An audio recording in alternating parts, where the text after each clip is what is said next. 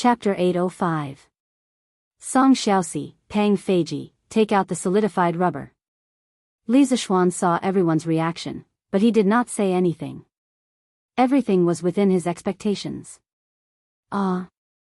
Take it out? Master, how do we take it out? Pang Feiji looked at the tofu in the stone trough and asked. To him, the solidified rubber latex was as fragile as tofu. Wash your hands and take it with your bare hands. Li Zixuan was speechless. After the rubber latex solidified, although it looked like tofu, it was actually much tougher than tofu. This was because the solidified rubber was sticky. Instead of saying that it was like tofu, it was more like a dough with a certain degree of toughness. Song Xiaoxi and Pang Feiji moved the rubber from the stone trough into the buckets that they had prepared beforehand. Both of you, follow me with the rubber. Li Zixuan looked at the rubber that was about to take shape. He was very happy. Although he knew the theory behind the solidification of rubber, it was only on a theoretical level. It was his first time doing it in practice. After a while, under Falbert's lead, everyone arrived at the papermaking workshop area. Falbert, where is the papermaking machine? It was difficult to find something in such a big papermaking factory.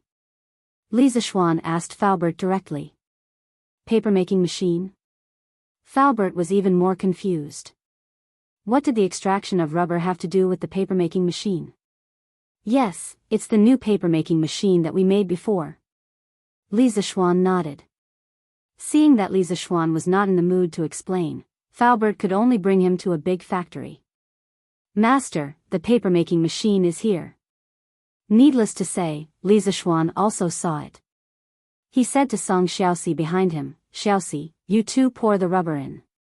At this moment, the two of them believed Li Zixuan's words without a doubt.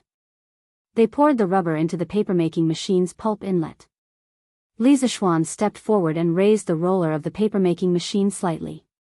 Then, he asked the servant next to him to pull the donkey and start the papermaking machine. The papermaking machine's paper outlet was a thin, white film-like object that was slightly thicker than paper. This was the plasticity of rubber. It could be rolled flat like dough, and during the rolling process, most of the water in the rubber could be squeezed out.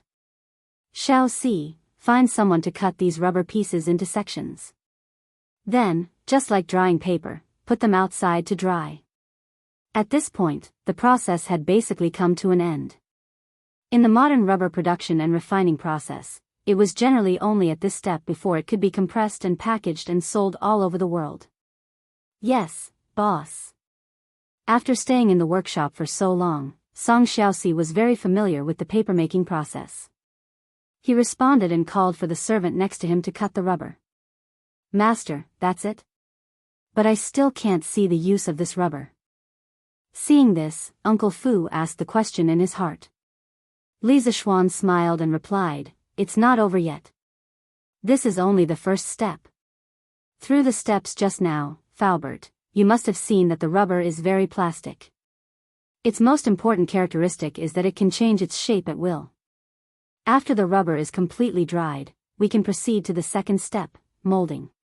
By then, Falbert, you will know the magical use of this rubber. Falbert nodded thoughtfully. Li Zixuan did not disturb him. He left with Pang Feiji and looked around the new workshop. As they were about to go back, they met two people. They were two girls. Yamacho, you're here? Sir. Different names represented different identities of the owners of the voices. They were Mo Lingwei and Little Fishy. Ink Girl, Little Fishy, why are the two of you together? Looking at the two beauties, one big and one small, Li Zixuan did not feel any joy. Instead, he felt some lingering fear. Beauties were beautiful, but beauties with the characteristics of witches were not very good. Yamacho, your memory is really bad. Didn't little Ningzi tell you that? I've been polishing the glass to make an astronomical telescope.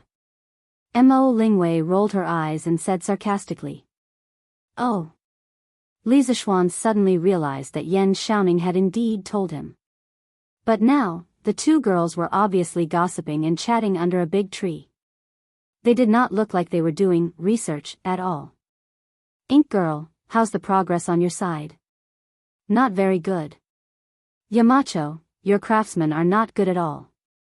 It's not as good as me polishing it myself. Mo Lingwei pouted and said with some dissatisfaction. Fine, she was getting someone to work for her for free, and she was being despised. Li Zishuan choked and said helplessly, okay, then you polish it yourself. I'll wait for your good news at the academy.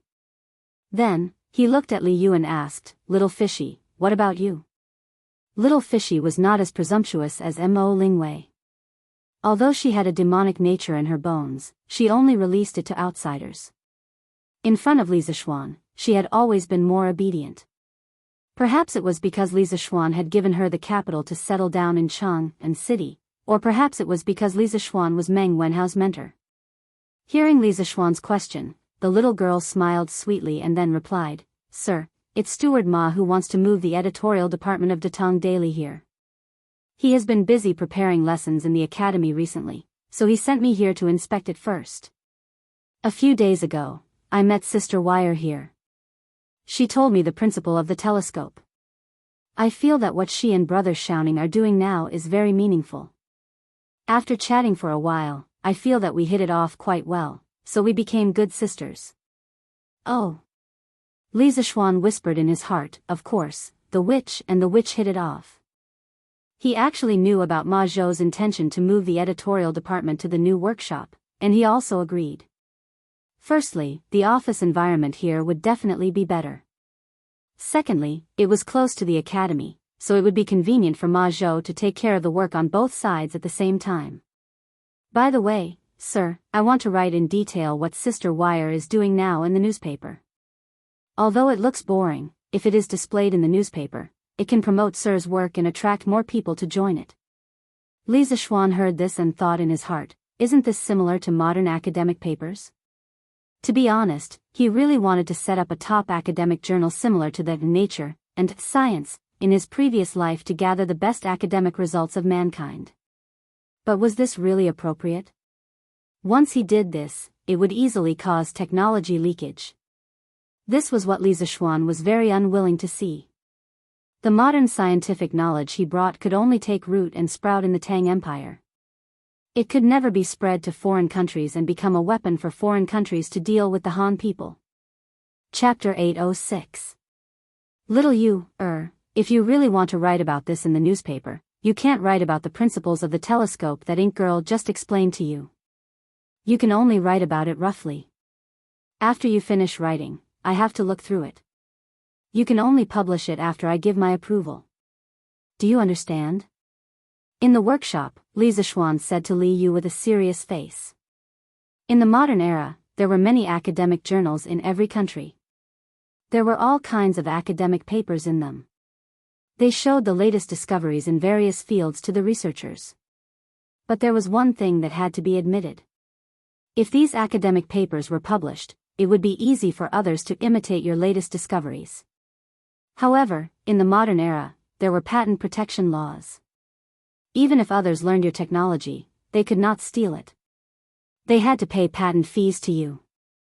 For example, in the 21st century in China, every mobile phone manufacturer had to pay patent fees of hundreds of billions to the United States because of 3G or 4G communication agreements. But this was the Tang dynasty. In this era, 70% to 80% of the countries had not developed their knowledge. Who are you going to talk to about intellectual property protection? Isn't this playing the lute to a cow? Even if Tang dynasty passed the patent law, the rest of the world would not recognize it. If he published academic journals now, the ambassadors of the other countries might bring the advanced scientific knowledge back to their countries. This was something that Li Zishuan could not tolerate. If patent laws were to be passed around the world, it would have to be in an era of peace. Right now, the only thing Li Zishuan could do was to monopolize the academic field. When the Great Tang became extremely powerful, only then would he consider the issue of academic journals and intellectual property rights. Yamacho, why is that? Although Li Yu was smart, she did not think of all these. So, she raised her head and asked. Li Zishuan looked at the little girl and did not explain further. He only said calmly, I just want Tang Dynasty to have fewer strong enemies. In this world, other than stealing money, books, and tombs, there is another type of thief that specializes in stealing knowledge. Little you, just do as I say. After saying that, he flicked his sleeves and left the workshop, leaving the two little girls in deep thought. Qingke, why are you still here? You haven't returned to the residence? Or did he come here again after returning to the residence? In the evening, with the sound of gongs and drums, the students of Yanhuang College were finally dismissed from school. At the same time, they also ushered in the long-awaited weekend holiday. Sun Zifen, who had been drilled by Qing Yaojin for an entire day, returned to the dormitory, exhausted. He wanted to change his clothes before going home, but he didn't expect to see Li Tai in the dormitory. He immediately exclaimed. Li Tai was half lying on the bed with his head resting on his arm. He was facing the sky, facing the bed board above him, and replied, I'm sorry. I just came back from the prince's mansion an hour ago. I brought back the clothes that I wanted to change into, but as for the underwear, I left them here. I'm just waiting for you to come over and help me wash them. Haha. As soon as he finished speaking, there was a burst of laughter in the dorm. Haha. Zifen, you can be considered to have a good time now. Qingshue's underwear, TSK, no, I have to go quickly. Wait for me to leave before you wash them. Qing Chumo had a gloating expression on his face. He quickly took off his camouflage uniform and changed his clothes, wanting to escape as soon as possible. Although Li Qingxian and the others weren't as cheap as Qing Chumo, they also sped up their movements. Sun Zifen's face suddenly turned green and white. Qingke, can we change the conditions? After hesitating for a long time, Sun Zifen looked at Li Tai and said with a sad face. No. Don't you know that if you agree to a bet, you have to accept defeat? Zifen, don't tell me you want to go back on your word? Li Tai replied without thinking. In order to win this bet, he had paid a painful price. At the end of the day, how could he let Sun Zifen go? Damn. Qingke, we don't have to be so ruthless, right? During the military training, I helped you many times, didn't I? You should at least consider our old friendship. Sun Zifen said unwillingly. You can consider our old friendship, but you can't consider it on this matter. Zifen, just give up and help me wash my underwear. Li Tai said resolutely. Is there really no room for compromise? There really isn't. Zifen, quickly help me wash today's underwear. Li Tai said with a satisfied face as he lay on the bed with his legs crossed. This situation was exactly the same as when he pleaded with Li Zishuan in the morning. However, the person pleading was Sun Zifen, and the person being begged was himself. Li Tai felt an inexplicable sense of pleasure in his heart. However, when he thought of carrying 20 buckets of water tomorrow, a thick haze appeared in his heart. Damn. You win. So be it. I'm a man of my word. Once I've said it, I'll keep my word. Sun Zifen roared in grief and indignation. Then, he bent down to pick up Li Tai's underwear from under the bed. Suddenly, a stinky smell hit him in the face. Oh, my God, Qingke, with your underwear in our dormitory, the 5 poisons will be avoided, demons and devils will bow their heads, and we will still be alive, unparalleled in the world. Fortunately, I brought back soap operas from home last time. Sun Zifen quickly covered his nose, took 3 steps back, and said in a muffled voice. This guy was really funny. He actually said the stinky socks in such a literary way. The rest of the people in the dormitory who were originally disgusted by Li Tai's expired socks burst into laughter when they heard Sun Zifen's words. Pfft. Haha. Then Zifen, you don't have to wash them. In the future, hang Qingshue's underwear at the dormitory door. It can also prevent mosquitoes. Qing Chumo laughed loudly. If that's really the case, won't we be unable to enter the dormitory in the future? Yuchi Baolin took Qing Chumo's words seriously and said with a face full of horror. Li Tai immediately blushed and said, Why are you talking so much nonsense? Ziffin, go wash them quickly. Big brother, Cho Nyo, Baolin, Huayu, aren't you guys going home? Haha. I'm going back now. I hope you two have fun, hee hee hee. Ching Chimo waved his hand and laughed vulgarly. Then, he dragged Qin Huayu and Yuchi Baolin out. Qingke, aren't you going back to Chang'an today? Li Qingxian, who was left behind, stood by Li Tai's bed and asked. I'm not going back. Big brother, you go first. Li Tai stood up and answered. He still had to fetch water tomorrow. Wouldn't it be a waste of energy to run back and forth? All right then, you rest well. I'll go first. Li Qingxian didn't think too much. He nodded and left. Chapter 807. Here, Qingke, your footwear is done. After they left, Li Tai lay on the bed alone, humming an unknown tune and shaking his legs, as happy as a lord. After a quarter of an hour, Sun Ziffin came out of the bathroom with a pair of white footwear in his hands. He handed the footwear to Li Tai and said in a muffled voice. Oh, it's done so quickly. Li Tai rolled like a carp and sat up. If it was in the past, with the little fatty's super fat body, he definitely wouldn't be able to do this. Not bad, not bad. It's quite clean. Ziffin, help me dry the footwear again. Li Tai went forward and carefully looked at the footwear in Sun Ziffin's hands, then shamelessly asked for a yard after getting an inch. Get lost. Qingke, don't go too far. We didn't agree to dry the clothes in the beginning. If you want to dry them yourself. I'm going out to eat. Sun Ziffin wasn't a punching bag that was easy to bully, so he immediately said angrily. Li Tai sighed helplessly. He could only get up and dry the footwear on the clothes rack in the bathroom. Cough, cough. This clothes rack wasn't the modern clothes rack invented by Li Zishuan. When he was designing Yanhuang College, how could he have so much free time to think about everything? This clothes rack was a local product of the Tang dynasty. In fact, clothes racks were a type of furniture that existed even earlier than tables, chairs, and beds. There were already clothes racks as early as the Zhou dynasty. During the Zhou dynasty, etiquette was implemented. The aristocrats attached great importance to clothes. In order to meet this need, racks specially used to hang clothes appeared early on. Each dynasty had different forms of clothes racks, and their names were also different. During the spring and autumn period, a horizontal wooden pole used to hang clothes was called chang, also known as musher. Hey! Ziffin, you still have the appetite to eat? Hee hee. Li Tai was drying the footwear in the bathroom while turning his head to look at Sun Ziffin with a smirk.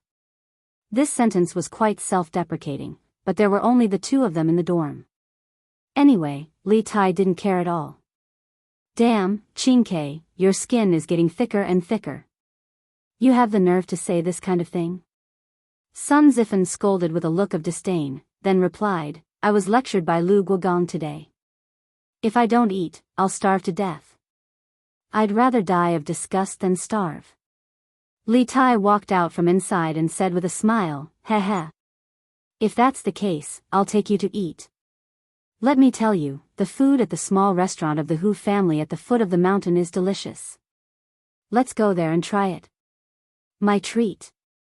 Sun Ziffin looked at Li Tai suspiciously and curled his lips. Han family manner? What kind of delicious restaurant could there be? Qingke, don't tell me you're trying to save money and trick me into going there?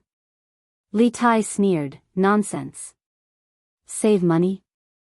Do you think I, Li Tai, am such a stingy person? It's up to you. Go or not. Fatty wasn't lying this time. Ever since Yanhuang College started, more and more people came here. Some came to visit their children, some came to inspect the environment of the college, and some came purely because of its reputation. Many small restaurants appeared in Plum Village and Han Village, and some even started to sell accommodation. Compared to the restaurants and inns in Chang'an, the small restaurants and inns here could only be described as cheap. Hey, Qingke, I'll go. I'll go. Wait, I'll go wash my hands first. Sun Zifen finally realized that Li Tai wasn't lying.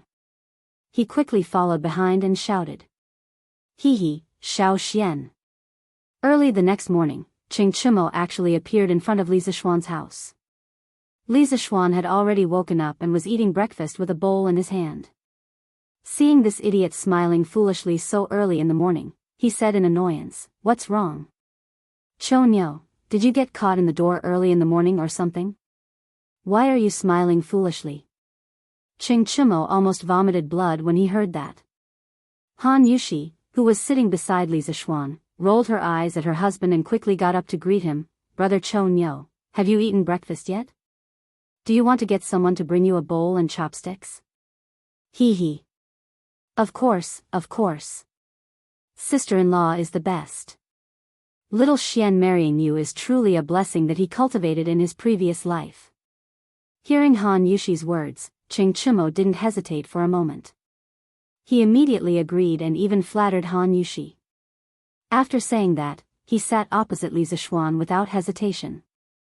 Han Yushi smiled and asked someone to bring Qing Chimo a bowl and chopsticks. Hee. Sister Lan, long time no see. Do you want Brother Chonyo to bring you out to play today? Lan, was sitting beside Qing Chimo. He was a little embarrassed by the little girl's gaze that was obviously saying, "Are you here to freeload?" Hence, he deliberately changed the topic and joked. "Oh, I don't want to. Brother Chonyo, your face is so dark now. It's too embarrassing to go out with you. Lan wants to go with you." He didn't expect Lan, to be so obsessed with appearances. Her words instantly hurt Qing Chimo. This military training had caused all the students in the academy to be tanned. He wasn't the only one. Did he have to be so affected by Lan, Sister Lan, it's not right of you to say that. Previously, Brother Chonyo brought you out to eat a lot of delicious food. What porridge is this? Why is the color so strange? Why does it smell so good? Qing Chimo bantered with Lan for a while. At this moment, the servants brought him a bowl and chopsticks. The bowl was filled with a bowl of porridge that was slightly dark. There were also a few black things on top of it. He didn't know what they were. He sniffed hard and suddenly sighed. "This is century egg and lean meat porridge." Li Zishuan replied as he stuffed a mouthful of porridge into his mouth. "Century egg and lean meat porridge? Century egg? Is it the century egg that I saw the last time I came to your house?" Qing Chimo felt that the name, century egg, was a little familiar. He thought seriously and suddenly shouted. "Yes, that's right. It's the century egg that you saw the last time. Speaking of which, you came at the right time. The century egg that I pickled last time is just ready to eat today. You came just in time." Li Zishuan glanced at him and said lightly. Hee, this means that I'm lucky. Let me have a taste." Qing Chimo laughed proudly. Then, he picked up the small bowl and stuffed the porridge into his mouth. "Oh. Ha. It's hot, it's really hot. Ha. But this century egg and lean meat porridge is really delicious. I didn't know that porridge could be cooked this way. It's really an eye-opener for me." Chapter 808. Of course, there was porridge in the Tang dynasty, but the porridge people ate at that time was still plain porridge. Li Zishuan added century eggs and lean meat into the porridge and made it into a salty porridge. It was really a new trick. "Oh. Xiao Xian, your century egg and lean meat porridge is really tender and delicious. There's also an indescribable fragrance in it. I guess it's the smell of century eggs. TSK, eating a bowl of century egg and lean meat porridge every morning makes me as happy as a god." It was the first time Qing Chimo had eaten such delicious salty porridge, and he ate 4 big bowls. After the meal, he rubbed his round belly, leaned back in the chair, and sighed with satisfaction. Li Zishuan rolled his eyes. "Eating a bowl of century egg and lean meat porridge every morning makes me as happy as a god? Why does it sound more and more like smoking a cigarette after the deed makes me as happy as a god?" Ahem, I misunderstood. Huh, but ugly ox, you just ate 4 bowls. Doesn't that mean you'll be happy for 4 days? Then you don't have to eat for the next 3 days. Li Zishuan joked with a smile. Ching Chimo choked on his words, but his skin had always been thicker than the city walls, and he was born to be a bully. How could he be defeated by a sentence? Huh, Xiao Xian, that's not how you calculate things. A bowl of century egg and lean meat porridge can make me happy for the whole day. I ate 4 bowls, so I'll be 4 times happier for the whole day. Ching Chimo laughed shamelessly. Li Zishuan was amused by this guy, and said, Ugly ox, why are you talking nonsense now? Since you like it so much, you can bring a basket of century eggs back later. See if Uncle Ching likes them. Now that the first batch of century eggs was made, he had to promote it as soon as possible. The best way was to promote it from the people in the circle, and at the same time, do them a favor. Ha! That's good. Xiao Xian, you have to give me more later. My dad will definitely like it. Sigh, I wonder how long these century eggs can be stored. The weather is so hot now. Ching Chimo finally used his brain this time. After being happy for a while, he suddenly thought of a question and asked. Li Zishuan smiled and replied, You don't have to worry about that. As long as you don't peel off the lime sawdust on the outside of the egg and put it in a ventilated and cool place, it can be stored for at least 3 months. The taste and texture will not change, and it can be maintained for at most 5 months. Hee hee. That's good. I was worried that it would spoil before I finished it. Ching Chimo scratched his head and pretended to be relieved. Then he slapped his thigh and exclaimed, Hey! Something's not right. Little Xian, even if you give me century eggs, no one in my family knows how to make them. Li Zishuan said helplessly, What's so difficult about that? You can just cut up the century egg and cook it with the lean meat. Then, you can add some salt. Wouldn't it become century egg and lean meat porridge? Oh, there's another way to eat the century egg, which is to directly mix it with cold sauce. You can ask your cook to cut each century egg into 4 pieces, sprinkle some salt on it, pour some vinegar, and mash some garlic into it. Then, you can eat it directly. Do you remember? Ching Chimo frowned and said after a while, I roughly remember. I'll ask my cook to try it when I return to Chang'an. He was still living in the villa in Yinshan.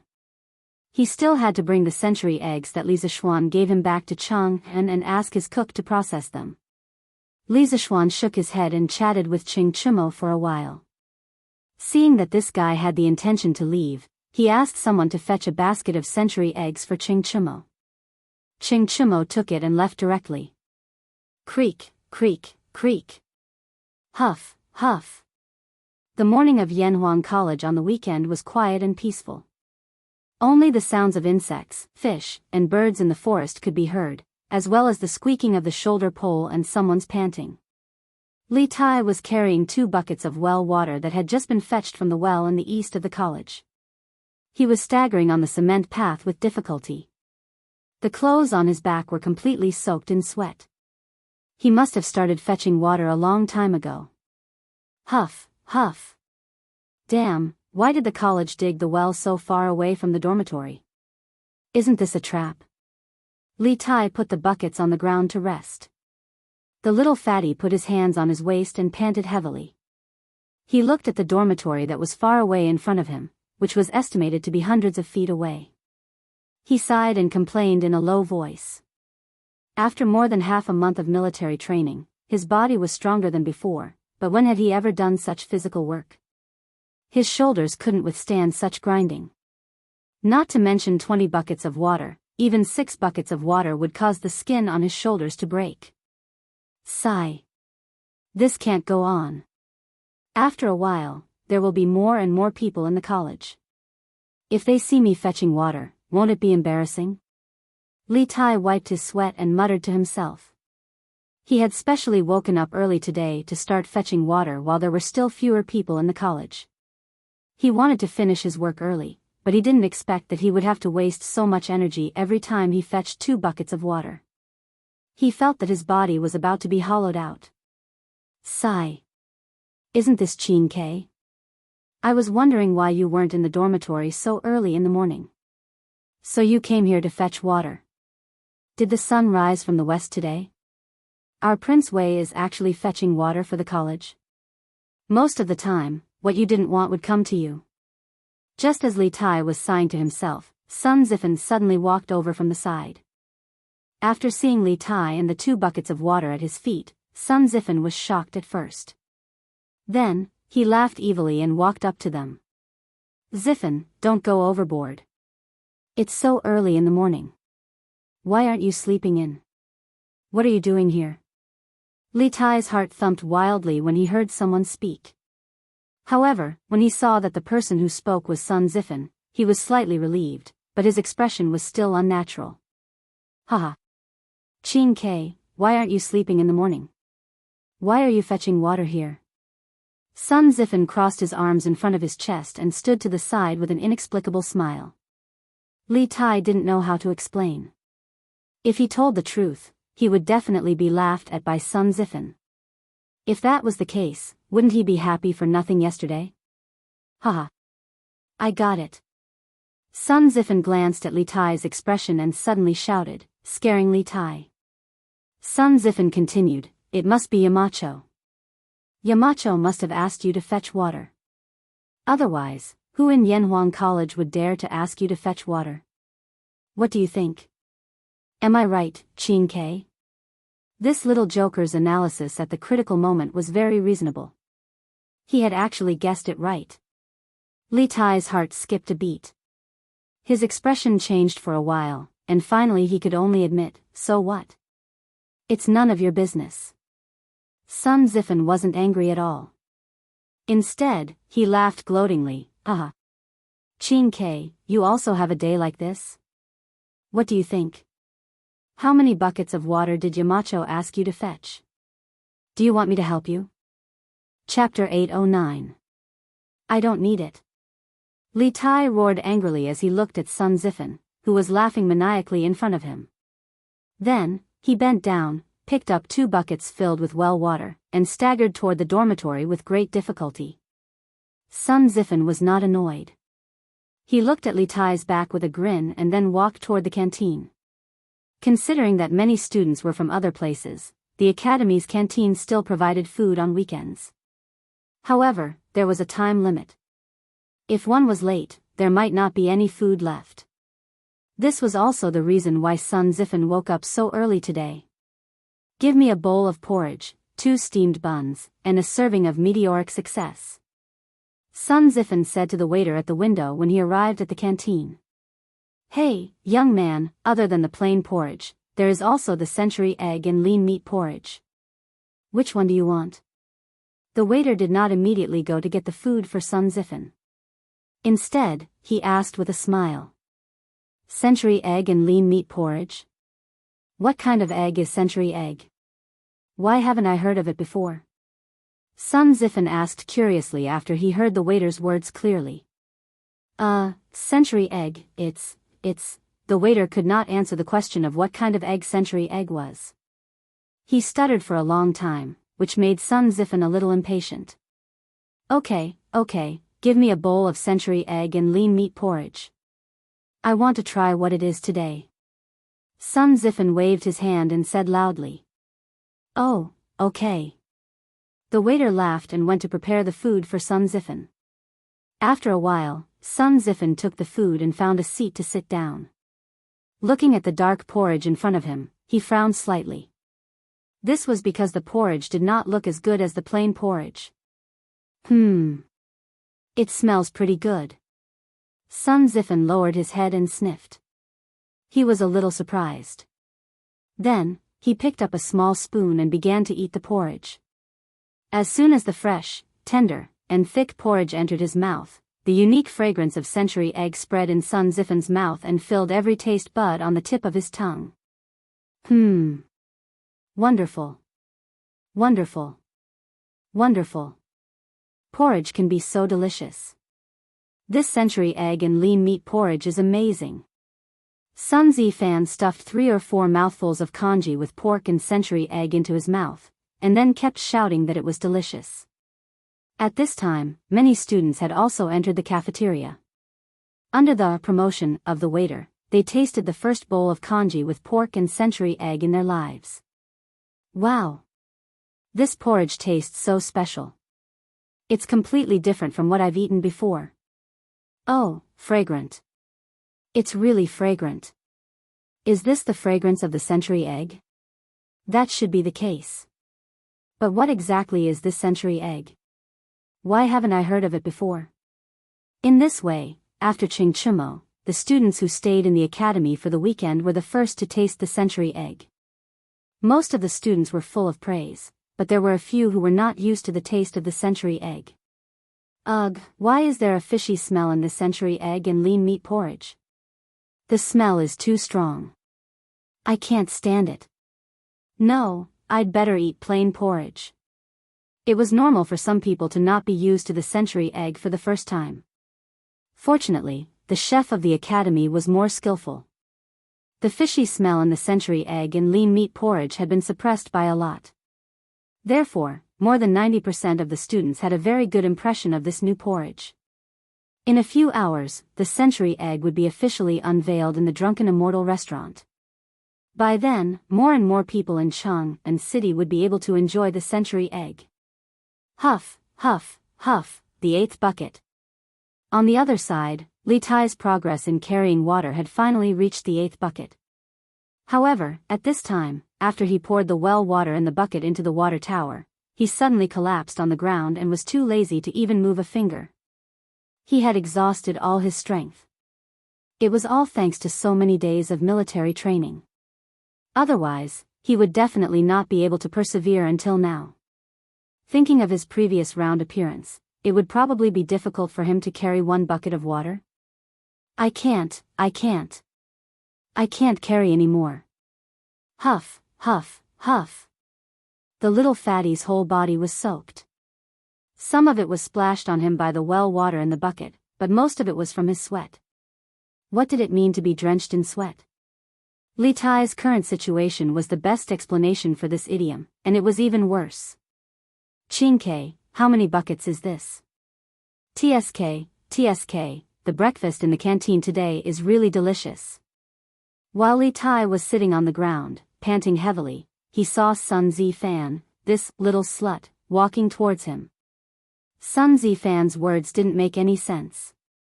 Yes, that's right. In Li Tai's eyes, Sun Zifan had been labeled as a little bastard. Hoo-hoo. Li Tai just glanced at Sun Zifan weakly and did not bicker with him because he was too tired to even move his mouth. Compared to the previous encounter, Li Tai did not have the mentality of being seen by others this time. At this point, his mind was only thinking about how to carry 20 buckets of water. As for what others saw, so what?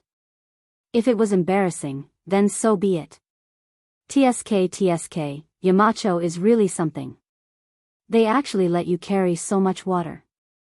Chingke, as your good brother, how can I just stand by and watch? I'll help you carry it. Seeing that Li Tai ignored his ridicule, Sun Zifan's eyes rolled, and then he changed into a righteous look, squatted beside Li Tai and said. Li Tai still did not speak. He glanced at Sun Zifan with doubt and confusion in his eyes, but more than that, there was disbelief.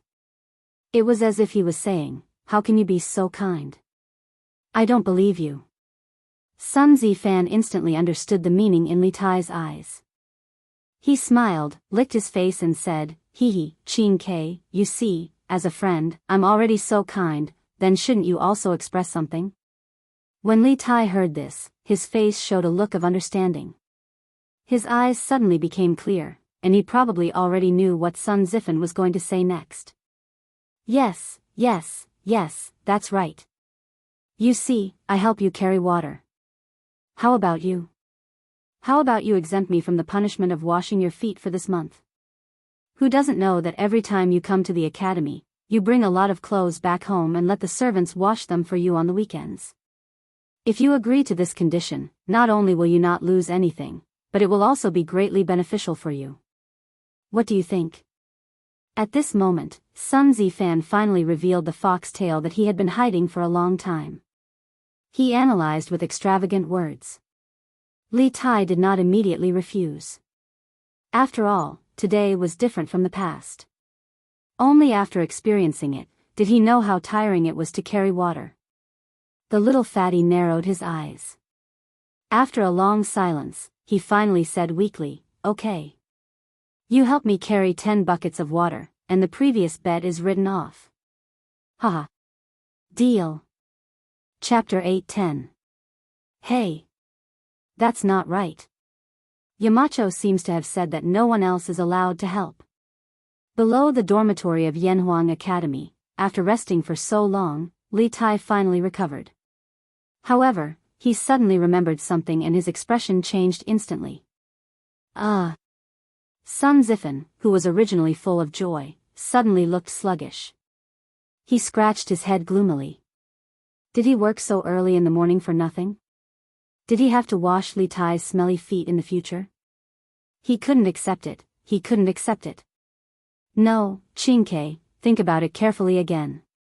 What did Yamacho say at that time? Did he say that no one else is allowed to help, or did he say that no servants in your mansion are allowed to help? Sun Zifan scratched his ears and cheeks for a long time, then turned his head and asked Li Tai unwillingly. Li Tai, who was originally dejected, heard Sun Zifan's words, and his eyes suddenly lit up. He patted his head and thought seriously. After a moment, he suddenly shouted excitedly, "I remember now. The mountain leader told me before that I'm not allowed to spend money to hire people or ask servants to help. Zifan, you're not hired by me, and you're not a servant of my Wangfu. Logically speaking, you should be able to do that." Haha. Li Tai couldn't help but laugh. In the end, he also hoped that Sun Zifan could help him carry water. That's great. Since it's a deal, let's start picking now. This agreement was a win-win for the two of them, so Sun Zifan couldn't wait to make it happen. Zifan, you go first. I'll rest here for a while. Anyway, I only have 2 buckets left. You still have 10 buckets. Li Tai shook his head and said with a long sigh. When Sun Zifan heard this, although he felt a little uncomfortable, in order to not have to wash smelly socks in the future, he would suffer a little loss. Okay. Chinkei, you rest first. I'll go get the buckets from the dorm manager. Hee, go. Li Tai smiled and waved his hand. Sun Zifan didn't say anything else and turned to leave. Li Tai leaned against the wall and looked at his back. He suddenly felt that something was wrong. He heard Sun Zifan mutter to himself, F***ck. If we were to seriously calculate this matter, both Sun Zifan and I were at a disadvantage. Not only did they not get anything, but each of them also had to carry 10 buckets of water. In the end, Xiao Xian was the only one who profited. Sigh, this king is really F***ed up. Sun Zifan and I have been fighting for so long, but it was all for nothing. In the end, the academy has benefited. At this point, little fatty finally reacted. After all this time, neither he nor Sun Zifan had gained any advantage. They had all been tricked by Li Zishuan. But now that things had come to this, what could he say? He could only swallow this loss in silence. Sigh, the facts have proven that little Xian is a fraud. I can't trust him so easily in the future. Li Tai silently labeled Li Zishuan as a fraud in his heart. When it was almost noon, the eastern and western districts of Chang and city officially opened for business. All the shops, restaurants, and tea houses opened their doors to welcome customers. Even Drunken Immortal Restaurant opened its doors. Yo! Boss Feng, long time no see. I heard that you have been conferred the title of Righteous Merchant by His Majesty. Congratulations. Shopkeeper Lu smiled like a Maitreya Buddha as he spoke to Feng Zhihua who had just entered. After nearly 5 months, Feng Zhihua once again came to the Drunken Immortal Restaurant. In the past, he was a regular here and would basically come for a meal every 3 to 5 days. The main reason was that he had been delayed for too long this time. Shopkeeper Lu, long time no see. It's all thanks to the Marquis of Yong, and that I went out to sea this time. Otherwise, I wouldn't have received such generous profits and the title of righteous merchant personally conferred by His Majesty. Feng Zhihua didn't put on airs. He walked up and cupped his hands with a smile. Although he had lost a group of crew members during this voyage, he still earned at least 100,000 strings of coins after deducting the compensation for the families of the deceased crew members. It was a huge profit. Of course, to Feng Zhihua, the most valuable thing was still the title of righteous merchant conferred by Li Er. It was an unexpected surprise and also something that couldn't be bought with money.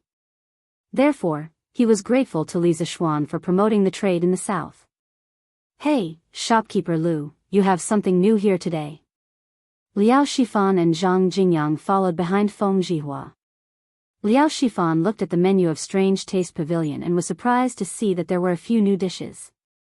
Cold century egg tofu, century egg lean meat congee, meteoric success. This is really a new dish. I haven't eaten it before. Alright, I'll serve some of each of these new dishes today. Thank you, shopkeeper Lu. Feng Zhihua raised his head to take a look and said with a smile. Hee hee. No problem. Boss Feng, you guys go ahead and have a seat. The dishes will be ready soon. Shopkeeper Lu said with a smile.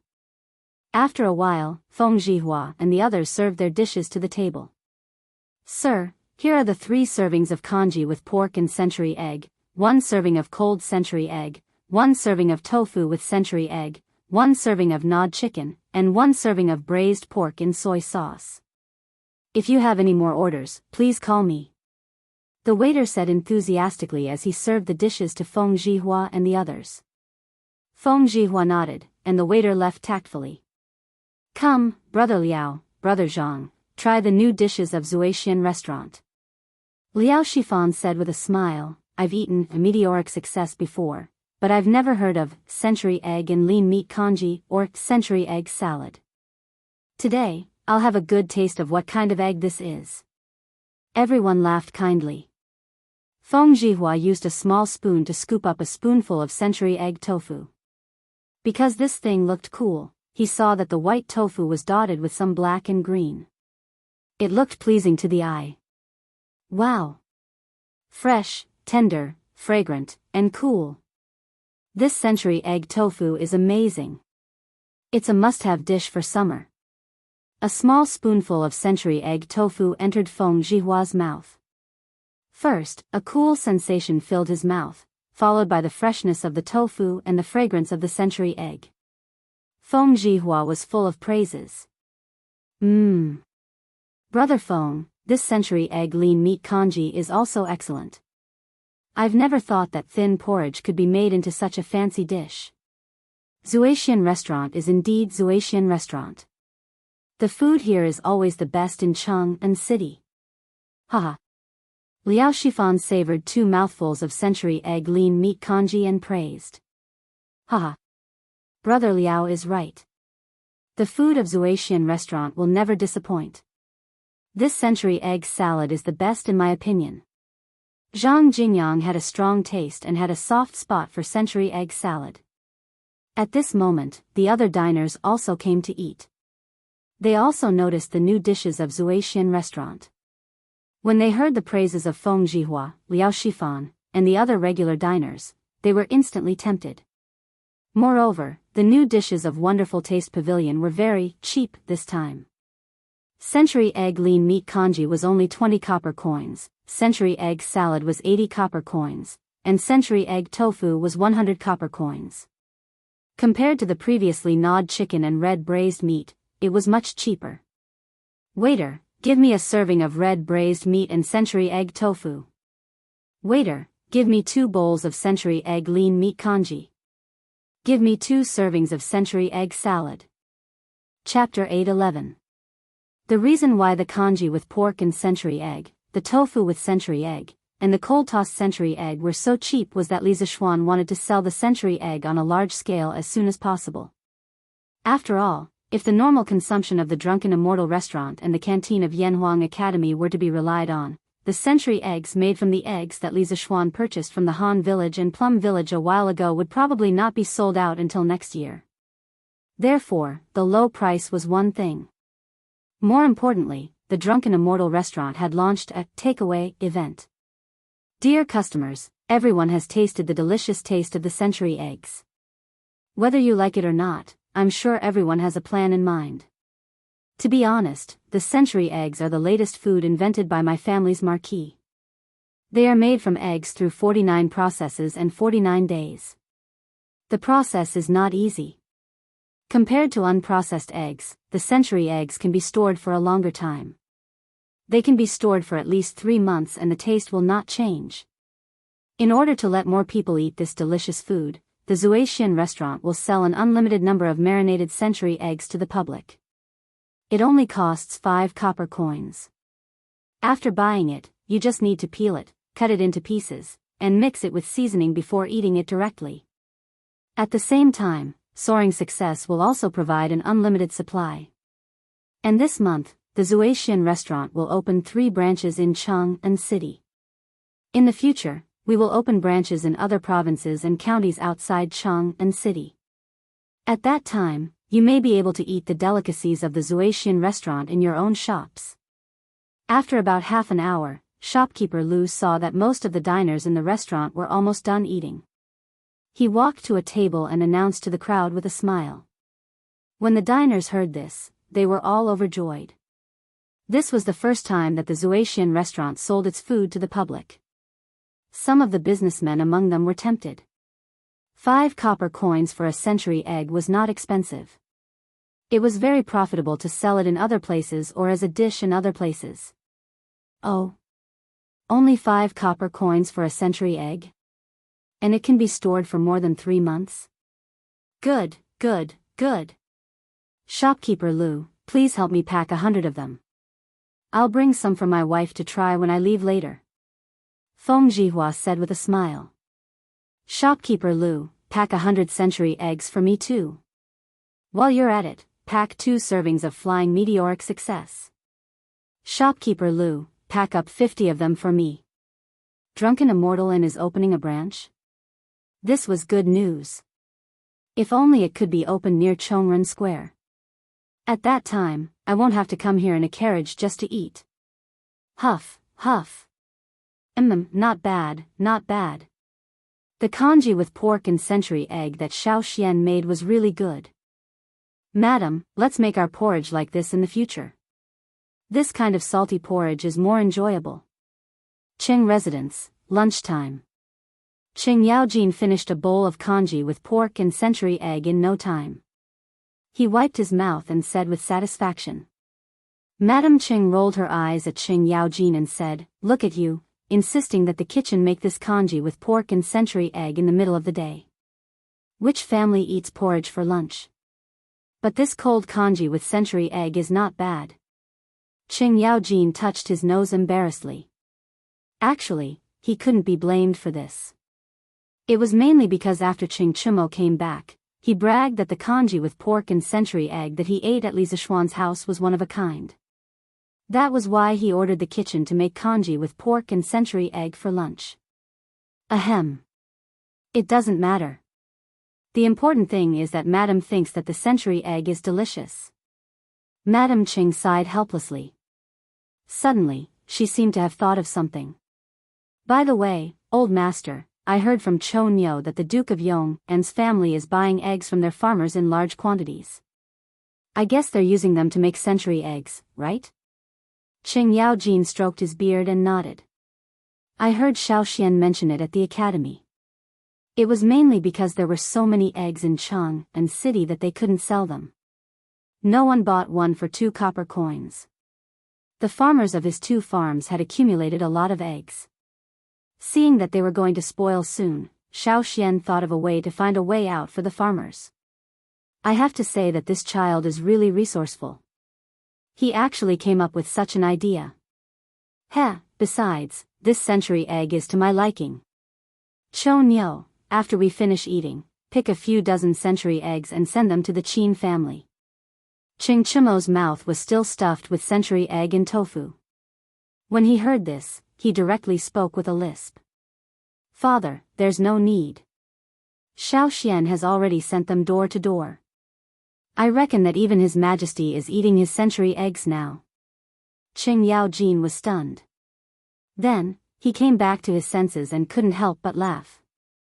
"Ha! This kid is really good at doing business. He's even got ideas on His Majesty. In this entire imperial court, only that old man Wei Jing can compare with him in terms of guts." Madame Qing smiled and didn't reply. She hesitated for a while and said, "I just don't know how this child made the century eggs with eggs. They can actually be preserved for such a long time." "Old master, the farmers of our farms also have a lot of eggs that they can't sell. Why don't we ask the Duke of Yong and how to make century eggs?" When Qing Yaojin heard this, his expression suddenly changed. He sternly scolded, "Nonsense. Foolish. This method of making century eggs is Xiaoshuan's secret recipe. As elders, how can we snatch something from the younger generation? If this gets out, where will I, Qing Jijia, put my old face? You're scheming for a source of wealth." Seeing Qing Yaojin throw a rare tantrum, Qing Chumo and Qing Chuliang at the dining table quickly put down their chopsticks and quietly sat on the stools without saying a word. Madame Qing, who was used to being domineering, didn't dare to talk back at this moment. In the end, Qing Yaojin was the backbone of this family.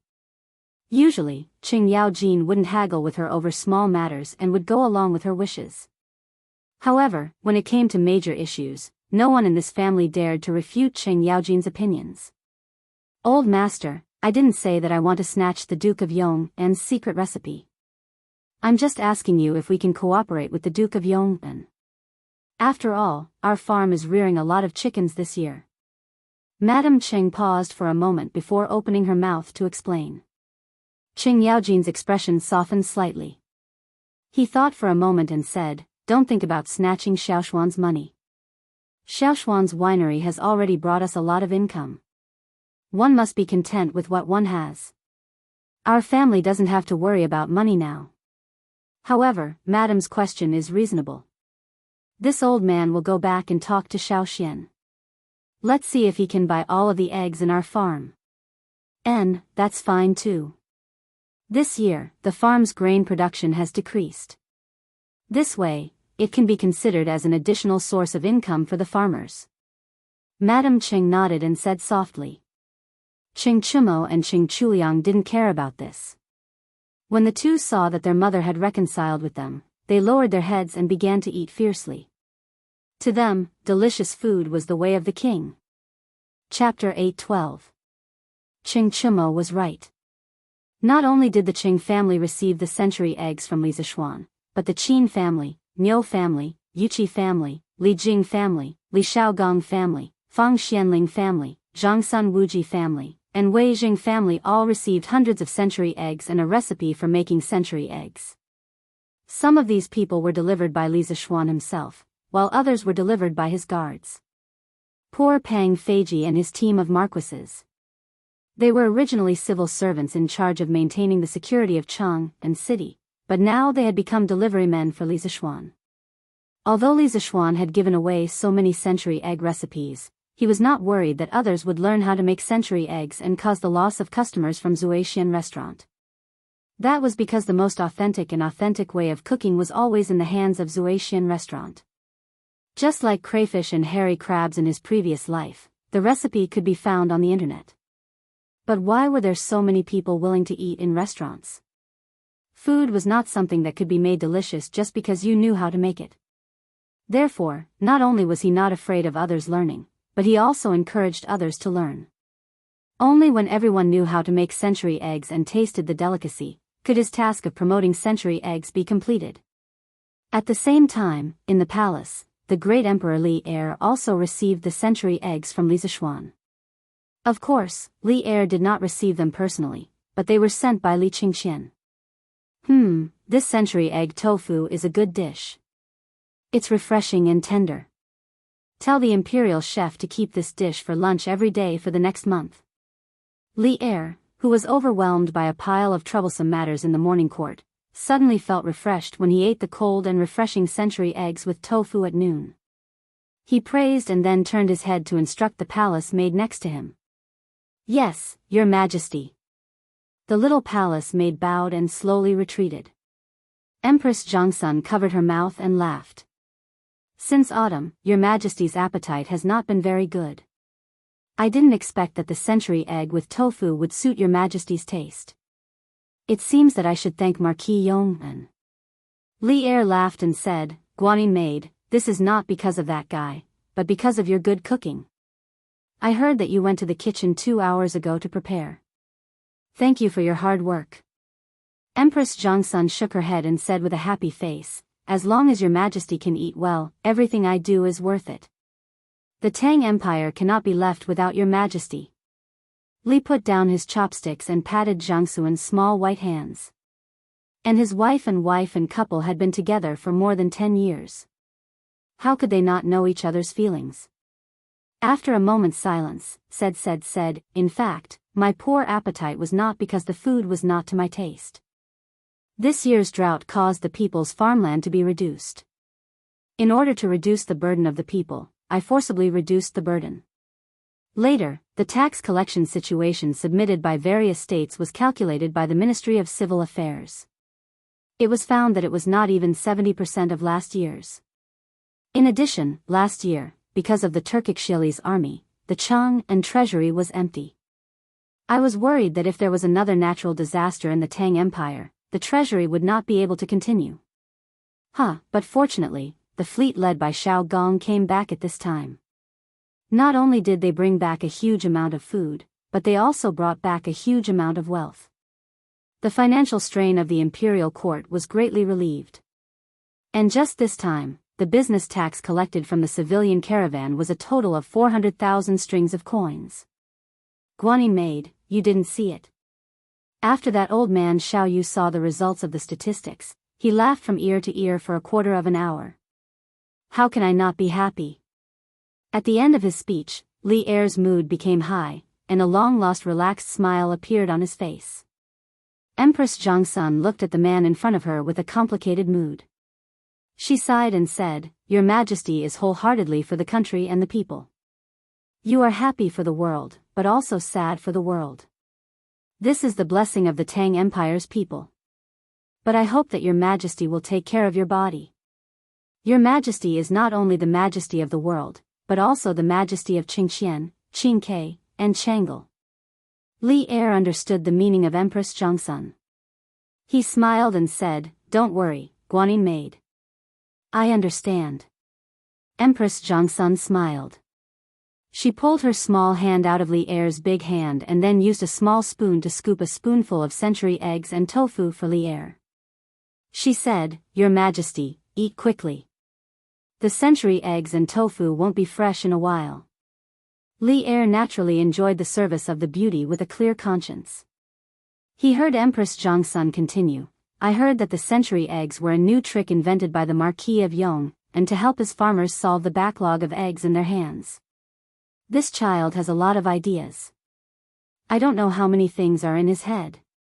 But this way, his farmers can earn a lot of money, and the other farmers are still worried about how to sell their eggs." Li Er had never heard of this. He frowned and asked, "What? Are the eggs in Chang'an worthless now?"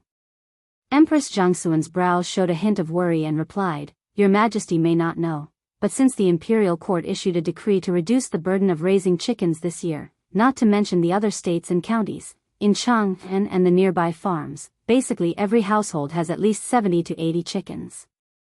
Now, more than 4 months have passed. The chickens raised by the people have long started to lay eggs. These eggs can't be stored for long and will spoil in less than 10 days. In order to sell the eggs as soon as possible, the farmers are desperately trying to lower the price. As a result, the price of eggs has fallen again and again until it's difficult to sell them now." Li Er was silent for a while and then said, "This is indeed a problem. But now that Li Zishuan has thought of this method of making century eggs, it depends on whether he's willing to impart the method of making century eggs. If he's unwilling, we can only let him expand the production scale of century eggs. I think it should be able to alleviate the current situation. When the weather gets colder, the production of eggs will also decrease. At that time, the price of eggs will stabilize. What he said was indeed reasonable. Letting Li Zishuan make century eggs into century eggs could, first, expand the sales and second, prolong the preservation time. It was already autumn now. When it was late autumn or after winter, due to the decrease in temperature and light, the laying rate of chickens would obviously decrease until the production stopped. Hey! But this kid is really good to his farmers. In the end, Li Er added another sentence. Speaking of which, this time, Li Er didn't have any intention of getting Li Zishuan's secret method of making century eggs. The main reason was that this sea trade had fattened the imperial court. Old Li was now a rich man, and the small amount of money he earned from making century eggs was not enough for Li Er. Chapter 8:13. Your Majesty is right. The Marquis of Yong'an treats the people well. Who in Chang'an City doesn't know about this? Your Majesty has given Lantian County to the Marquis of Yong'an. I heard that some of the farmers in the villages close to Lantian County all sighed when they heard the news, regretting that their villages were not the Marquis of Yong'an. From this, it can be seen how kind this child is usually. In the Lijing Palace, Empress Zhongsun heard Li Er's words and chuckled. Kind? Hearing this, Li Er suddenly smiled mysteriously and said, "This kid has never been a kind person. Guanyin maid, you don't know, but the day before yesterday, this kid was still spouting nonsense in the morning court. He said that the peace of the Tang Empire was not obtained by blindly giving in, but by the soldiers using their blood and fists. The Tang people need to have pride. The Tang people are not afraid of war. Even if the entire world attacks the Tang Empire will be able to break through. Listen to this. Sometimes, this kid is filled with killing intent. At such a young age, he has so much hostility. It is really unbelievable. Right now, he has already been labeled as a traitor by many officials in the court." Hearing this, Empress Zhongsun was silent for a while. Then, she smiled and said, "This kid's personality is probably what your Majesty wants, right? And what this kid said is not wrong at all. The peace of the Tang Empire today was obtained by your Majesty leading a group of generals using their blood." After being with Li Er for so many years, how could Empress Zhongsun not understand the true thoughts in Li Er's heart? She could tell at a glance that even though Li Er was criticizing Li Zishuan in all sorts of ways, his words were filled with admiration. Haha. Guanyin maid understands me. That's right, although this kid is often muddle-headed, I admire the spirit and sharpness in his bones. In the future, when I am old, the generals of this generation will not be able to lift their swords. I hope that this kid Li Zishuan can take up the heavy responsibility and help Qingxian well. Just like the title I gave him, Yong'an, protect the Tang Empire forever. Li Zishuan naturally did not know about the conversation that happened in the palace. Li Er also did not know that his precious son was being tortured fetching water in Yanhuang College. If he knew, his conversation with Empress Zhongsun would probably be to scold Li Zishuan and not praise. Speaking of which, Li Zishuan was busy going to Chang'an City in the morning to send gifts to the big shots. In order to keep smiling, his face was a little stiff from smiling, Anson. And then, he went to the workshop to teach Faubert's rubber ants. Unexpectedly, just as he was about to leave, an uninvited guest came. An uninvited guest with unprecedented strength. It was a middle-aged man who was nearly 7 feet tall, which was over 2 meters. He had a 3-inch beard on his chin, which looked like it had not been tidied in a long time. It was messy and a bit disgusting. His appearance was ugly, and there was a scar on his face. Although his facial features were sharp and angular, no matter how you looked at it, he looked like the reincarnation of an evil spirit. He was abnormally ferocious. Children would probably be scared to tears if they saw his face. These were not important. The most important thing was that Li Zishuan felt a very majestic and turbulent power of flesh and blood from this man, indicating that this man's physical cultivation had reached a very terrifying realm. In his impression, only the golden body of Arhat of the Shaolin Temple could be comparable to it. What was worse was that the moment this man stood there, Li Zixuan felt an extremely heavy pressure. This meant that this person's martial arts realm was far above his. If they were to compare, even Zhao Song at his peak would not be a match for this man. At first glance, Li Zixuan determined that the man was a master at the peak of the master stage, or even a half step into the great master stage. His strength was not inferior to his martial uncles in Longhu Mountain. If they were to fight to the death, perhaps only his genius youngest martial uncle would be able to fight him. Wouldn't you be nervous if a ferocious-looking man with terrifying strength was blocking your door? The true qi in Li Zixuan's body quickly began to revolve, and he raised his guard to 120%. If this person really wanted to attack him, he should be able to escape with all his strength, but could he escape? No. Behind him were his father, mother, wife, and sister. Not far from where he was, there were hundreds of teachers and students from Yanhuang College. If such a powerful devil was allowed to wreak havoc, no one in Yunshan would be able to keep him in check. When did a monster with such a terrifying cultivation appear in Chang'an City? Did this man come with ill intentions or was he looking for something? Li Zixuan's heart was filled with vigilance and doubts. Senior, may I know your honorific name? Why have you come to Yunshan? Li Zixuan stepped forward slowly, saluted and cupped his fists. Previously, Li Zixuan was sizing up the man. In fact, the man was also sizing up Li Zixuan. At this moment, when he saw Li Zixuan step forward and salute, he narrowed his eyes and smiled instead of answering. You are Li Zixuan, right? The last disciple of Taoist Ling Su of Celestial Master Sect in Longhu Mountain?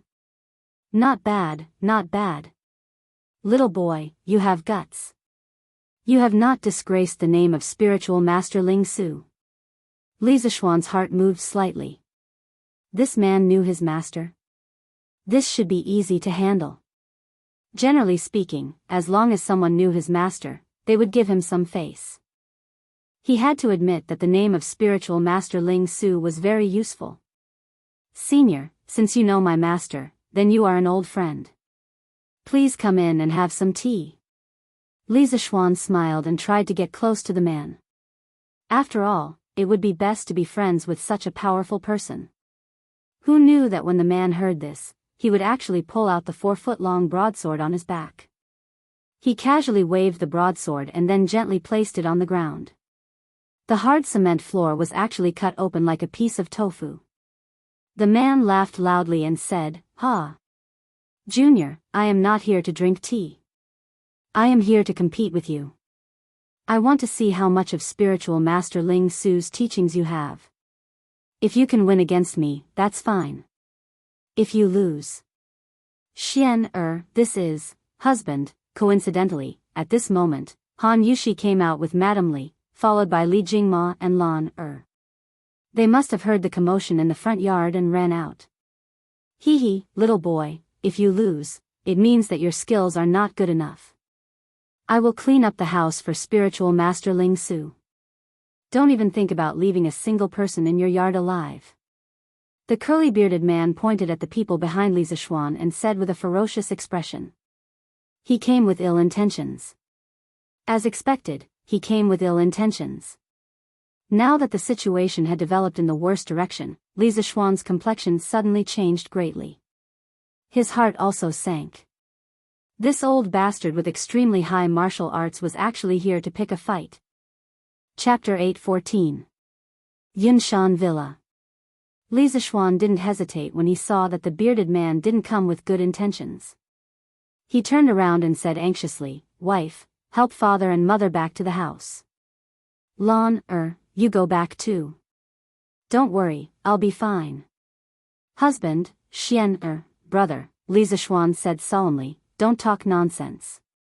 Go back quickly." Then he whispered to Han Yushi, "I'll lure this person away in a while. You guys take the opportunity to leave quickly. Otherwise, I'm afraid I can't beat this person with my worries. If you really want to help me, you can go to the academy or Chang'an to get reinforcements. Don't be so wishy-washy." Mrs. Li muttered unwillingly in a low voice. Li Jingma pulled her away and said, "Madam, it's useless to say more. We'll only be in the way here. Xian is right. If we really want to help him, we should hurry up and escape to get reinforcements. Seeing that his father was decisive at the critical moment, Li Zishuan felt relieved and turned to deal with the bearded man. In fact, he was bragging a lot. Even if his family left and he had nothing to worry about, he still wasn't sure he could beat this person in front of him. Although he had fought Yin Batian, a master at the peak of the Grandmaster realm, to a draw, he had worked together with the two brothers of the Dugu family to achieve such a result. Moreover, Yin Batian was obviously not on the same level as this bearded old bastard. Li Zishuan felt that this person in front of him could fight 3 Yin Batians at the same time. This showed how terrifying this person's strength was. Who are you, sir? Li Zishuan, who turned around, looked at the bearded man with a gloomy face and asked. Ha!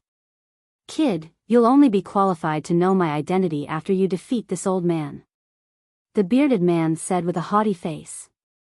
You're King the best. Li Zishuan cursed in his heart when he heard this. Although this old fart in front of him was indeed quite awesome, no matter how awesome he was, could he be as awesome as his master? I have no enmity with you, but you have come here to threaten me with your life. I have to say that you are really daring.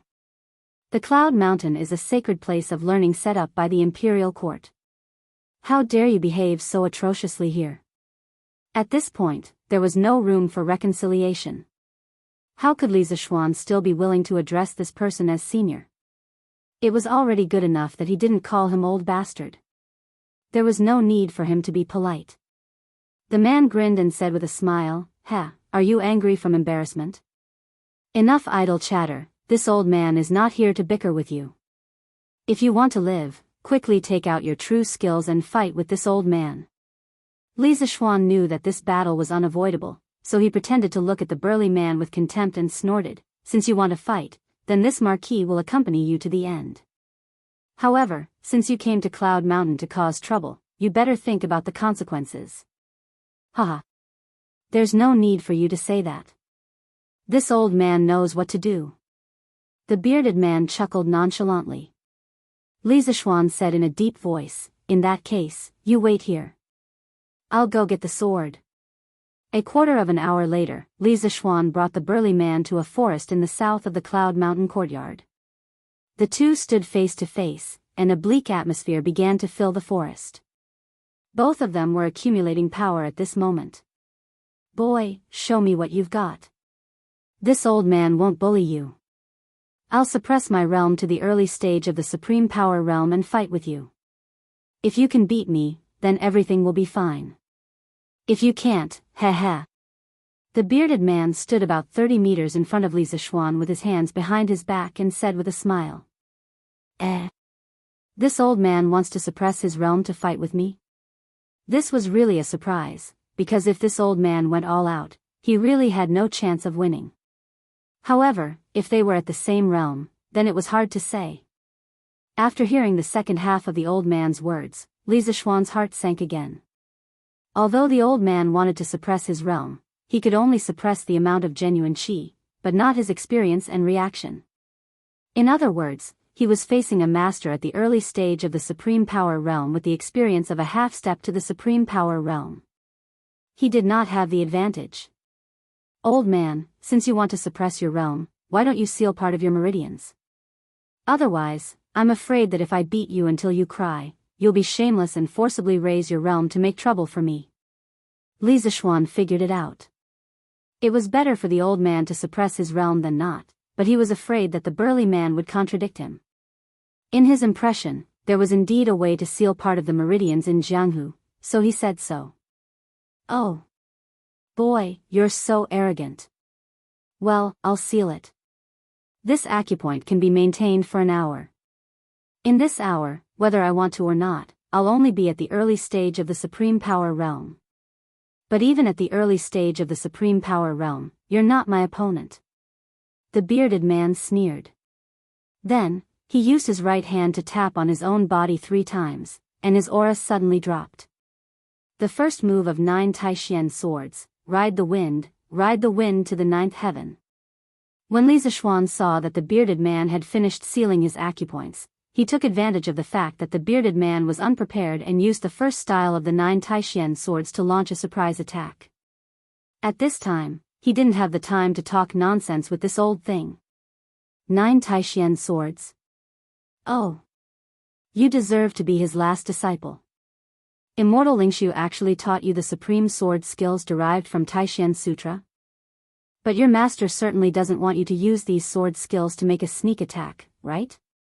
In the face of this sudden sword from beyond the heavens, the bearded man's face did not show any signs of panic. He sneered and unhurriedly lifted up his enormous scimitar from the ground. His entire body skyrocketed, and his large scimitar fiercely chopped towards Li Zishuan's unexpected sword.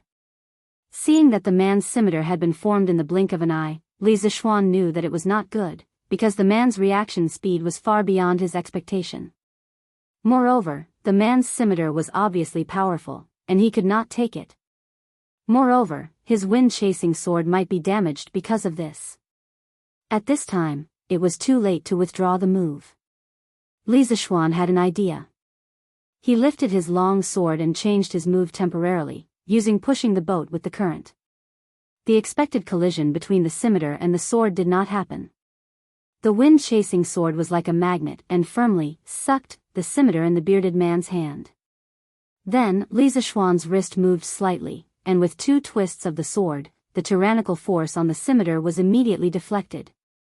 Sacrificing oneself to follow others, failing to lead in, pulling 1,000 pounds with 4 tails.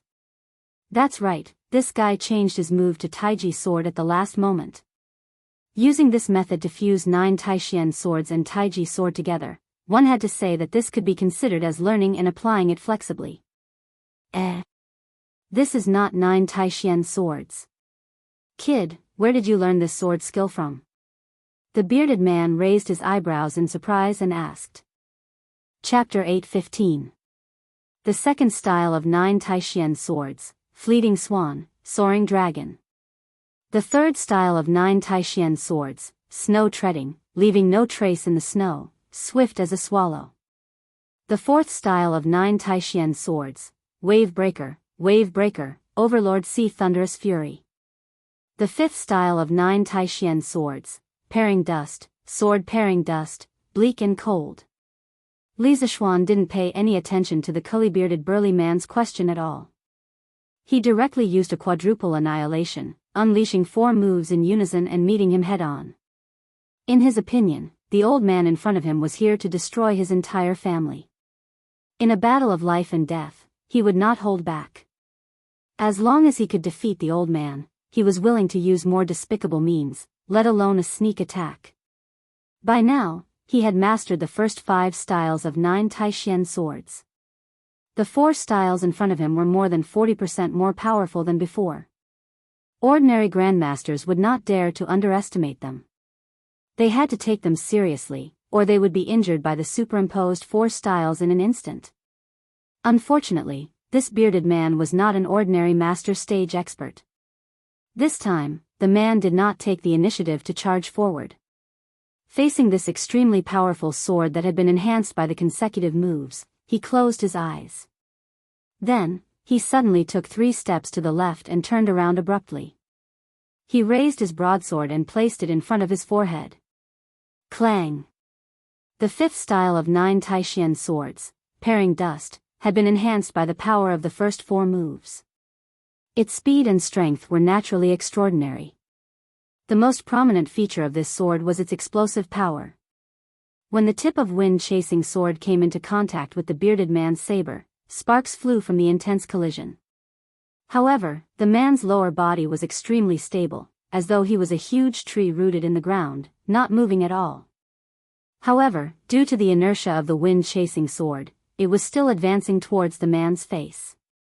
The entire sword immediately bent into an arc. The saber in the man's hand also began to deform from the violent collision. If this continued, it would be hard to tell if the saber or the sword would break first. The power can be superimposed. This 9 Taishian swords is indeed something. The bearded man laughed softly. Then, his 2 hands held the 2 ends of the broadsword. Then, he took the initiative to bend the broadsword inwards, gradually turning it into a reverse bow. F***ck, this is bad. In the sky, Li Zishuan suddenly felt that something was wrong, and a deep sense of vigilance rose in his heart. Just as he was about to escape, the curly-bearded burly man suddenly attacked. Ha! Kid, go back to where you came from. Li Zishuan saw the bearded man use the saber in his hand as a bow and arrow.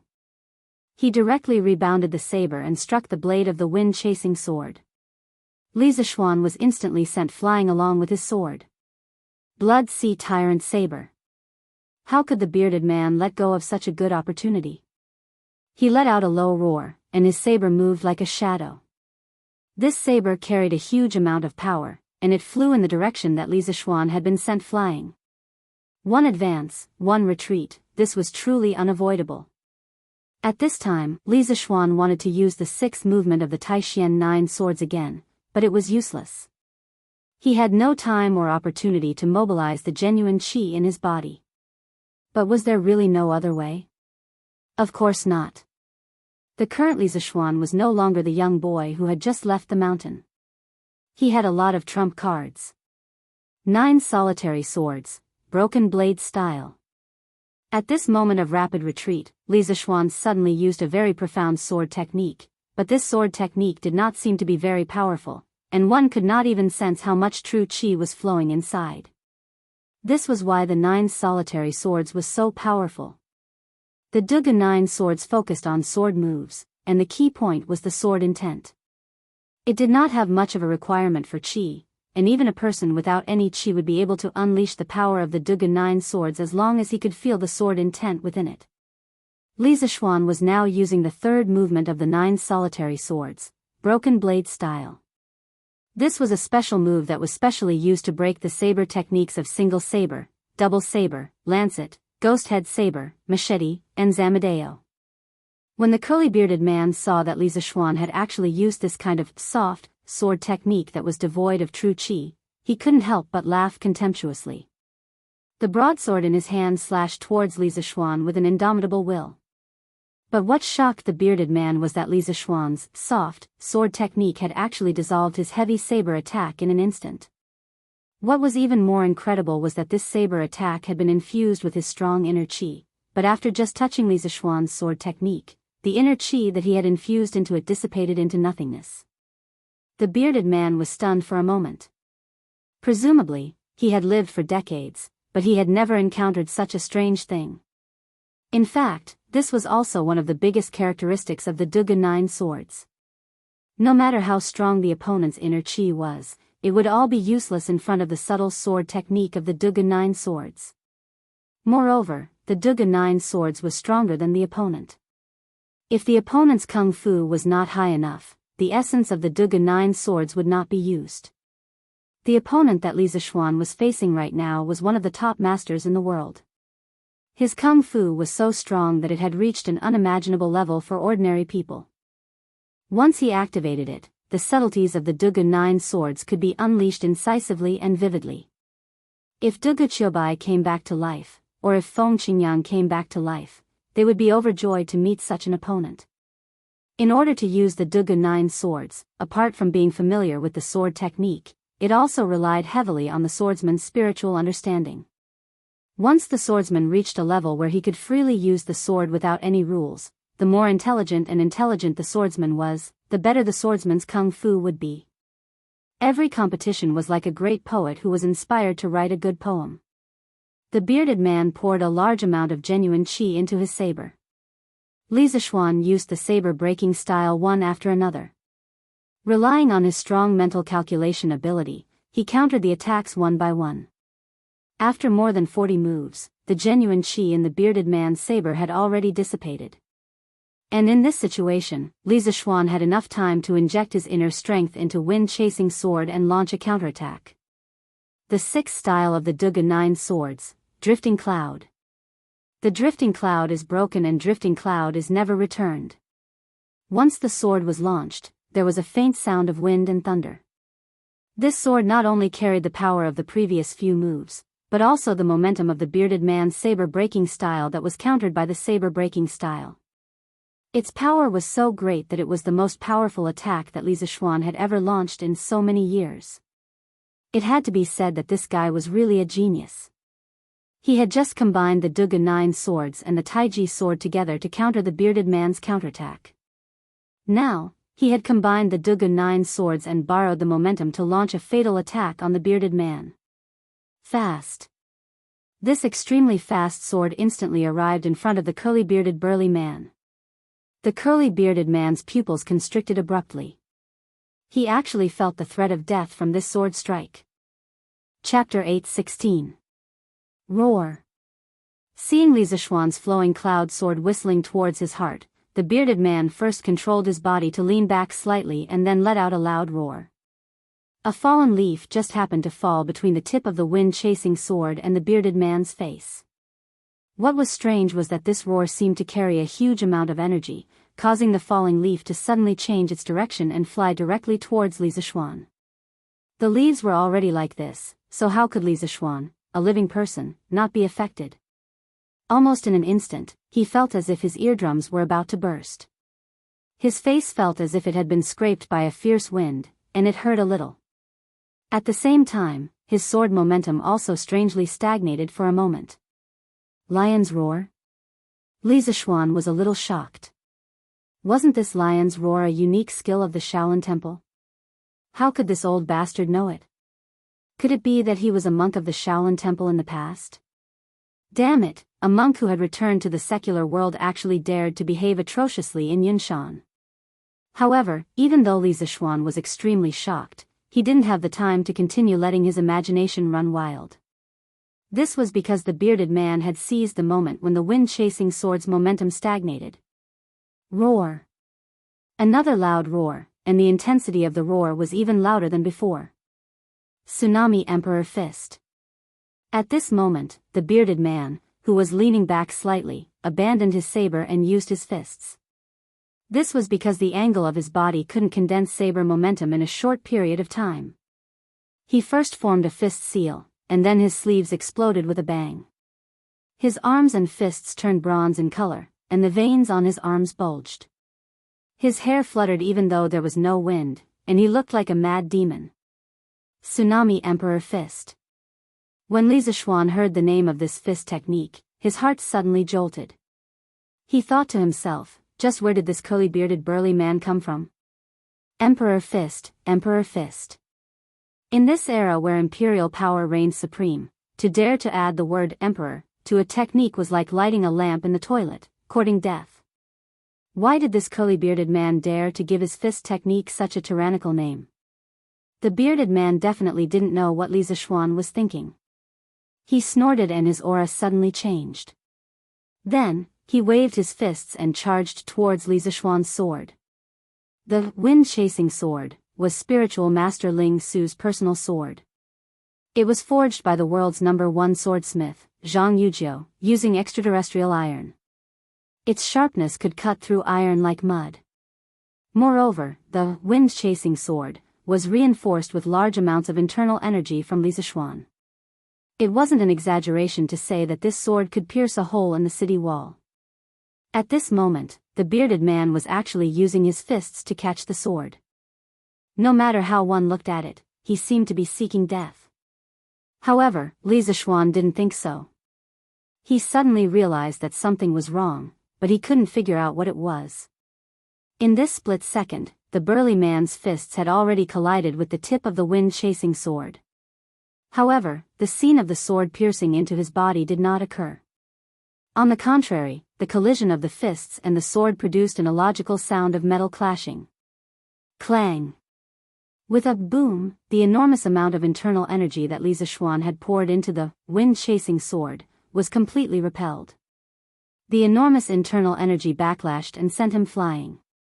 He crashed into a tree with a bang, but this tree couldn't stop him from retreating. With a kacha sound, the thick tree cracked and broke. Li Zishuan's body then crashed into a second tree and landed heavily on the ground. Pooh! After receiving such a large impact, Li Zishuan's body instantly fractured in several places. A heart-wrenching pain came from his wrists and back. What was worse was that this enormous internal energy backlashing caused him to spit out a mouthful of blood. Moreover, his internal energy started to become chaotic. It would be difficult for him to have the strength to fight again in a short period of time. F***ck, you old bastard. You actually broke through your acupoints on your own. You said that you would suppress your realm and fight with me, but now you went back on your word and launched a sneak attack. Are you still king man? Although Li Zishuan was well aware of the terrible condition of his body, he still couldn't help but point at the curly-bearded man and scold him. Even if he was going to die, he had to scold him to his heart's content. Only now did he realize what was wrong just now. It turned out that the bearded man had used his internal energy to break through his acupoints at the last minute. He had completely unleashed the strength of a peak grandmaster. Oh no, it should be the strength of a half-step grandmaster. Li Zishuan was now very sure that the bearded man was a half-step grandmaster. The difference in strength was too great. Moreover, the bearded man was not like Een Batian, who came from a small sect. Although his realm was high, his strength was low. The bearded man's skills were all top martial arts in the Jianghu. He definitely had the guidance of a famous master. Li Zishuan knew that he had lost. The bearded man's strength had now recovered to the peak. If he attacked him now, he wouldn't be able to resist at all. His internal energy was still in disorder.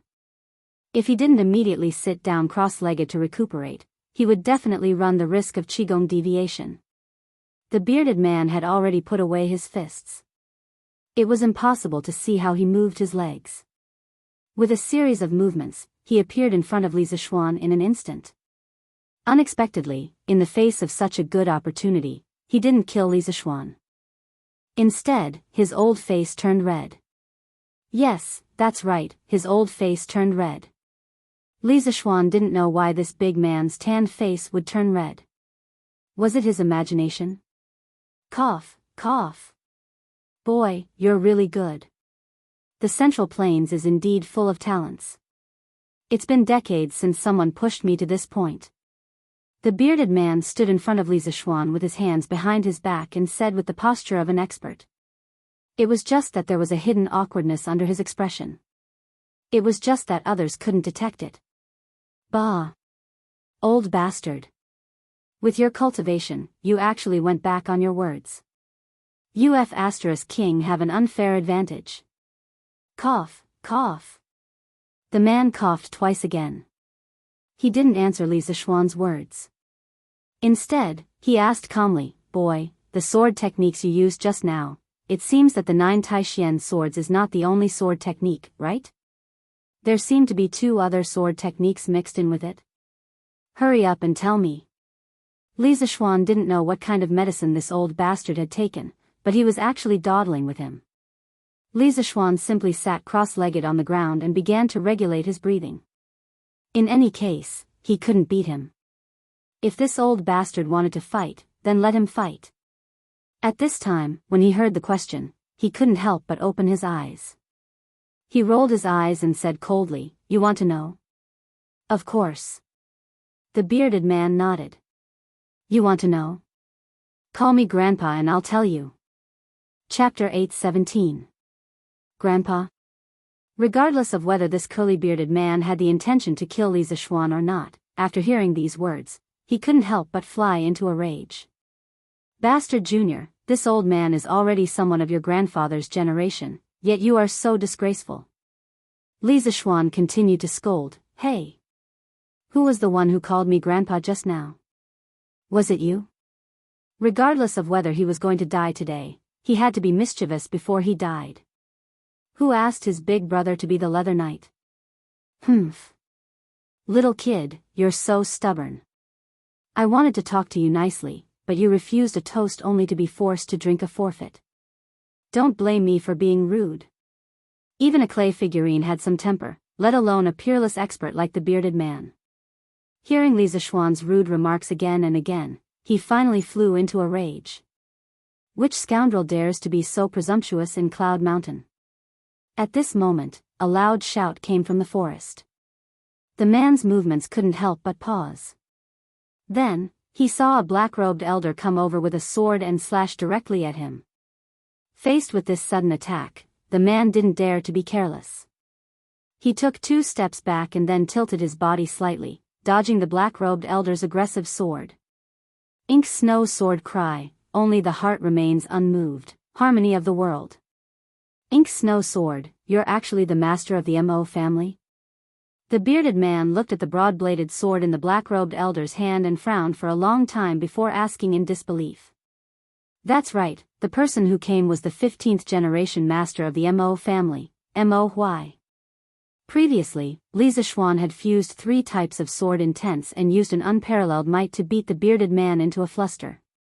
At that time, Li Jingma had secretly brought Madame Li, Lan, and Han Yushi out of the courtyard. It was unknown whether the bearded man had deliberately pretended not to notice or if he really hadn't noticed, but he had actually let Li Zixuan's family leave just like that. The first reaction of the 4 who had escaped was of course to get reinforcements, but where could they get reinforcements? Chang'an City? There were many masters there, and Li Zixuan was familiar with the crown prince. After explaining the situation, he could ask the imperial army to help. But Chang'an was too far away, and Li Zixuan didn't know how the battle was going. The longer they delayed, the more dangerous it would be. Thinking of this, Li Jingma decisively brought Mrs. Li and the other 2 to Yanhuang College. The guards of the academy naturally recognized Li Jingma and the other 3. Furthermore, Pang Feiji was also in the academy. He had been working as an instructor in the academy and had been living in the academy's dormitory.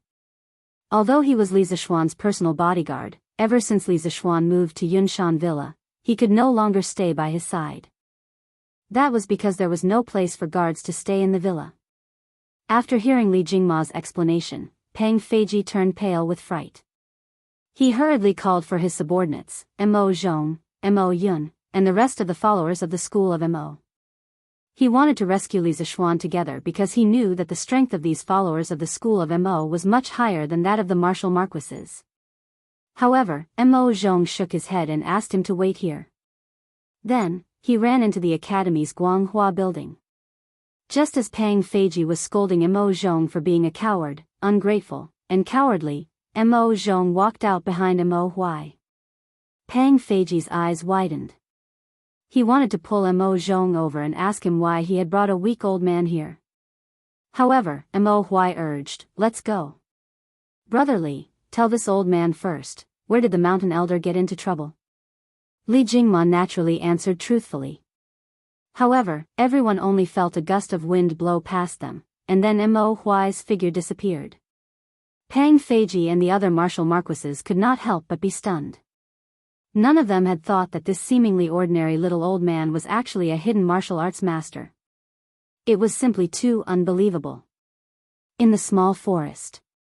At this moment, after hearing the words about the inky snow sword from the bearded man, Li Zixuan, who was sitting cross-legged on the side, was even more surprised. He thought to himself, it's fine if this old man is extraordinarily powerful, but the Mo family has been living in seclusion for 700 or 800 years. How did this bearded man know about Mo's keepsake, the inky snow sword? This old man knows too much, doesn't he? Just based on his knowledge, he is definitely not an ordinary person. Of course, compared to this, what surprised Li Zixuan even more was that Mo Hui was actually a martial arts master at the peak of the Grandmaster stage. It was not that he had not thought that Mo Hui, as the head of the Mo family, would definitely have superb martial arts skills. However, Mo Hui had been in the academy for so long and had not revealed his talents. Furthermore, he had secretly tested him and concluded that Mo Hui did not know martial arts.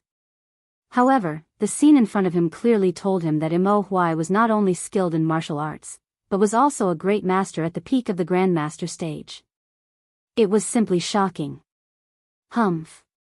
No matter who you are, since you dare to come to Cloud Mountain to cause trouble and harm the Yamacho of Yanhuang College, you must give an explanation.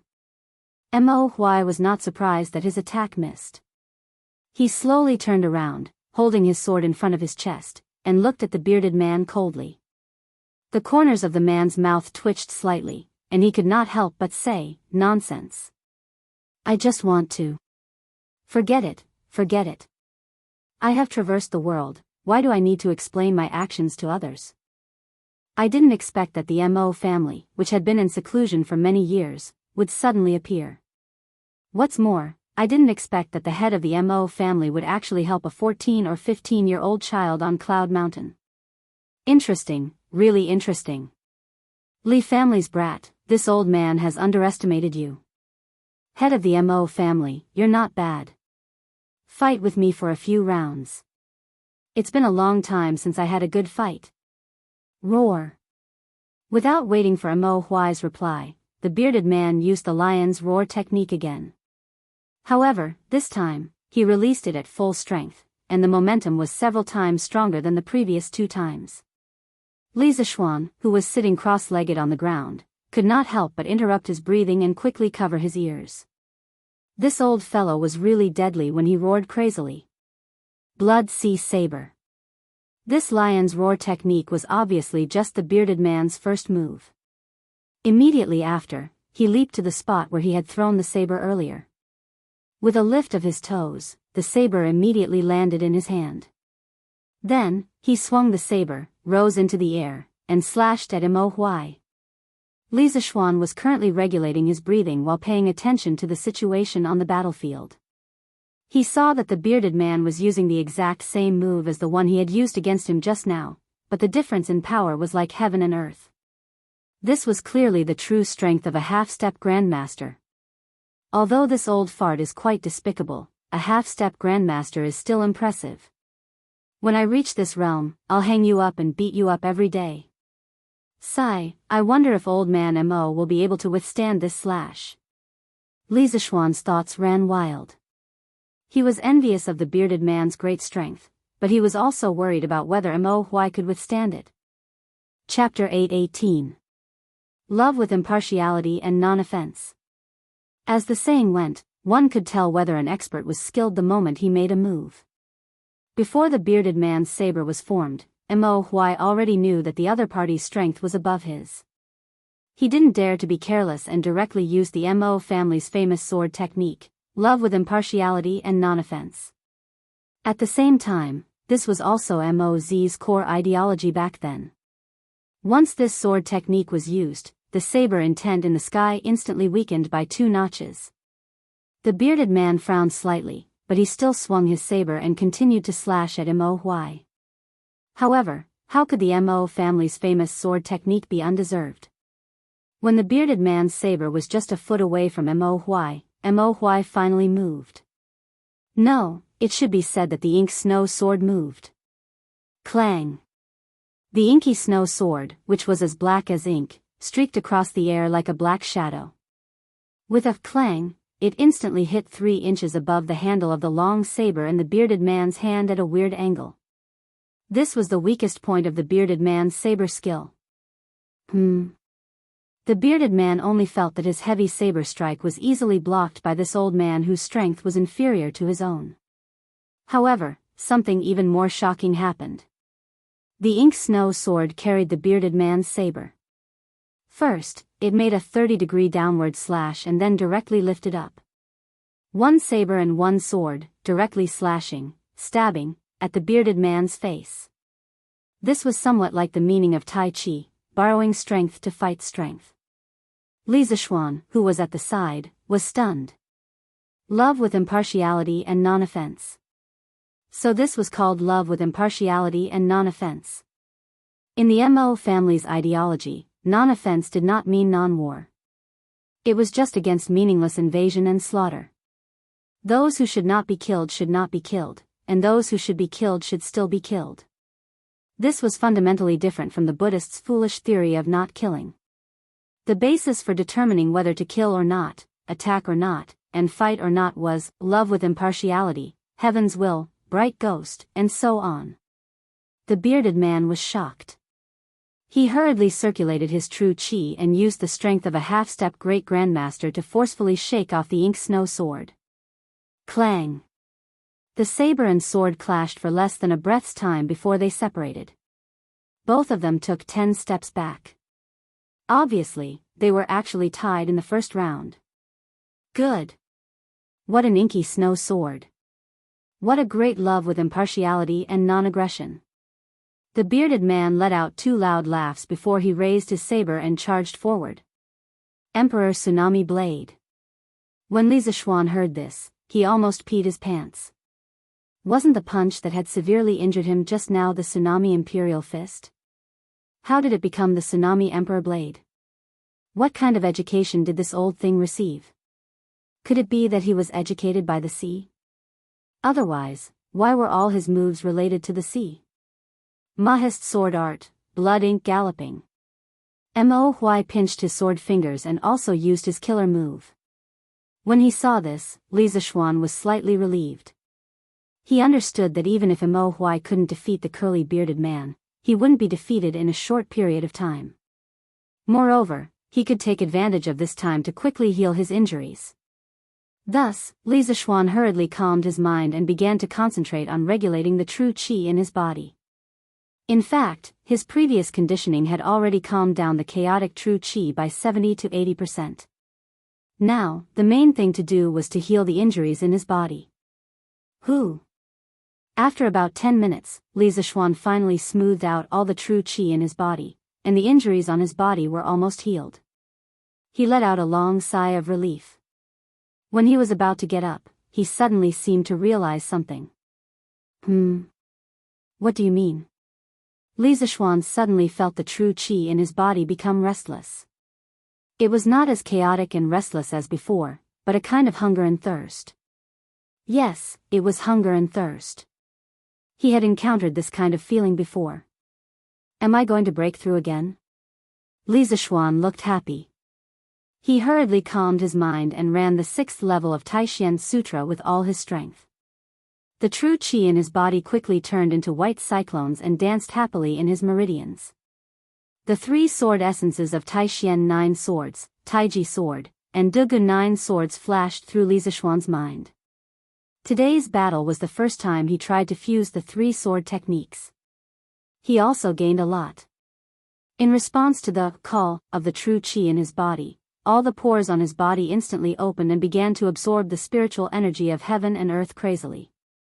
There were spirits in heaven and earth, and everything was born. In the past, Li Zishuan didn't think so. But ever since he inexplicably came to the Tang dynasty of more than 1,000 years ago and inexplicably obtained a body of shocking power, he slowly began to believe that there really was spiritual qi in the world. It was neither fantasy nor cultivation. He didn't know what spiritual qi was, but he was sure that there was such a substance in the air. Human beings couldn't survive without oxygen in the air. But water could carry a boat, and it could also capsize it. Without oxygen, human beings couldn't survive for more than 2 minutes.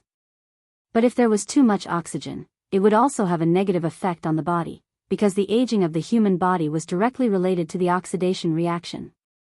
The so-called spiritual qi, could it be a kind of gas in the atmosphere that had the opposite function of oxygen and could make the human body full of vitality? He didn't know why, but Li Zishuan's mind suddenly had such a strange thought. In his previous life, he had seen such a report on the internet, billions of years ago. Oxygen didn't exist in the Earth's atmosphere. This was because oxygen was very unstable and prone to chemical reactions with other substances, such as iron, copper, and other metals, forming rust and verdigris. In today's Earth's atmosphere, there was basically a stable 21% oxygen near the sea level, so this oxygen must have a continuous source. If we look back at the history of Earth, we will be surprised to find that the origin of life had nothing to do with oxygen. The origin of life on Earth didn't rely on oxygen. The general idea of this report was that oxygen was a chronic toxic gas that human beings had to rely on. His argument was mainly that oxidation would cause more and more lipids, proteins, DNA fragments, and other key components of cells to be damaged, and eventually damage the tissues, organs, and even the body's functions. Starting from birth, gradually growing up, and in the process of aging, the oxidation in the body has always been damaging our key components, until our body can no longer take it. But at present, human beings haven't been able to find a product that could replace oxygen to prolong life. Oxygen's negative effect on the prolongation of life was still the least. Thinking of this, Li Zishuan suddenly felt his mind clear.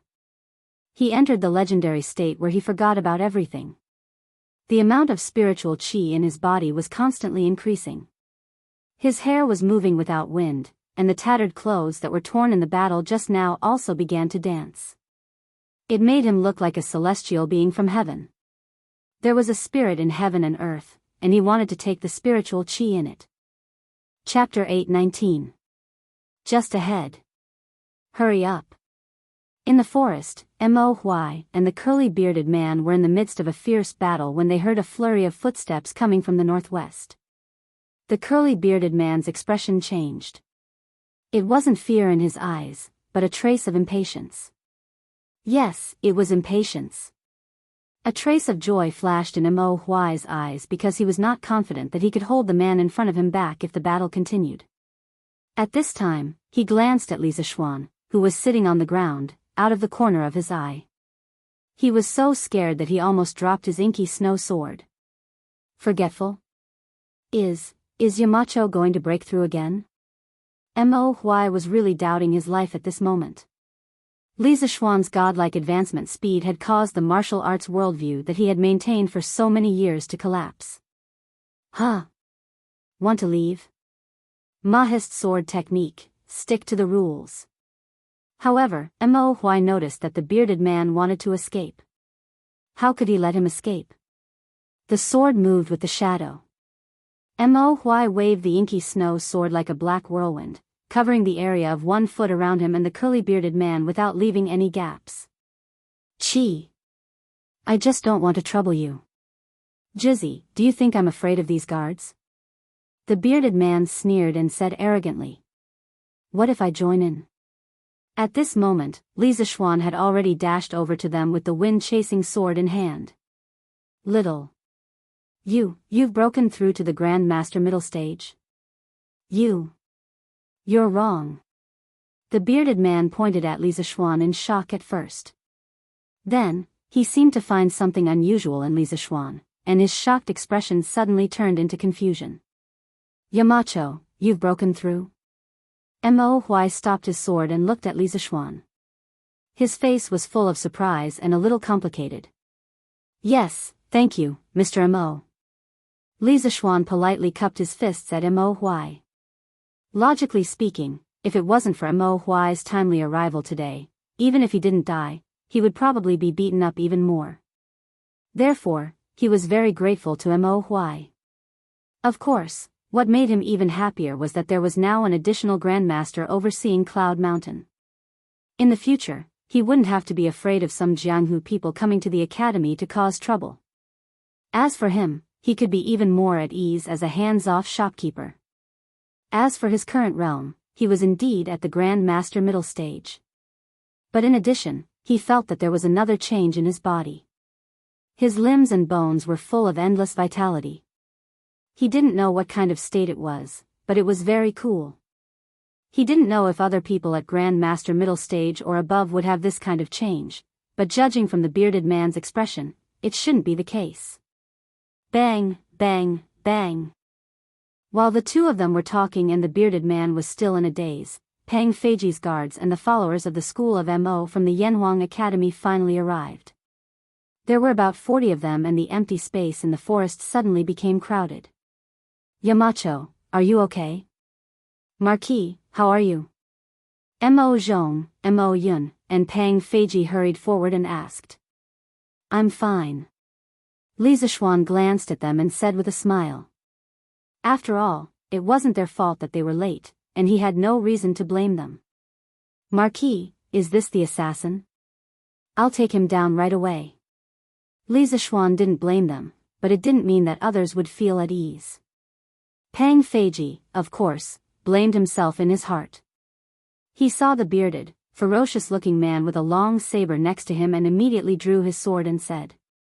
Li Zishuan curled his lips. He wanted to let Lao Pang go up and fight with the bearded man, but after thinking about it, he gave up. Until now, the bearded man's intention was still unclear. It would be bad if Lao Pang lost his life because of this. Stop. All of you stand at the side and watch. Watch how the person who came to Yunshan Mountain to cause trouble is dealt with by me and Mr. Mo. Watch carefully and learn well. If anyone comes to the mountain to cause trouble like him in the future, you will do the same. Do you understand? Li Zishuan stared at the bearded man, but his mouth was speaking to Pang Feiji and the others behind him. Yes, Marquis. Although Pang Feiji was unwilling, he still obeyed the order. These few days, the military training wasn't only for the students of Yanhuang College, but also for the instructors. Therefore, he understood that it was the duty of a soldier to obey orders. Oh, right, send someone back to the academy and call all the students who are still in the academy over. Let them come over and watch. No matter how powerful they are, there is only one outcome for them if they come to Yunshan Mountain to cause trouble. That is, they will be beaten up until their mother, oh, even their mother, can't recognize them. Let them know that the academy has the ability to protect their safety. Li Zishuan instructed Pang Feiji again. He had just broken through and was a little arrogant. Of course, he did have the right to be arrogant. Previously, he was able to force the bearded man to break through his acupoints by force with the 3 supreme sword techniques. Although the bearded man's strength had returned to half-step to Great Grandmaster, the situation on the battlefield was no longer the same as before. Now that his realm had increased by 1 level, and he had the help of Mo Huai, a master who could exchange dozens of blows with a half-step Great Grandmaster, he was confident that he could defeat the bearded man. Yes, Marquis. I will send someone back to the academy to gather the students now. Pang Feiji had been in the Li family for so long. He knew that Li Zishuan was going to start showing off again, although he didn't know what that meant. He quickly responded. Junior, do you think that you can defeat me with just the 2 of you? The bearded man saw Li Zishuan's arrangement and immediately felt humiliated. He raised his long sword and said angrily. Haha. What do you think? It's not too late for you to beg for mercy now. If I'm in a good mood, I might let you die a better death. Li Zishuan said happily. What's the point of being all talk? Let's see who's the real deal. The bearded man said with a dark face. His face was already dark, but this made it even darker. Mr. Mo, today, the 2 of us will meet this half-step Great Grandmaster. Who knows, we might even be able to create a martial arts legend. Li Zishuan raised his wind-chasing sword and invited Mo Huai. Mo Huai smiled and nodded. That's exactly what I was thinking. I haven't fought in a long time. Today is a good day for me to exercise my muscles and bones. Pang Feiji, who had just arranged for someone to pass the message to the academy, was scared out of his wits when he heard their conversation. Half-step to Great Grandmaster? Damn, I almost fought with a martial arts senior who was half a step away from the Great Grandmaster realm just now. Thinking of this, old Pang's back was immediately covered in cold sweat. Chapter 820. There's such a thing? This Zhang Zhongjian is too presumptuous. Ganlu Hall. Li Er, who had just finished his lunch at Empress Jiangsuan's place and was resting on the couch, was jolted awake by Zhao Song, who rushed over to report. After hearing the news, Li Er frowned and said unhappily. As long as one was an emperor, no one would like people like the bearded man who often used force to break the rules. Li Er was the same. Moreover, in Li Er's eyes, the strategic significance of Cloud Mountain was extraordinary. How could he not be angry that the bearded man came to Cloud Mountain to cause trouble? As for how Zhao Song found out about the news, was there a need to ask? Li Er valued Yanhuang College so much, how could he not leave some backup plan in Cloud Mountain? Your Majesty, in my opinion, this Zhang Zhongjian should have no ill intentions towards the Marquis of Yong'an. Otherwise, with his strength, he would not have delayed for so long. Zhao Song lowered his head and said softly. Oh. How strong is Zhang Zhongjian? Li Er raised his eyebrows and asked.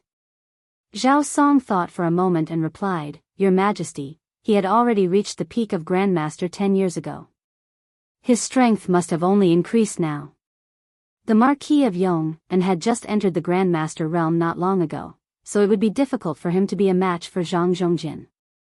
The reason why he could hold on until the Yanwang College's guards came to his rescue must be because Zhang Zhongjin held back. Li Er nodded thoughtfully. After a moment, he said, "Go to the Duke Wei residence and tell this news to the medicine master. Let him deal with it." Zhao Song's eyes narrowed as he hurriedly bowed and replied, "Yes, Your Majesty." "Quick, go to the forest in the southeast. There's a show to watch." "Heh, I wonder who's the one who dares to come to Cloud Mountain to cause trouble?" "You can't say that. Didn't you see the Academy's guards and the Yamacho's personal guards all moving out? This means that the person who came to cause trouble is very powerful." At 3:30 in the afternoon, an Academy guard rushed into the Academy and went straight to the student dormitory to inform the students of Li Zishuan's instructions. The students were excited to hear the news, and the entire dormitory area was in an uproar. On the other hand, Li Tai and Sun Zifen, who had just finished fetching water and were lying in the dormitory like two dead pigs, were dumbfounded. "What is it? Why is it so noisy outside?" Li Tai, who wished he could spread all the meat on his body on the bed, heard the commotion outside. His body remained motionless, but his mouth muttered. It wasn't that he didn't want to move, but he was too tired to move. In the morning, he only needed to carry 2 more buckets of water, but Sun Zifen was too slow, so he shamelessly begged him to carry 2 more buckets. In this way, he had carried a total of 12 buckets. It was good enough that he was still breathing. From what they said, it seems that there is a commotion outside the academy, and it has something to do with the Yamacho. "Qingke, should we go and take a look?" Although Sun Zifen was also very tired, he was not as tired as Li Tai. Firstly, his physique was much better than Li Tai's, and secondly, he only carried 8 buckets of water in the morning. Therefore, this fellow still had the strength to stand up and open the door to look outside. "I'm not going. What's there to look at? I want to rest." When Li Tai heard this, he refused without hesitation. Sun Zifen didn't persuade much. He went to the inner room to drink 2 mouthfuls of water and went out directly. After waiting for a long time, he didn't see him come back. Li Tai couldn't help but scold this guy for not being loyal. He said he would leave. Who knew that at this time, Sun Zifen actually came back? "Humph. Why are you back again?" Li Tai glanced sideways at Sun Zifen and snorted. In fact, the little fatty's mood was obviously much better after seeing Sun Zifen come back. "Ah. What do you mean by back again? I didn't even leave, okay?" Sun Zifen looked at Li Tai strangely and then said excitedly, "Hee, Qingke, I just went out to ask an instructor for information. There is really a big commotion in the forest southeast of the academy right now. The Yamacho and Mr. Mo are working together to fight against a Jianghu master. Let's go and take a look. If we're late, we won't be able to see anything." Taiji Sword Technique 19th Move, Green Dragon out of water. Taiji Sword Technique 23rd Move, Rock Spreading Wings. Dugu's Sword Technique, Breaking Sword. Taishian 9 Swords First Move, Riding the Wind, Riding the Sword to the 9 Heavens. Mahist Sword Technique, Painting Border Mo's Ho. Mahist Sword Technique, Regular Mo's Ho. In the forest, Li Zishuan and Mo Huai were carrying out an all-round firepower suppression on the bearded man. He was mainly attacking while Mo Huai was defending. In the past, Moz had spent his entire life trying to stop wars between countries. His dream was to stop wars. Therefore, the Mahist sword technique that he created was mainly based on love and non-offense. Although its attack power was not outstanding, in terms of entanglement and harassment, there was absolutely no sword technique that could surpass it. Therefore, under Li Zishuan's entanglement, the bearded man was simply exhausted. Every time he made a move, he would be severely restricted, as if he was trapped in a swamp. This created an excellent space for Li Zishuan to attack. And Li Zishuan did not disappoint. The full attack version of Taiji sword combined with Taishian 9 swords and Dugu's sword technique was frightening. Even he himself was not willing to face such an attack. In a short 15 minutes, the bearded man's clothes were torn with dozens of small holes of different sizes and shapes. There were also traces of blood on them. Obviously, he had suffered many injuries in this battle. Although they were not fatal, a half-step to great grandmaster like him had been injured on Yunshan Mountain. This was enough to shock many people. After all, in this era where great grandmasters were declining, a half-step to great grandmaster was already considered the top martial force in Jianghu. The shadow of the sword flew, and the light of the sword flashed. This was a feast for the eyes. At the same time, it was also an excellent learning opportunity for Pang Feiji and the rest. After all, the world was at peace now. Such a top martial force duel was really something that could only be encountered by chance. Stop, stop, stop. Li Zishuan, stop. I am Zhang Zhongjian. Today, I am only here to test your martial arts. You can stop now. No one would have thought that the previously majestic and insufferably arrogant bearded man would actually call for a stop at this moment. He even introduced himself and the purpose of his visit. No matter how one looked at it, it seemed as if he was admitting defeat. Zhang Zhongjian? Li Zishuan was still using his sword, but his mind was spinning rapidly. He felt that the name Zhang Zhongjian was very familiar. Fengchen 3 Heroes, Zhang Zhongjian? While Li Zishuan was deep in thought, Mo Huai, who was beside him, stopped his sword and asked. Although the Mo family had been living in seclusion these years, they had always been paying attention to the major events in the world. Chapter 821. Yes, yes, yes, it's me. The bearded guest was on the verge of tears. To think that he, an expert of the four seas, the great island master, would actually be defeated in a small place like Cloud Mountain. Furthermore, he even took the initiative to admit defeat. If this happened 2 hours ago, he wouldn't have believed it even if he was beaten to death. However, he had no choice but to admit defeat.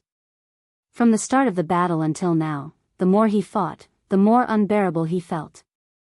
After all, the combination of Mo Huai and Li Zishuan, one defending and one attacking, was really a bit of a bug.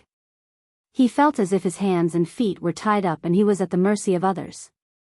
The most frightening thing was that the more he fought, the more his vital energy depleted. On the other hand, Li Zishuan fought more ferociously as if the vital energy in his body would never dry up.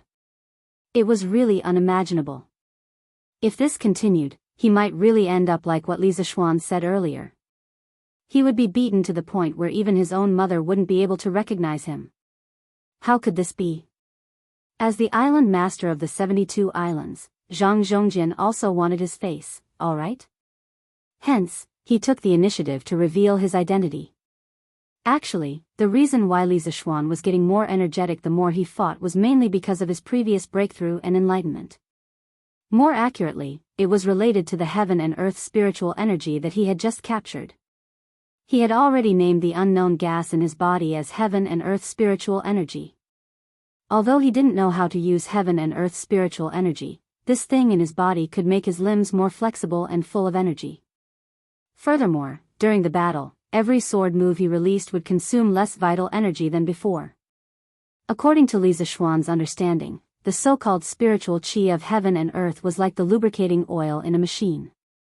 With the lubricating oil, the friction between the various parts of the machine would be reduced. When the machine was operating, under the premise of doing the same work, the consumption of fuel would be less. Similarly, he was now in a very fuel-efficient state. His endurance time was longer than the bearded guest's. This could be considered his unique trump card. It was very difficult for others to reach his level of achievement. Because no one understood the qi of heaven and earth better than him, and no one was more scientific than him. At this moment, Li Zishuan, who was in the middle of the battle, couldn't help but be shocked when he heard the conversation between the two. Zhang Zhongjian, the curly-bearded guest.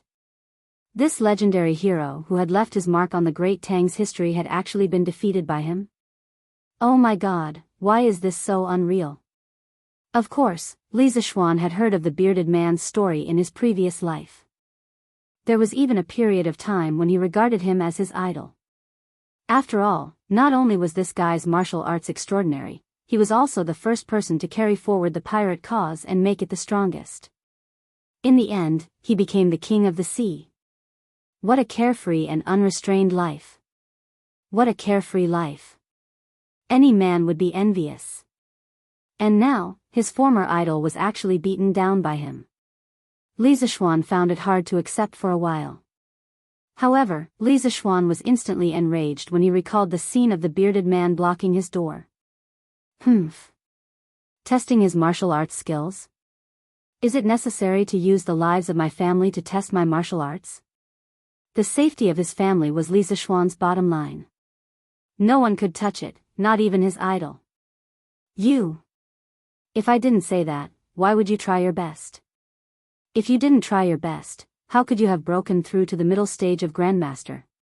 Speaking of which, you should thank this old man properly. The curly-bearded man fumed and glared at Li Zixuan, making him sound like an ungrateful and heartless lover. In fact, the curly-bearded guest also felt that he had been wronged. Initially, he thought that he would lure Li Zixuan out for a duel and then use his superior martial arts skills to intimidate the latter. Then, he would casually give a few pointers. Li Zixuan would be so grateful that he would shed tears. Then, he would bring up the matter of the sea map. Wouldn't that be a sure thing? Who would have known that the final outcome would be like this? All the actors didn't follow the script. Even if I want to improve my martial arts skills, I don't want to use such a method. Li Zixuan didn't appreciate it at all. In the end, it was the curly-bearded guest who had blocked the door to start the duel and threatened his family's lives that had buried a thorn in his heart. If he didn't take the opportunity to remove it, it would be difficult to resolve the hatred in his heart. As soon as he finished speaking, the 30-second move of the Taiji sword technique, White Tiger grabs the tail, smashed fiercely toward the curly-bearded guest. Pfft! Kid, don't push your luck. Otherwise, don't blame this old man for being impolite. He was humiliated by a 14 or 15-year-old junior. It would be a lie if the curly-bearded guest said that he wasn't angry. However, when it came to fighting, was it really useful to be angry?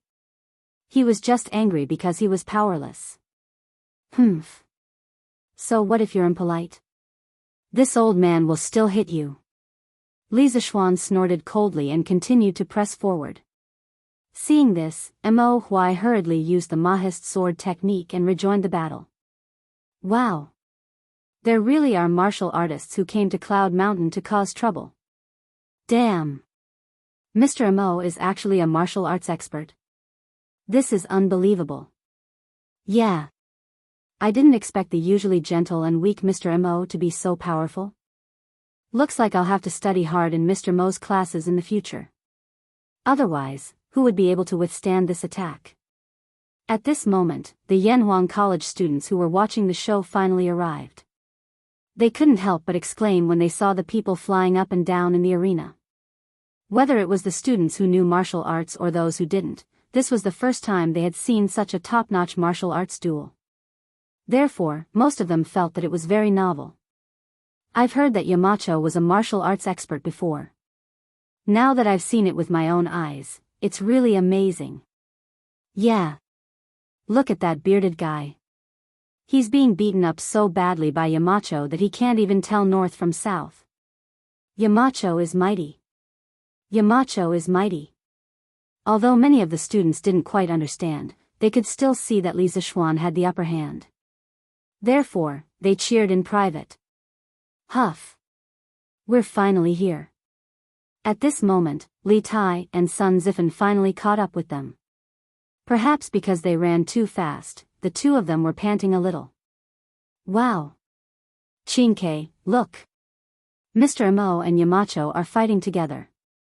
This fight is so F***king exciting. Sun Zifan glanced at the situation in the arena and immediately tugged at Li Tai's sleeve and exclaimed. Gulp. Needless to say, Li Tai also noticed the three people fighting fiercely in the arena. Although he was a prince, this was the first time he had seen such a scene in the pugilistic world. In shock, he couldn't help but swallow a mouthful of saliva. So Xiao Xian. Yamacho is so powerful. Even Mr. Mo has such skills. Damn! What kind of academy did this prince enter? While the other students were exclaiming how mighty Li Zixuan was, Li Tai was lamenting how dark their future would be under the leadership of a great demon like Li Zixuan, Yamacho. Would they be like that big guy in the arena, beaten up so badly that they couldn't even tell north from south? Chapter 822. Kid, I'm still your elder. Is this how you treat your elders? On Cloud Mountain, the bearded man was in a sorry state as he struggled to deal with Li Zixuan's attacks. His aura was no longer as strong as before. On the other hand, Li Zixuan was panting, but his mental state was still very good. This made the bearded man a little confused. "Ha! I don't have an elder like you," Li Zixuan said as he fought. In fact, the three of them no longer had the intention to fight to the death. After all, they had already spoken. The reason why they were still fighting now was mostly to vent their anger. Therefore, although the bearded man looked miserable, he wasn't seriously injured. Ow! Kid, don't hit people in the face. Don't go overboard. Li Zixuan's Taiji sword technique slashed at the bearded man's forehead. He flipped the blade and used the body of the sword to slap the bearded man's forehead. The latter's forehead immediately swelled up, looking as if it had grown a horn. The bearded man couldn't take it anymore. "You went overboard first. If you didn't threaten me with my family's life, would I feel sorry for you? Moreover, Cloud Mountain is an important place of study in Yanhuang College. No one is allowed to cause trouble here, not even you." Li Zixuan replied coldly. The bearded man was flustered and exasperated. "I just wanted to teach you martial arts. You really don't know how to appreciate my good intentions. If I really wanted to make things difficult for your family, would they have had the chance to leave just now? I was just joking with you earlier." "Humph. You can't even joke. Take this." Li Zixuan snorted and threw out another sword move. Mo Huai sighed and stopped his actions. Firstly, this battle had been going on for almost an hour, and his inner force had long been exhausted. Secondly, he didn't need his help now. Li Zixuan alone could suppress the bearded man. As expected, the student has surpassed the master. Mo Huai stood at the side and lamented. While they were fighting fiercely, the academy guards, instructors, and students around them were also watching with great interest. Gui, so Marquis is actually so powerful. He can even fight with a martial arts expert who is half a step away from martial grandmaster. He's too powerful. Pang Feiji lamented. The two brothers, Mo Zhong and Mo Yun, looked at Li Zixuan with solemn expressions. At the same time, there was a trace of relief in the depths of their eyes. They recalled that when they had just arrived at the academy, they had even fought with Li Zixuan. Now that they thought about it, they were lucky, or else, Qingxiao, this bearded man doesn't look very powerful. He's being beaten by Yamacho alone. Sun Zifen looked at the situation on the field and said. Li Tai pursed his lips and said crossly, "What the hell do you know? Didn't you hear what the bearded man said? He was Zhang Zhongjian, one of the Feng Qin heroes. The one can be counted to 10 to be beaten once beat. You actually said that he's not very powerful." Sun Zifen opened his mouth and said in surprise, "Feng Qin 3 heroes, Qingxiao, you're saying that that Yamacho is too powerful? He can actually beat?" Li Tai nodded and said, "Yamacho is indeed powerful, but this will be troublesome. Zhang Zhongjian has a good relationship with Duke Wei and Anti Hong Fu. Seeing this, they will definitely find trouble with Yamacho." Sun Zifen suddenly understood. "Oh, that's true. The three of them are the Feng Qin 3 heroes." Stop. Coincidentally, right at this moment, a tender voice came from outside the arena. Immediately after, the crowd felt a gust of wind blowing over their heads. Then, they saw a red shadow rushing towards Li Zixuan and the bearded man who were fighting in the arena. Just as Li Zixuan's sword was about to strike the bearded man's body, it suddenly slowed down. It was actually entangled by a section of the whip. Then, he felt someone come to his side. He turned his head and saw that it was a familiar person. After he married Han Yushi, he went to Duke Wei's mansion and saw her, Hong Funu. Auntie Hong Funu. Li Zixuan saw the anger in Hong Funu's eyes and couldn't help but turn his neck and greet her. Only now did he remember the relationship between Hong Funu and the bearded man. He sighed bitterly in his heart. This was really one trouble after another. What auntie? Call her grandmother. Brat, you have no respect for your elders. Hong Funu looked like a young girl in front of Li Jing, but once she came out, she was no different from an ordinary person. At this moment, she glared at Li Zixuan with a hint of anger in her voice. Han Tianhu's father was Li Jing's cousin, and Li Zixuan married Han Tianhu's daughter, Han Yushi. Logically speaking, he should call Hong Funu grandmother. Li Zixuan was dumbfounded at first. He didn't know why he suddenly had a grandmother. However, when he saw Hong Funu's serious face and didn't look like she was joking, he thought about it seriously. Finally, he thought about it seriously and remembered the relationship with Han Yushi. He instantly felt a little awkward because this Hong Funu in front of him looked like a 27-year-old girl. He really couldn't call her grandmother. Renting mother, after hesitating for a long time, Li Zixuan stammered. Humph. Hong Funu snorted and ignored Li Zixuan. She hurriedly looked at the bearded man beside her. Hey, big brother, don't go.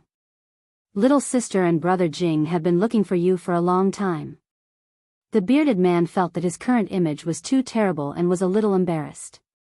When he saw Hong Funu coming, he immediately fled. Chuchen, live well with the apothecary. Big brother is happy to see that you are living well. Why do you insist on meeting? The bearded man covered his face and ran out of the forest as he shouted without turning back. Hong Funu stomped her feet angrily and directly used her qinggong to grab the bearded man's back. Big brother, since you are in Chang'an, why don't you come to the residence and have a seat? Don't you care about little sister and brother Jing? The bearded man's current strength was less than 10%. How could he outrun the energetic Hong Funu? In just a few breaths' time, he was caught.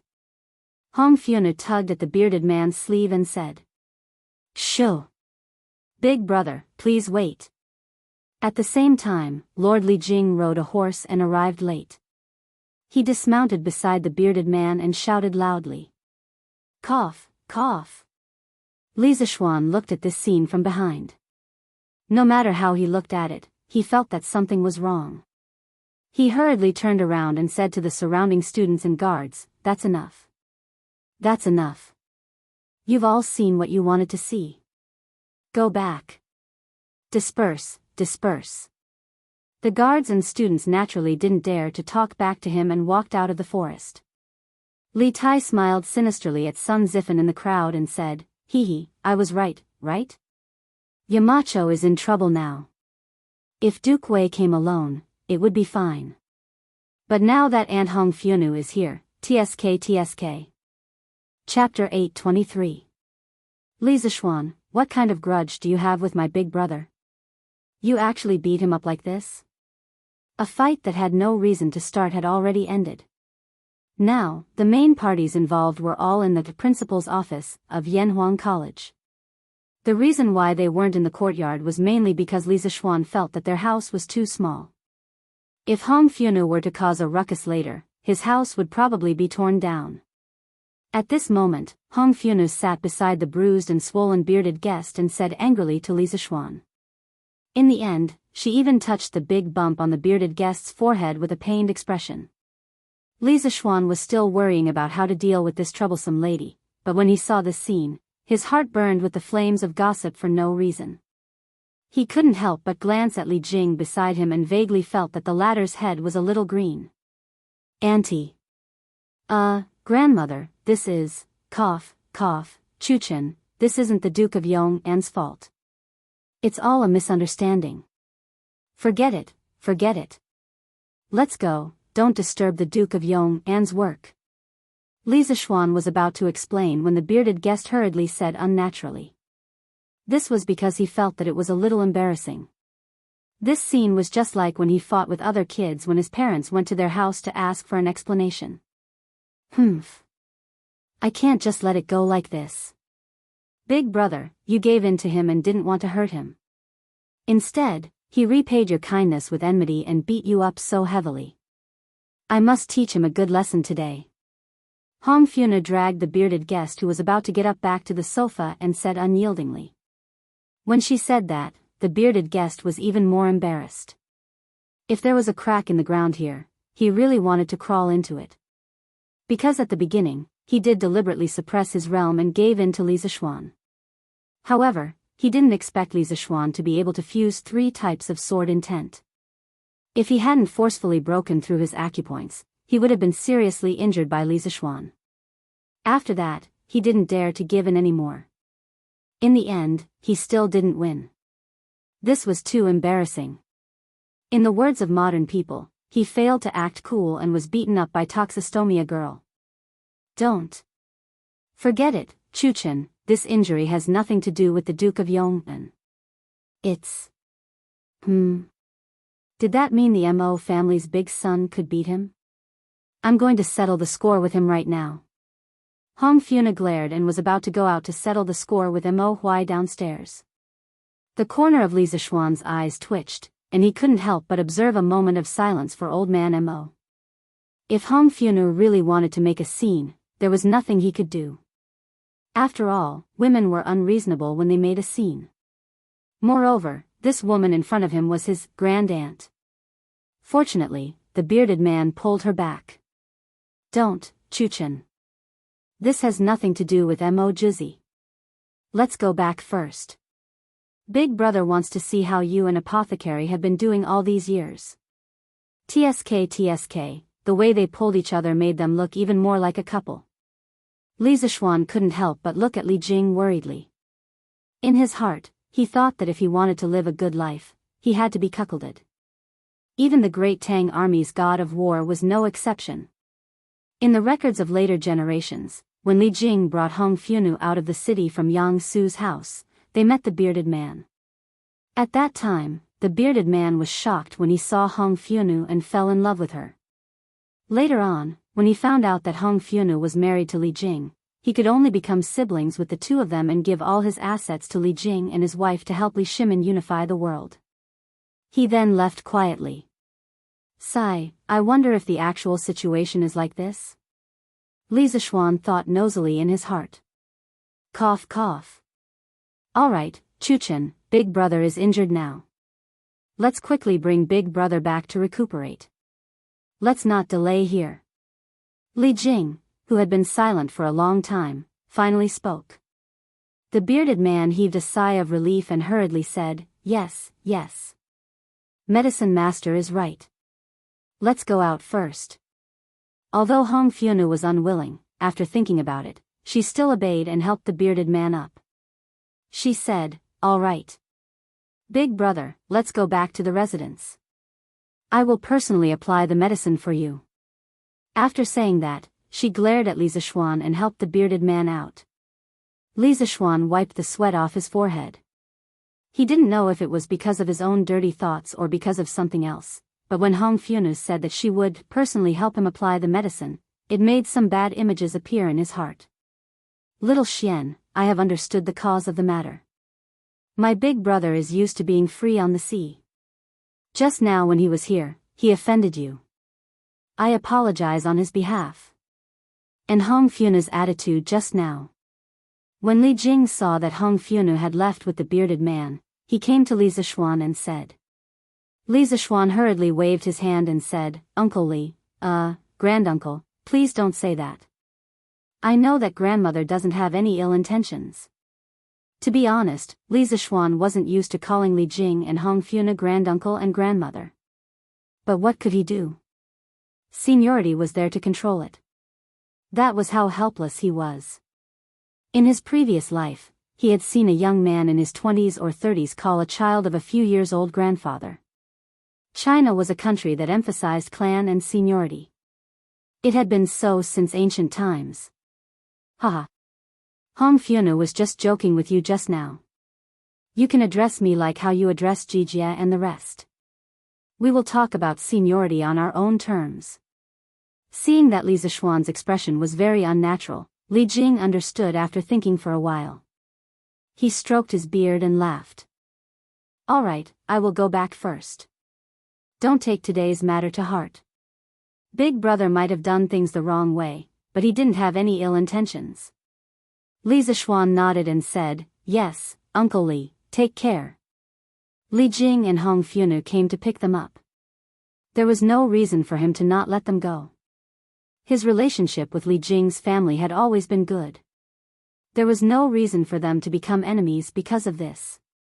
Besides, other than the cheap mouth of the curly-bearded guest, everything else was fine. No matter whether he admitted it or not, the reason why he could break through today had a lot to do with the curly-bearded guest. Li Jing smiled with relief and turned to leave. Li Zishuan looked at Li Jing's back. In his heart, he was still wondering if Great Tang's god of war had been cuckolded.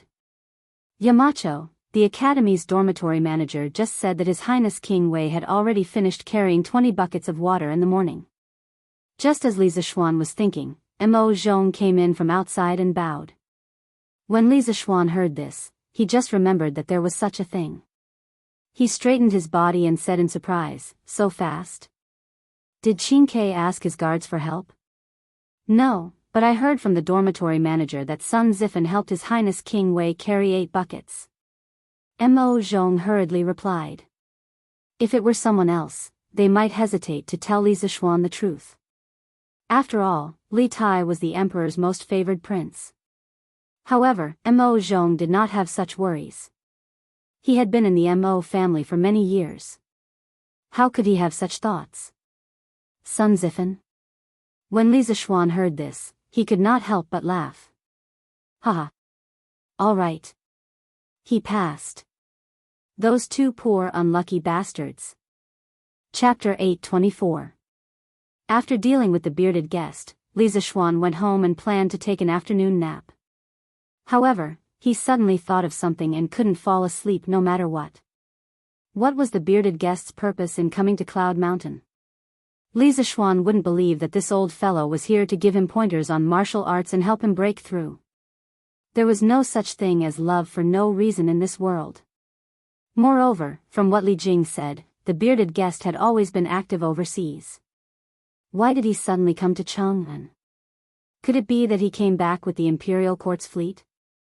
But that didn't make sense. He was a pirate leader. Why would he mix with the Imperial Court's army? Wasn't he walking right into a trap?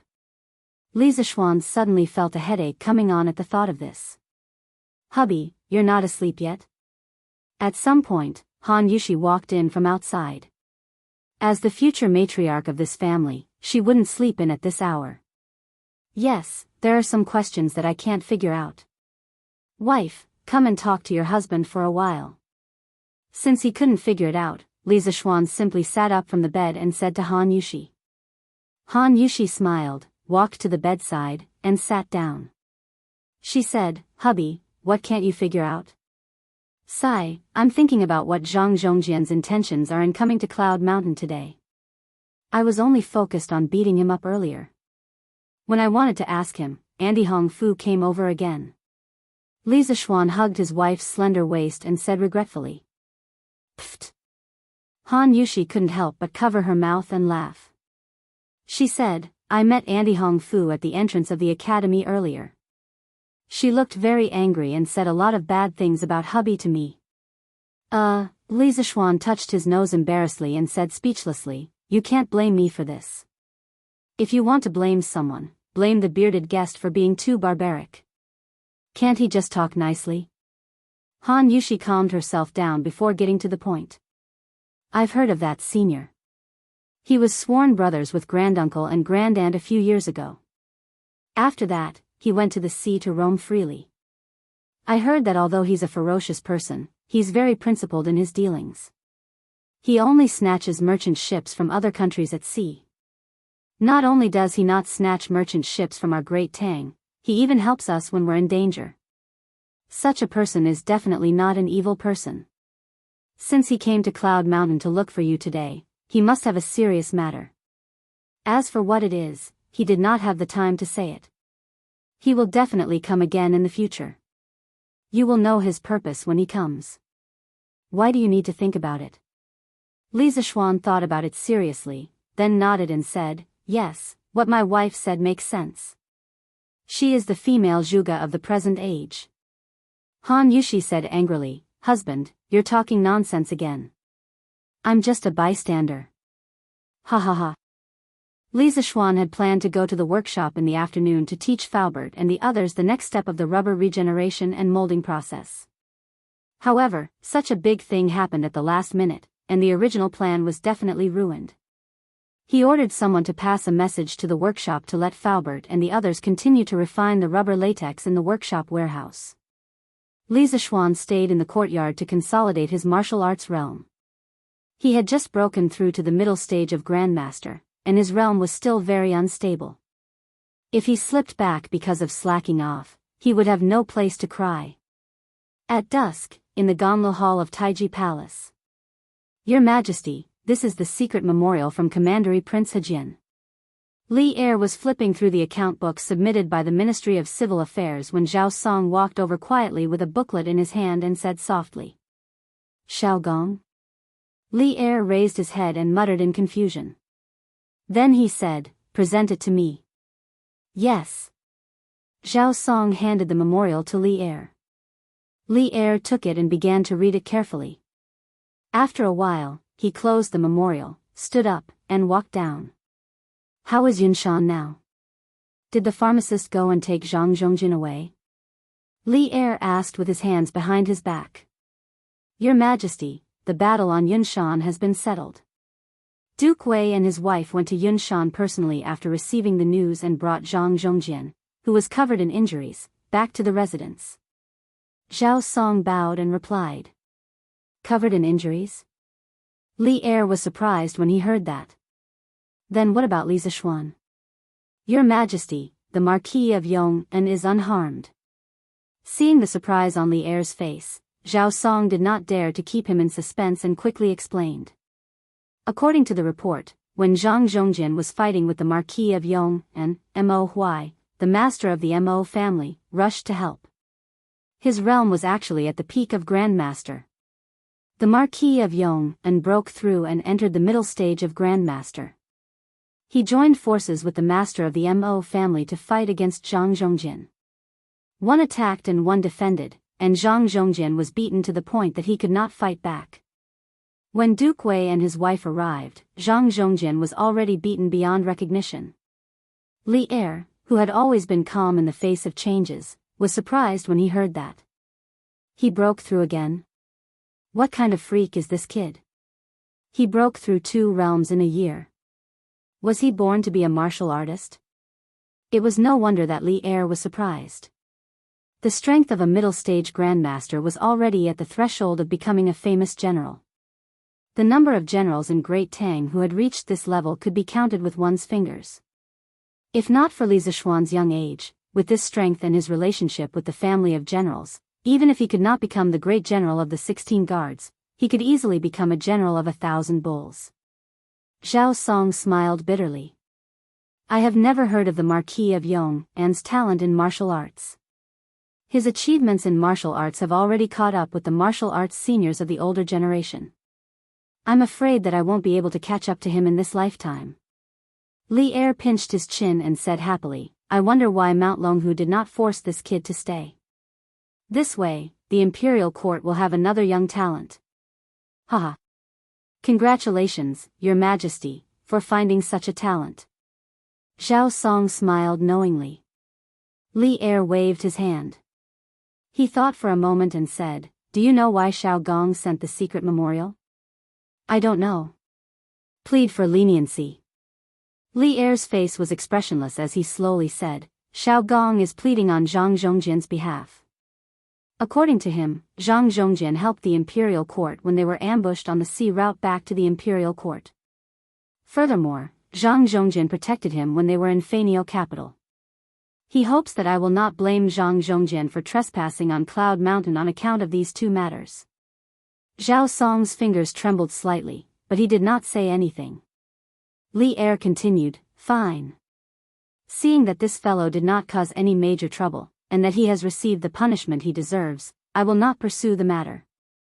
Your Majesty is wise. Li Er smiled. He had been having a good time recently. The imperial court now had money and food. Today, Li Zishuan's breakthrough made him sigh in admiration. Remember to bring that kid to the imperial court the day after tomorrow. For some reason, Li Er suddenly ordered. Yes, Your Majesty. Chapter 825. The Battle of the Pinnacle on Cloud Mountain only caused a stir in a small area, and not many people knew about it. For the ordinary people, martial arts were too far away from them. What they cared about on a daily basis was clothing, food, shelter, and transportation. Zuaxian Restaurant was the food vein of the entire Chang'an city. As soon as the century eggs were launched, its special taste immediately conquered a large number of diners and caused a very enthusiastic response in a small circle. The next day, as expected, there was an advertisement about century eggs on Datong Daily. The words, fresh taste, refreshing feeling, and fragrant but not greasy, refreshing the mind, made many people curious about this new food. Coupled with the word of mouth of those who ate century eggs at Zuaxian Restaurant yesterday, the sales volume of century eggs exploded directly on the second day of the market. At noon, the small window of Zuaxian Restaurant, which specialized in century eggs and soaring prosperity, had already sold more than 2,000 century eggs. It was only a little more than 2 hours after the opening of the Western market. Not to mention that Zuaxian Restaurant also sold a lot of century eggs, such as century egg tofu, century egg and lean meat porridge. Hey! It seems that the consumption power of the people is indeed huge. Now, you don't have to worry that we can't sell those century eggs that we saved a while ago, right? In the courtyard, Li Zishuan couldn't help but laugh after hearing Han Yushi talk about the sales volume of century eggs. Now, Han Yushi had begun to learn to take over the business in the mansion. There was no phenomenon of evil servants bullying their masters. After all, Han Yushi was not stupid and knew a lot of new arithmetic. Besides, Li Zishuan was now marquis and had a great reputation. Which blind servant would deceive his wife? Han Yushi rolled her pretty eyes. She was already used to the strange words that often came out of her husband's mouth. Husband, I'm not worried that we can't sell the century eggs in the stock. Now, I'm worried that our stock is not enough to sell. According to the speed in the morning, we'll sell at least 5,000 century eggs today. Besides, the flaming yellow chamber of commerce that you set up last time, except for the East Palace and the Wang family, all the other families are asking if they can distribute century eggs. Li Zishuan rubbed his chin and thought for a while. This is a good thing. This was the only way to quickly solve the problem of the farmers not being able to sell their eggs. Since the supply could not meet the demand, then expand the scope of the purchase of eggs. Now that your husband has many more fiefs, he can purchase all the eggs in the fiefs and transport them to the mansion in Chang'an City, so that all the servants in the mansion can participate in the production. Make sure they strictly divide the work. Each person can only do one process to avoid leaking the secret. Han Yushi's eyes lit up and she praised, "Husband, this is a good idea." This concubine was worried that the formula would be leaked. Li Zishuan patted Han Yushi's shoulder and said with a smile, "As for the other members of the Chamber of Commerce who want to distribute, of course we have to agree. This is a benefit they deserve. We can even sell all the century eggs to them. Wife, you can just hand it over to Uncle Wang to make the arrangements. Give them the corresponding number of century eggs at 80% of the market price according to the proportion of shares they subscribed." "Yes, I understand." Han Yushi replied sweetly. "Young master, the eldest son of the Qing family is here." At this moment, Xiao He came over and said, "Didn't this guy return to Chang'an City yesterday? Why is he here now?" Li Zishuan muttered softly. Although he said so, he still went downstairs. "Haha. Xiao Xian, you're good. I heard that you beat up that person yesterday and even had a breakthrough. What kind of medicine did you take? Why are you so fierce?" As soon as Li Zishuan came to the living room on the first floor, Qing Chimo came up to him, grabbed his arm, and said excitedly, Li Zixuan was not used to this kind of intimacy between the same sex. He quickly shook off someone's hand and said angrily, "I took an aphrodisiac." "Why, do you want to take it too, Chonyo?" "Huh?" Ching Chimo was stunned. An aphrodisiac has such an effect? Why didn't I know about it? This idiot. Li Zixuan was really speechless. "Tell me, why didn't you stay in Chang'an City? Why did you come back to Yunshan?" Ching Chimo hesitated for a moment, scratched his head, and said, "Hee, because you caused too much of a commotion here yesterday. My father was worried and asked me to come over and take a look. Sigh, it's a pity that I wasn't here yesterday." "That's it? What? You've learned how to hide things now?" Li Zixuan glanced at Ching Chimo and said meaningfully. He could tell at a glance that Ching Chimo was hiding something, which was why he said so. Xiao Xian, you can tell?" Ching Chimo was a little dumbfounded. Li Zixuan rolled his eyes and didn't say anything. What he meant was, "Aren't you talking nonsense? It's like this. My parents want me to come over and ask you if you can bring along the 5 farms of my family when you collect eggs next time. My farm has a lot of eggs that can't be sold." Ching Chimo explained the purpose of his visit embarrassedly. Li Zixuan came to a sudden realization. Back when he had been promoting the idea of raising chickens, the Ching family had been his staunchest supporters. As a result, they had raised the most chickens among the court officials. No wonder there had been a situation where they couldn't sell their eggs. "That's it?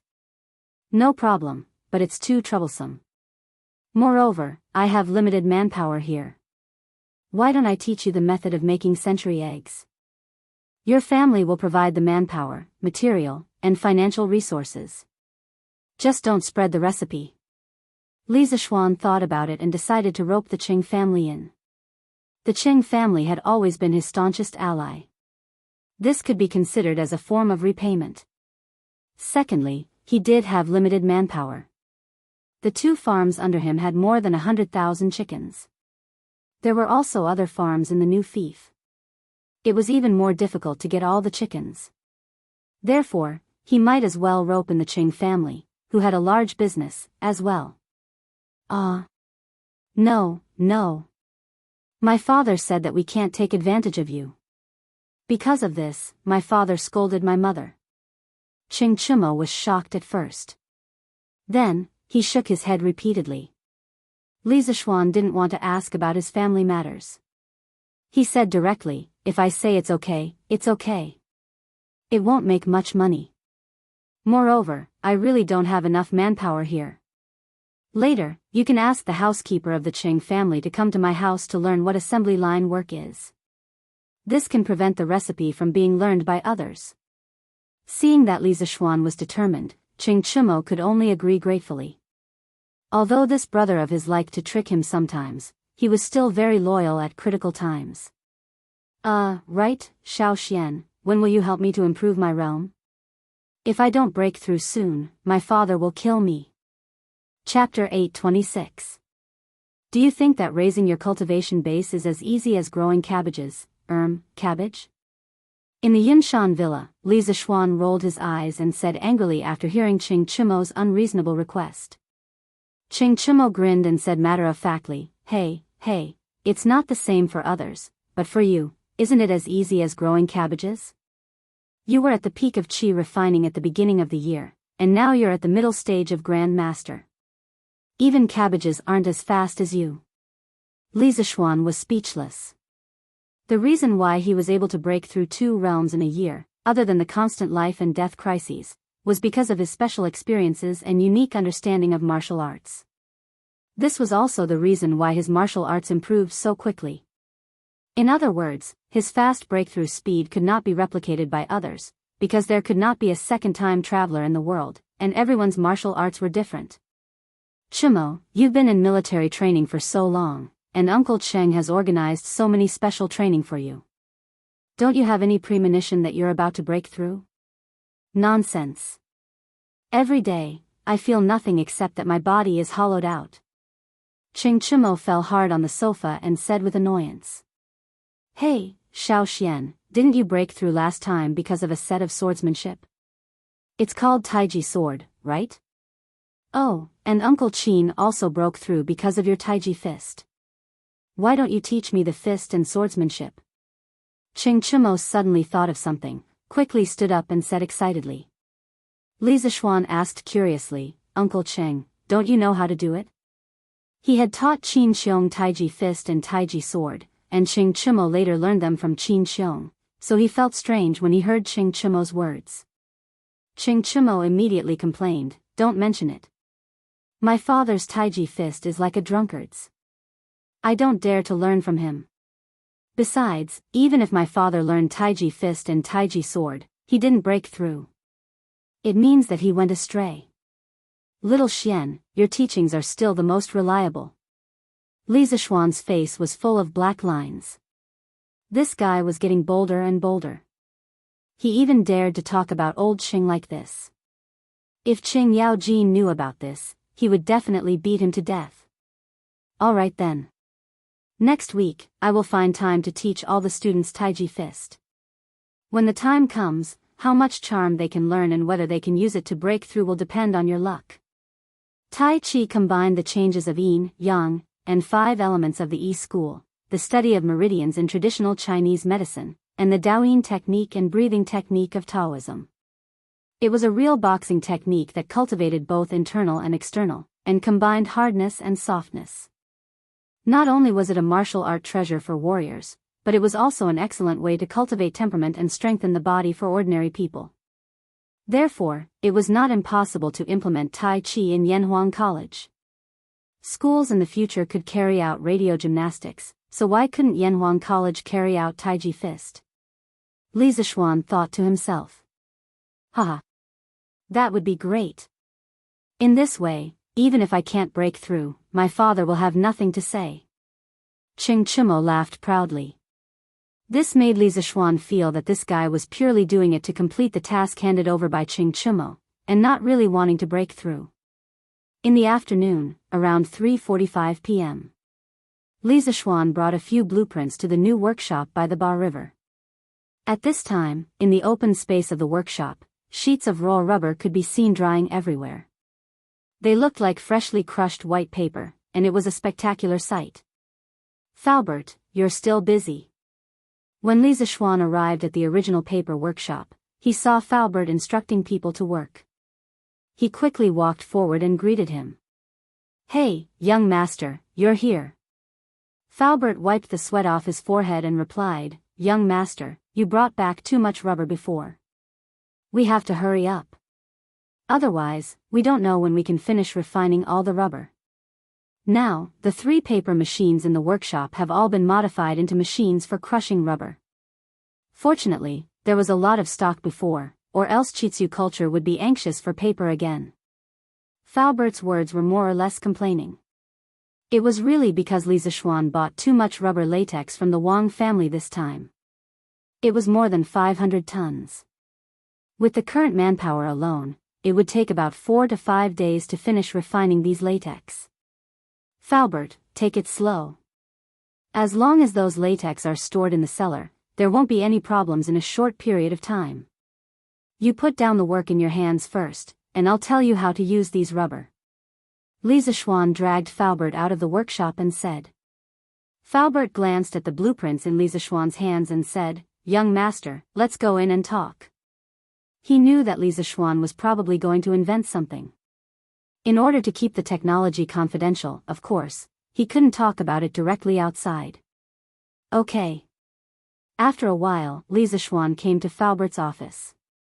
He walked to the table, spread out the blueprints, and began to explain directly, Falbert, I told you before that rubber is a very plastic material.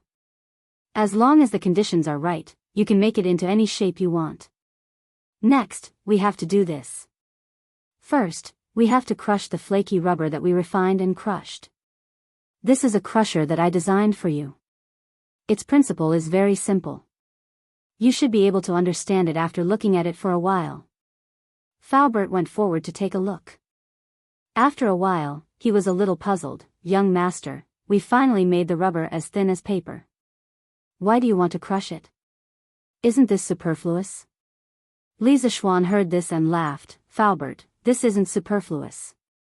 In the beginning, we crushed the rubber into thin paper mainly to dry the water in it as soon as possible. Now, we're crushing it into powder to make it easier to heat up later and then form it. Look, this is a high-temperature steam generator that I designed. When the time comes, you put the crushed rubber into it and heat it up with a fire below. Then, the water inside will start to heat up. The heat will cause the rubber powder to melt. Then, pour it into the mold. After cooling, the rubber will become the shape you want. This was the first time that Faubert heard about the molding process of rubber. He couldn't help but listen with great interest. This rubber is so magical. I wonder what kind of rubber you want, young master. Lisa Schwan chuckled and took out 2 blueprints from his sleeve. He said, after all, this is the first time that the workshop is using rubber to make products. Let's do something simple first. Faubert, get someone to make the mold according to this blueprint. When it's done, send it directly to Yunshan. Faubert couldn't help but go forward to take a look. He couldn't help but frown when he saw that there was only a big circle and a big ball drawn on it. What the hell is this? What use can it be? Young master, this. Chapter 827.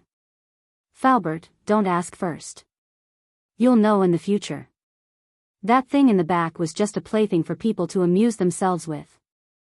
The things at the front are more useful, but it's hard to tell now. We need to build something to carry it.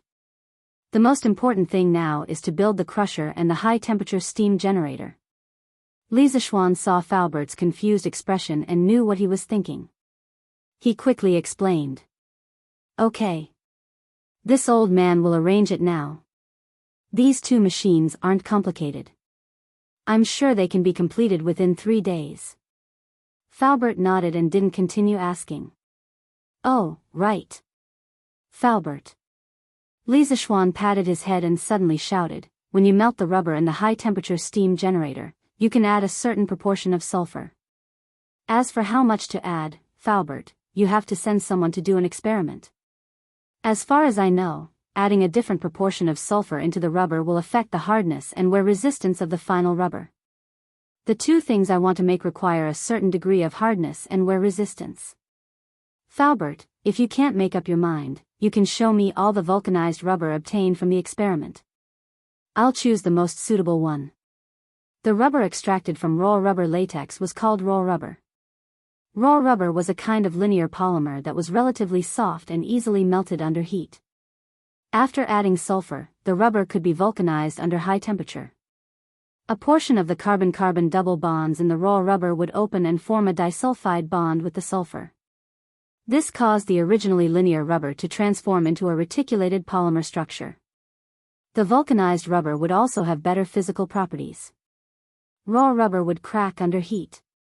Its mechanical properties were poor, its wear resistance was weak, and its texture was soft.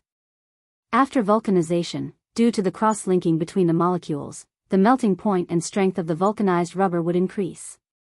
Vulcanization of rubber was an indispensable step in the modern rubber manufacturing process. Vulcanized rubber was used in many industrial products, such as tires.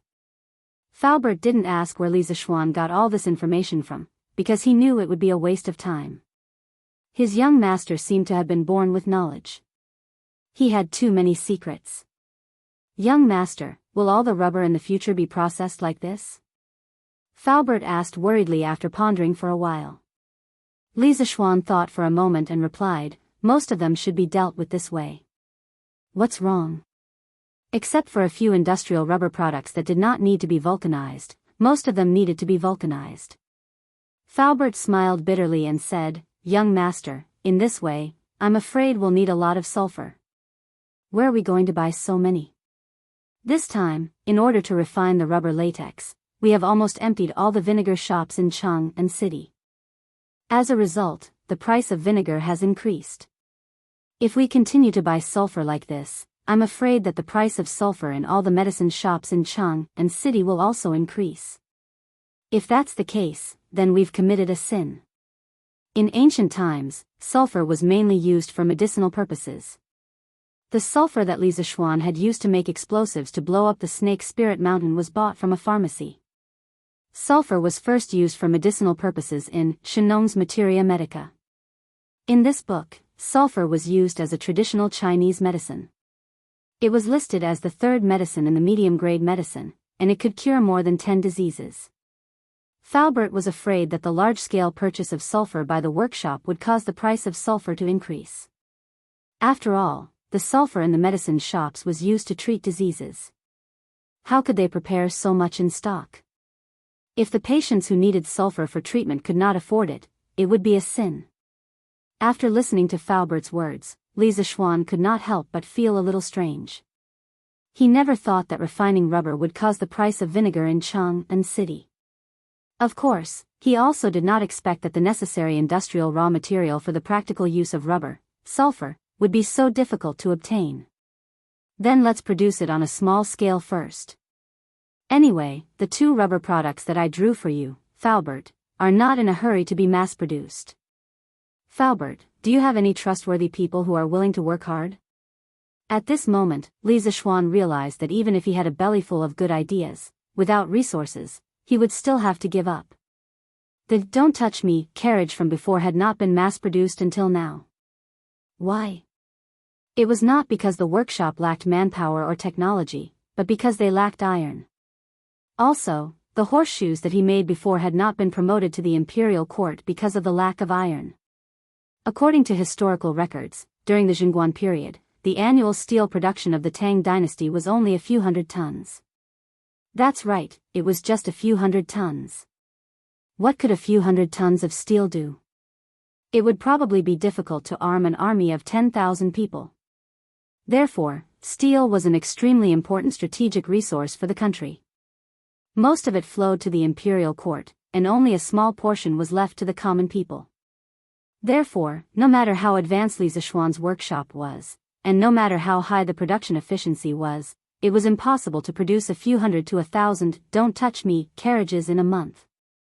In the end, it was because he did not have a mine. Li Zishuan thought helplessly. "Young master, what are you planning to do?" Falbert asked with a strange expression. "Look for ores, mine ores," Li Zishuan said fiercely. In his previous life, he was a poor loser. In this life, he was a rich second generation.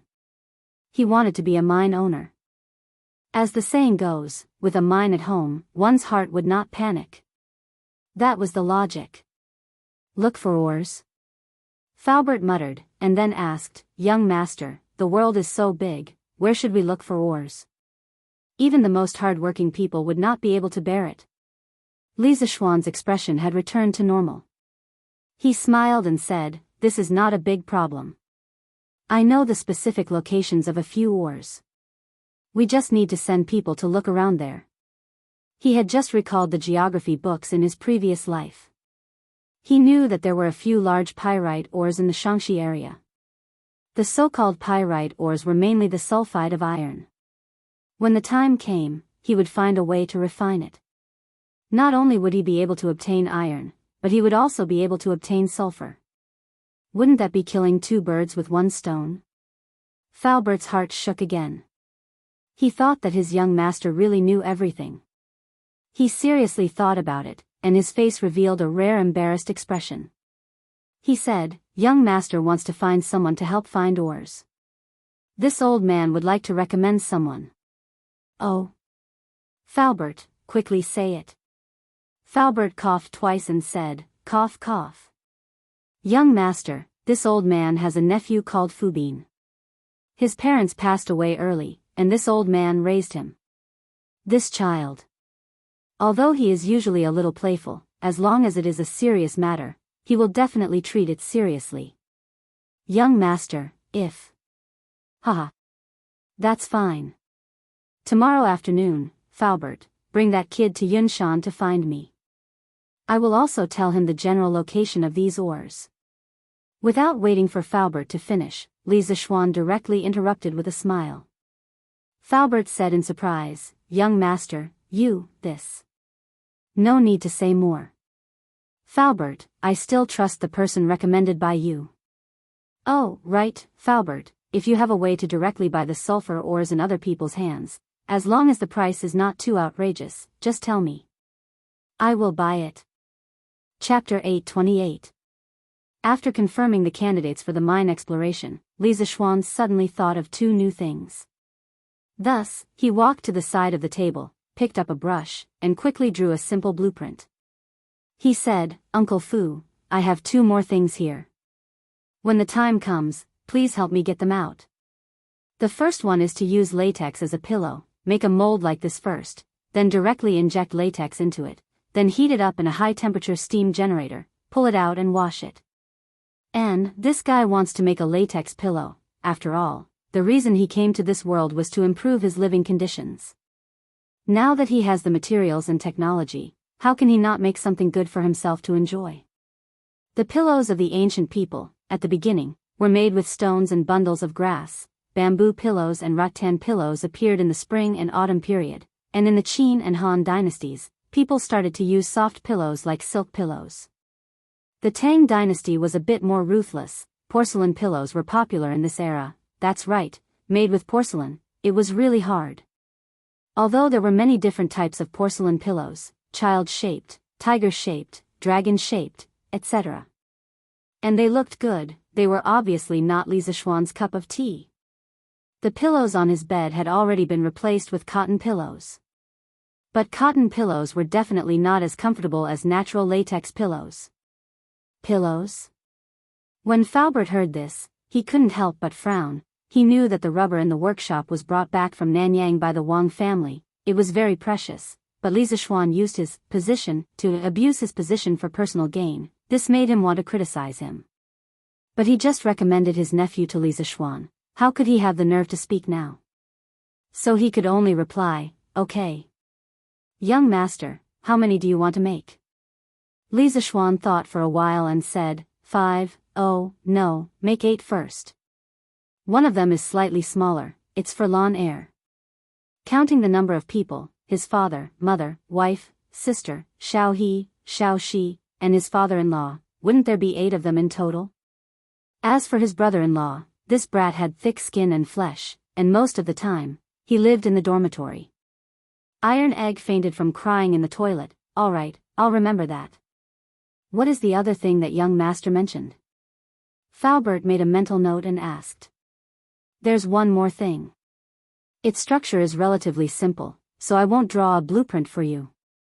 Do you still remember the thin tube I used for Uncle Qin's blood transfusion? This time, I want to use rubber to make a batch of these thin tubes in case of emergency. There were many uses for rubber. In Li Zixuan's future industrial empire, rubber was absolutely indispensable.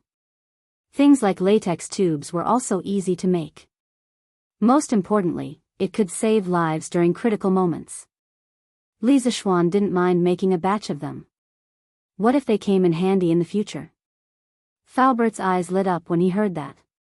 Young master, if this rubber is really as soft and elastic as you said, then it's very suitable to be used as a blood transfusion tube. Heh, of course. These were all experiences from his previous life. When he returned home from the workshop, he was informed by his parents that someone from the palace had sent a message for him to attend the court meeting the next day.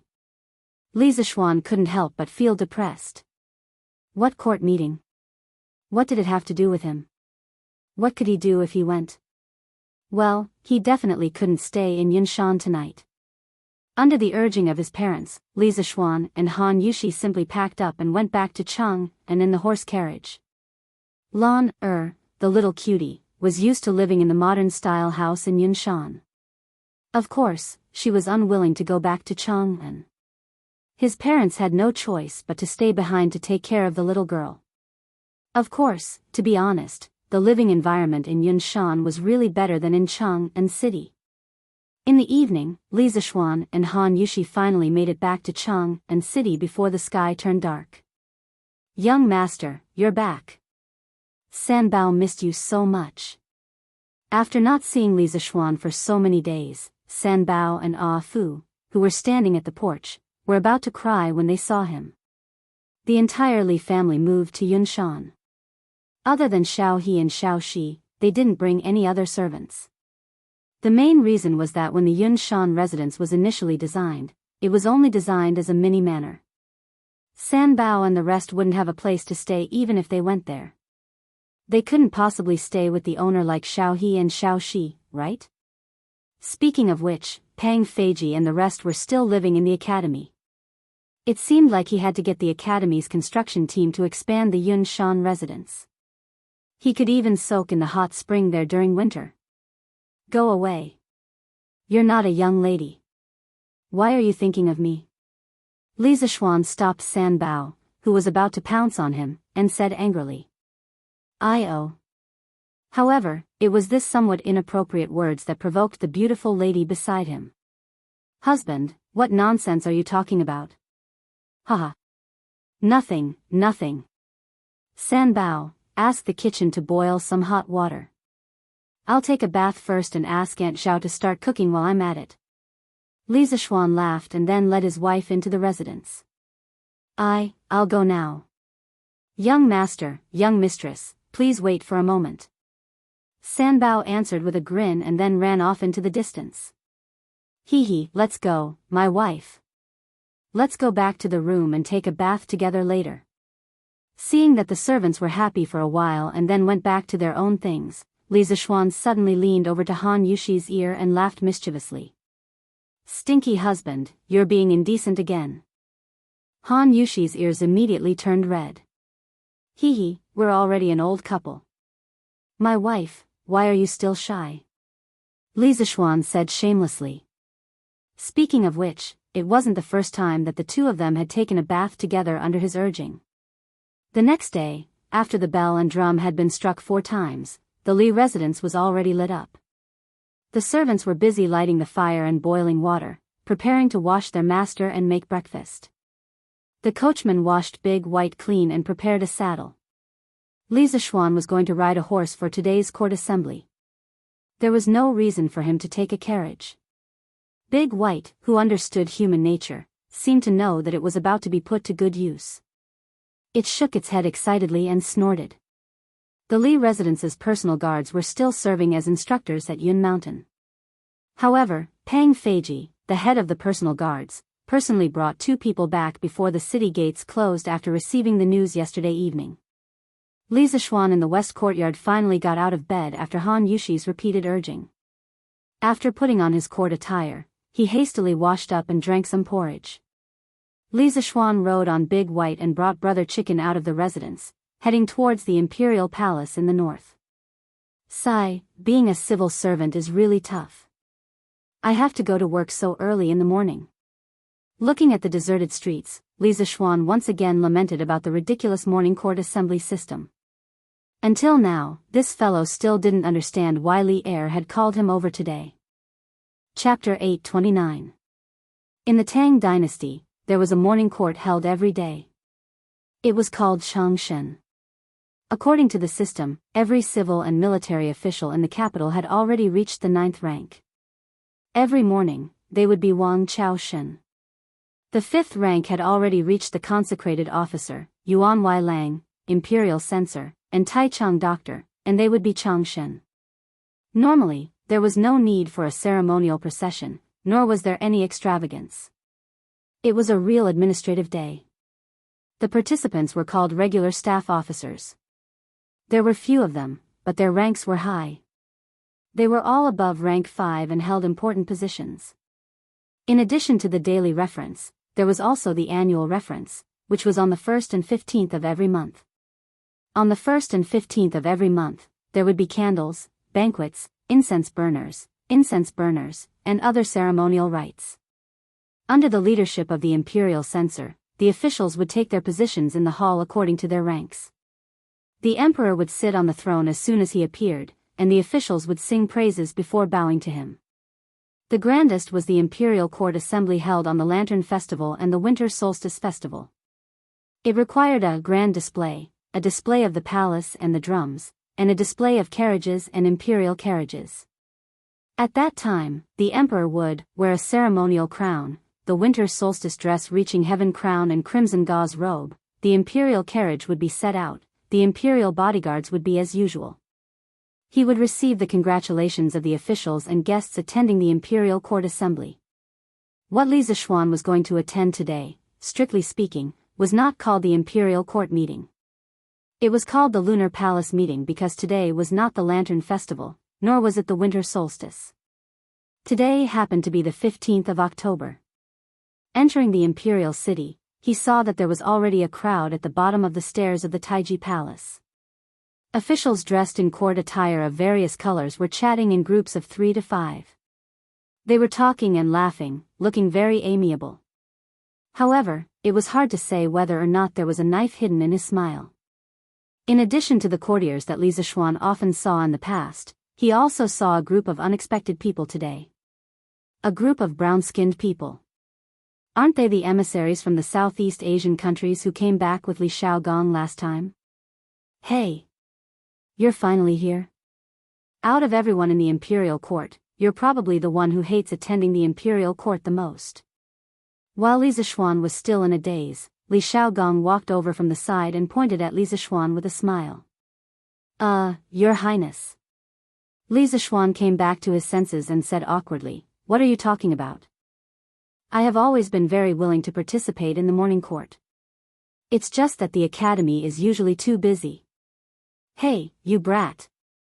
Li Xiaogong said with a faint smile, "Do you think this king doesn't know you? Before you say that, you better wipe the boogers off the corners of your eyes before you speak."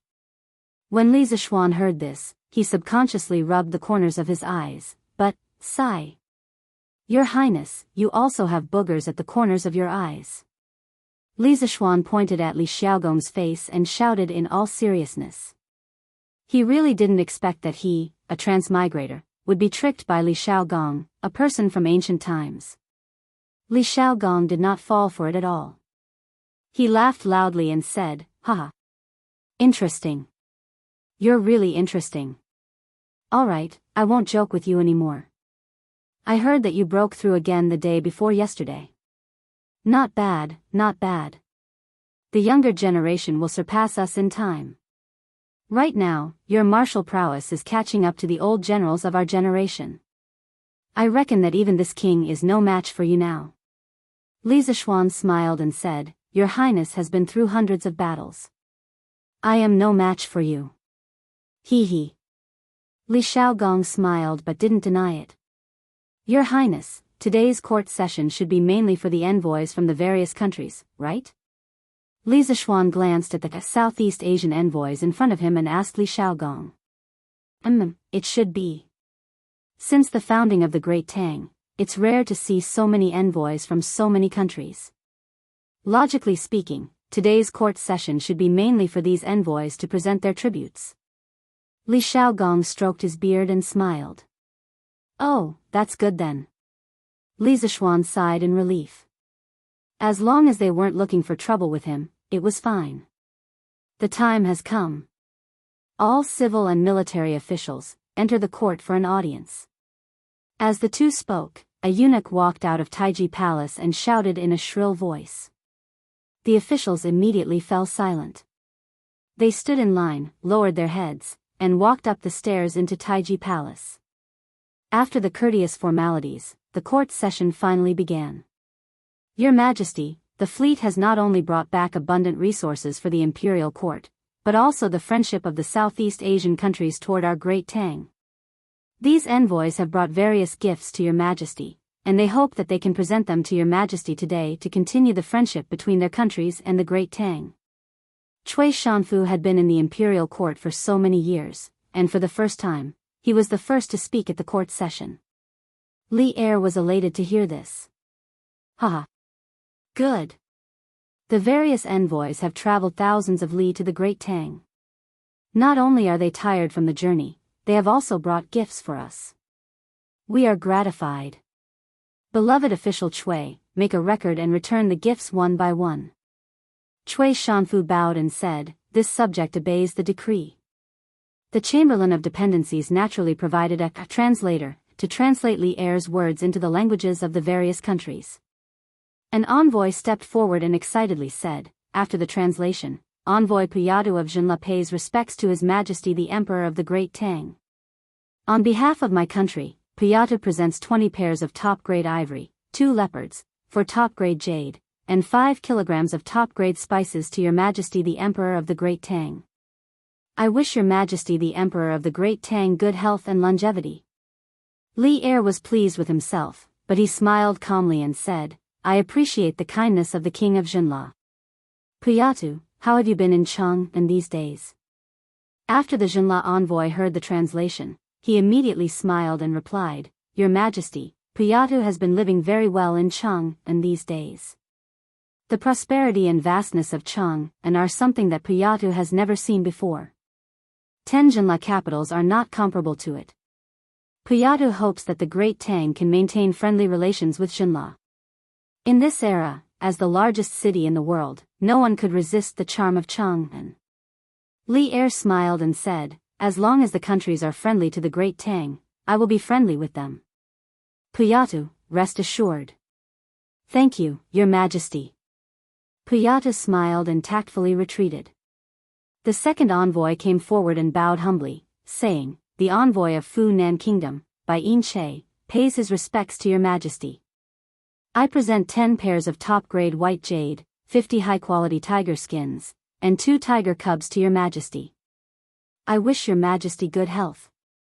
The envoy of Piao Kingdom, by Wei, pays his respects to Your Majesty. In this way, the 32 envoys from the small Nanyang countries who came back with Li Shaogong came forward one by one to present their gifts to Li Er.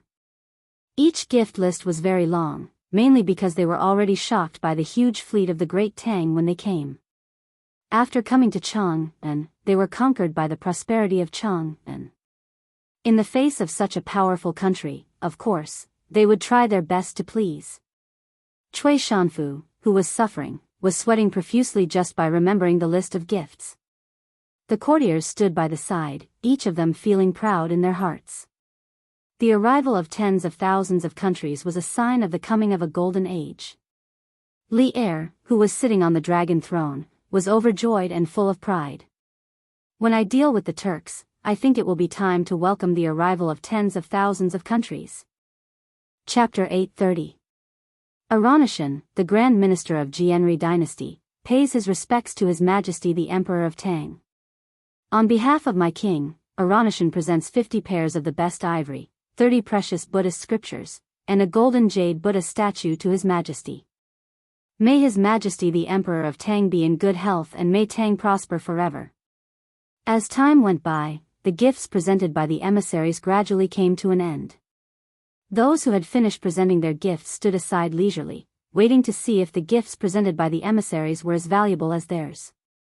For a moment, their faces alternated between joy and annoyance. It was a wonderful sight. What surprised many people was that the last person to present the gifts turned out to be the Prime Minister of a country. Other countries had sent emissaries. What was this Jianri dynasty up to? They had even sent the Prime Minister of a country.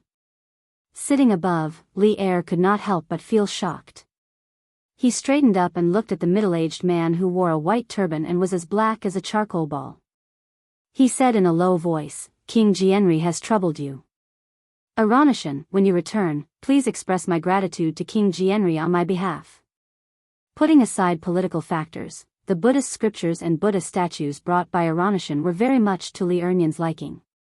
When Li Ernyan was young, he had formed an indissoluble bond with Buddhism because of his physical condition. Moreover, starting from Li Yuan, the entire Li family respected Buddhism very much. Of course, the Li family also respected Taoism very much. This family believed in both Buddhism and Taoism.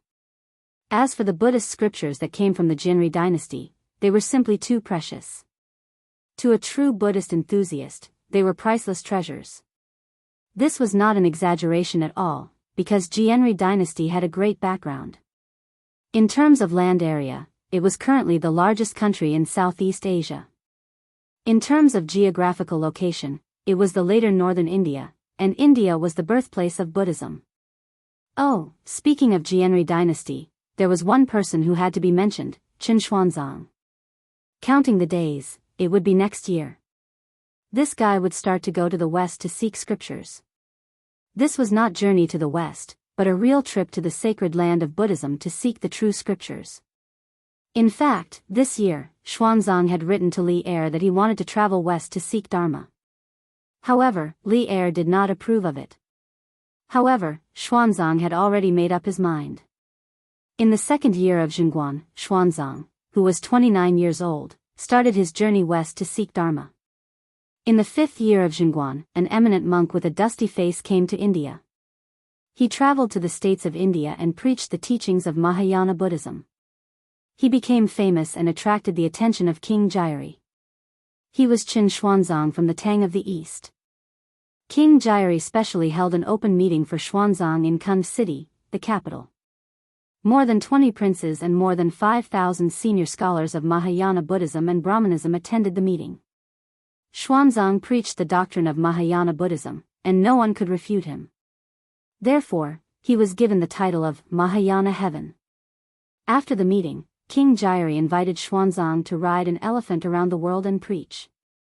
For a time, the China fever in India started. In fact, it was also an opportunity to unify the doctrines of Buddhism and eliminate disputes. Thank you, Your Majesty. Aluo will definitely convey His Majesty's goodwill to my king. In addition, my king has entrusted you with a task, and I hope Your Majesty can agree to it. Aluo Nazhan bowed to Li Er and said with a smile. After hearing the translation from the translator of Honglu Temple, Li Er raised his eyebrows and said, "Please speak." Aluo Nazhan pursed his lips. Under the gaze of everyone in the hall, he slowly explained the purpose of his visit. Your Majesty, my king admires the culture of the Tang Empire very much and is willing to build a good relationship with the Tang Empire for 100 years. I heard that Your Majesty has a virtuous princess, so my king sent me to propose a marriage to Your Majesty to build a friendship between the two countries. Silence. As soon as the translator of Honglu Temple translated Aluo Nashuan's words, the hall immediately fell into silence. The officials and envoys in the hall were all shocked. It was clear that they had not expected this. Li Qingxian, who was standing in front of the officials, was stunned for a moment and suddenly became anxious. No. There was one person who was faster than Li Qingxian, and that was Li Zishuan. This fellow was originally taking advantage of the time when the envoys were paying tribute and was secretly sleeping with his eyes closed.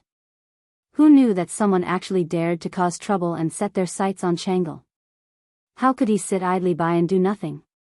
God had mercy on him. Chang'e was only a 7 or 8-year-old girl. Although he did not know much about the bullshit King Jairi, he should be at least 30 or 40 years old. Bah, even if they were close in age, Li Zishuan did not want the princess of the Tang Empire to marry a foreigner. Marquis Yong, don't be rude. In front of the envoys, don't be impulsive and ruin the friendship between the Tang Empire and the other countries. Cui Shanfu rolled his eyes and immediately jumped out and said in a sarcastic tone. Impulsive your mother. Get out of this marquis's way. For some reason, Li Zishuan, who had never lost his composure in court, felt a ball of fire burning in his heart at this moment. When he saw that Cui Shanfu still didn't forget to dig a hole for him to jump into, Li Zishuan was instantly enraged. He slapped Cui Shanfu to the side, and before that old thing could complain, he fiercely looked at the translator of the Chamberlain of Dependency standing to the side and said, "You are not allowed to translate what this marquis is about to say, or else you will be betraying the Great Tang. Do you understand?" Li Zishuan had been made a marquis at a young age and was skilled in both the pen and the sword. He was extremely famous in Chang'an. When the interpreter saw that Li Zishuan looked like he was about to eat someone, he did not dare to refuse and nodded his head like a chicken pecking at rice.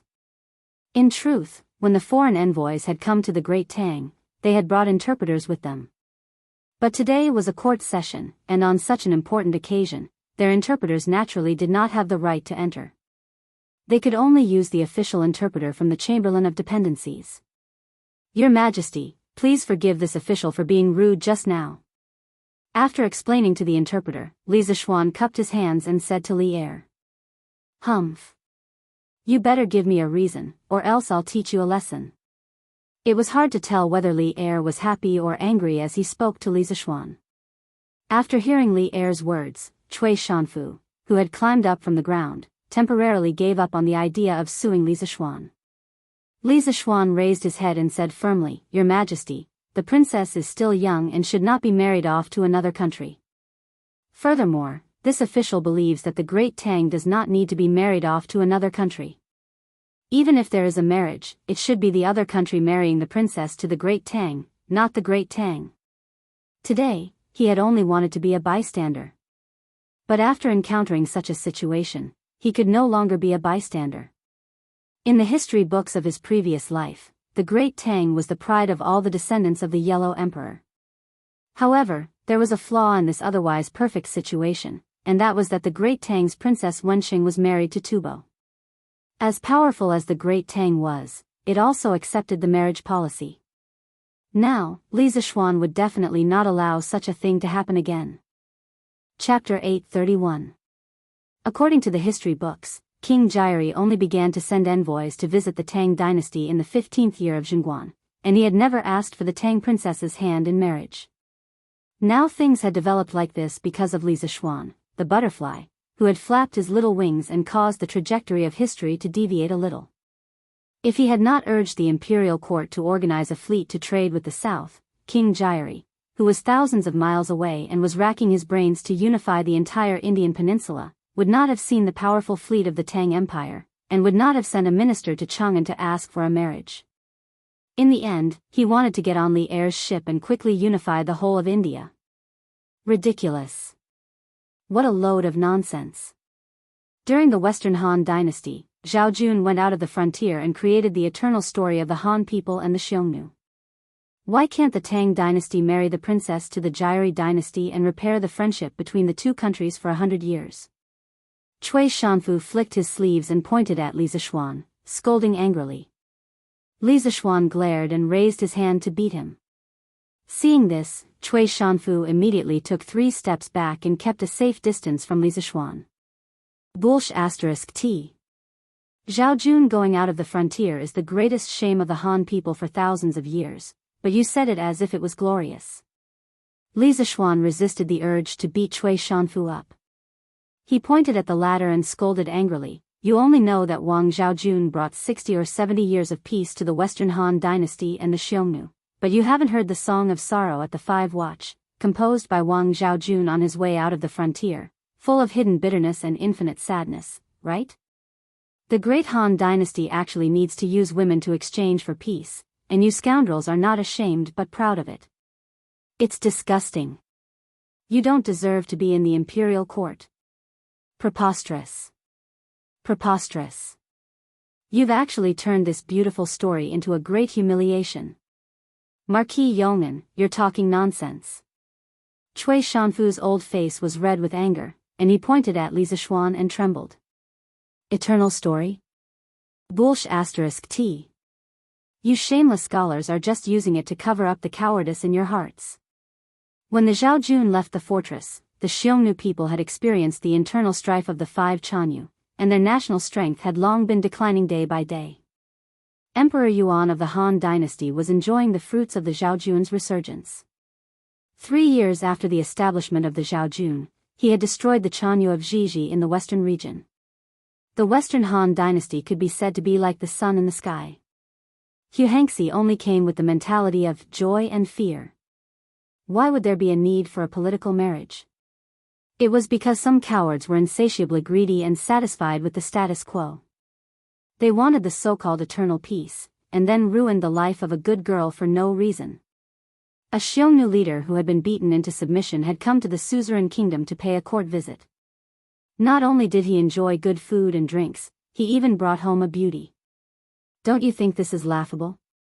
That was fine. What was even worse was that after Hu Hengxi passed away, Lady Zhao went to court and became the emperor.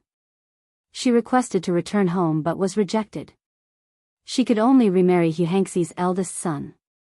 In the end, she lost all will to live and died by poison. The swords of the Han people are not used against foreign enemies, but they are used against the women of their own country. Don't you feel ashamed? Furthermore, did the Han people manage to achieve peace through marriage? During the rebellion of the 8 princes of the Western Jin dynasty, the Xiongnu, Xinbei, Jia, Chang, and Di tribes took advantage of the chaos to rebel against the Jin dynasty. The Han people were almost wiped out by the foreign tribes. Reality proved that a wolf will always be a wolf and will never become a loyal dog. It is because there are many people like you that there is such a so-called eternal story to deceive the people and fool the world. Li Zishuan's eyes were red and he was crying tears of blood as he complained to Cui Shanfu angrily. The eternal story that had been glossed over for hundreds of years was exposed by Li Zishuan, revealing the bloody scars of history. All the officials in the hall were silent. Even the righteous defender Wei Zheng, who always liked to nitpick, did not say anything. Instead, he had a thoughtful look on his face. Unlike the end of the Ming dynasty and the Manchurian Qing dynasty, most of the officials in this era had strong ethnic feelings.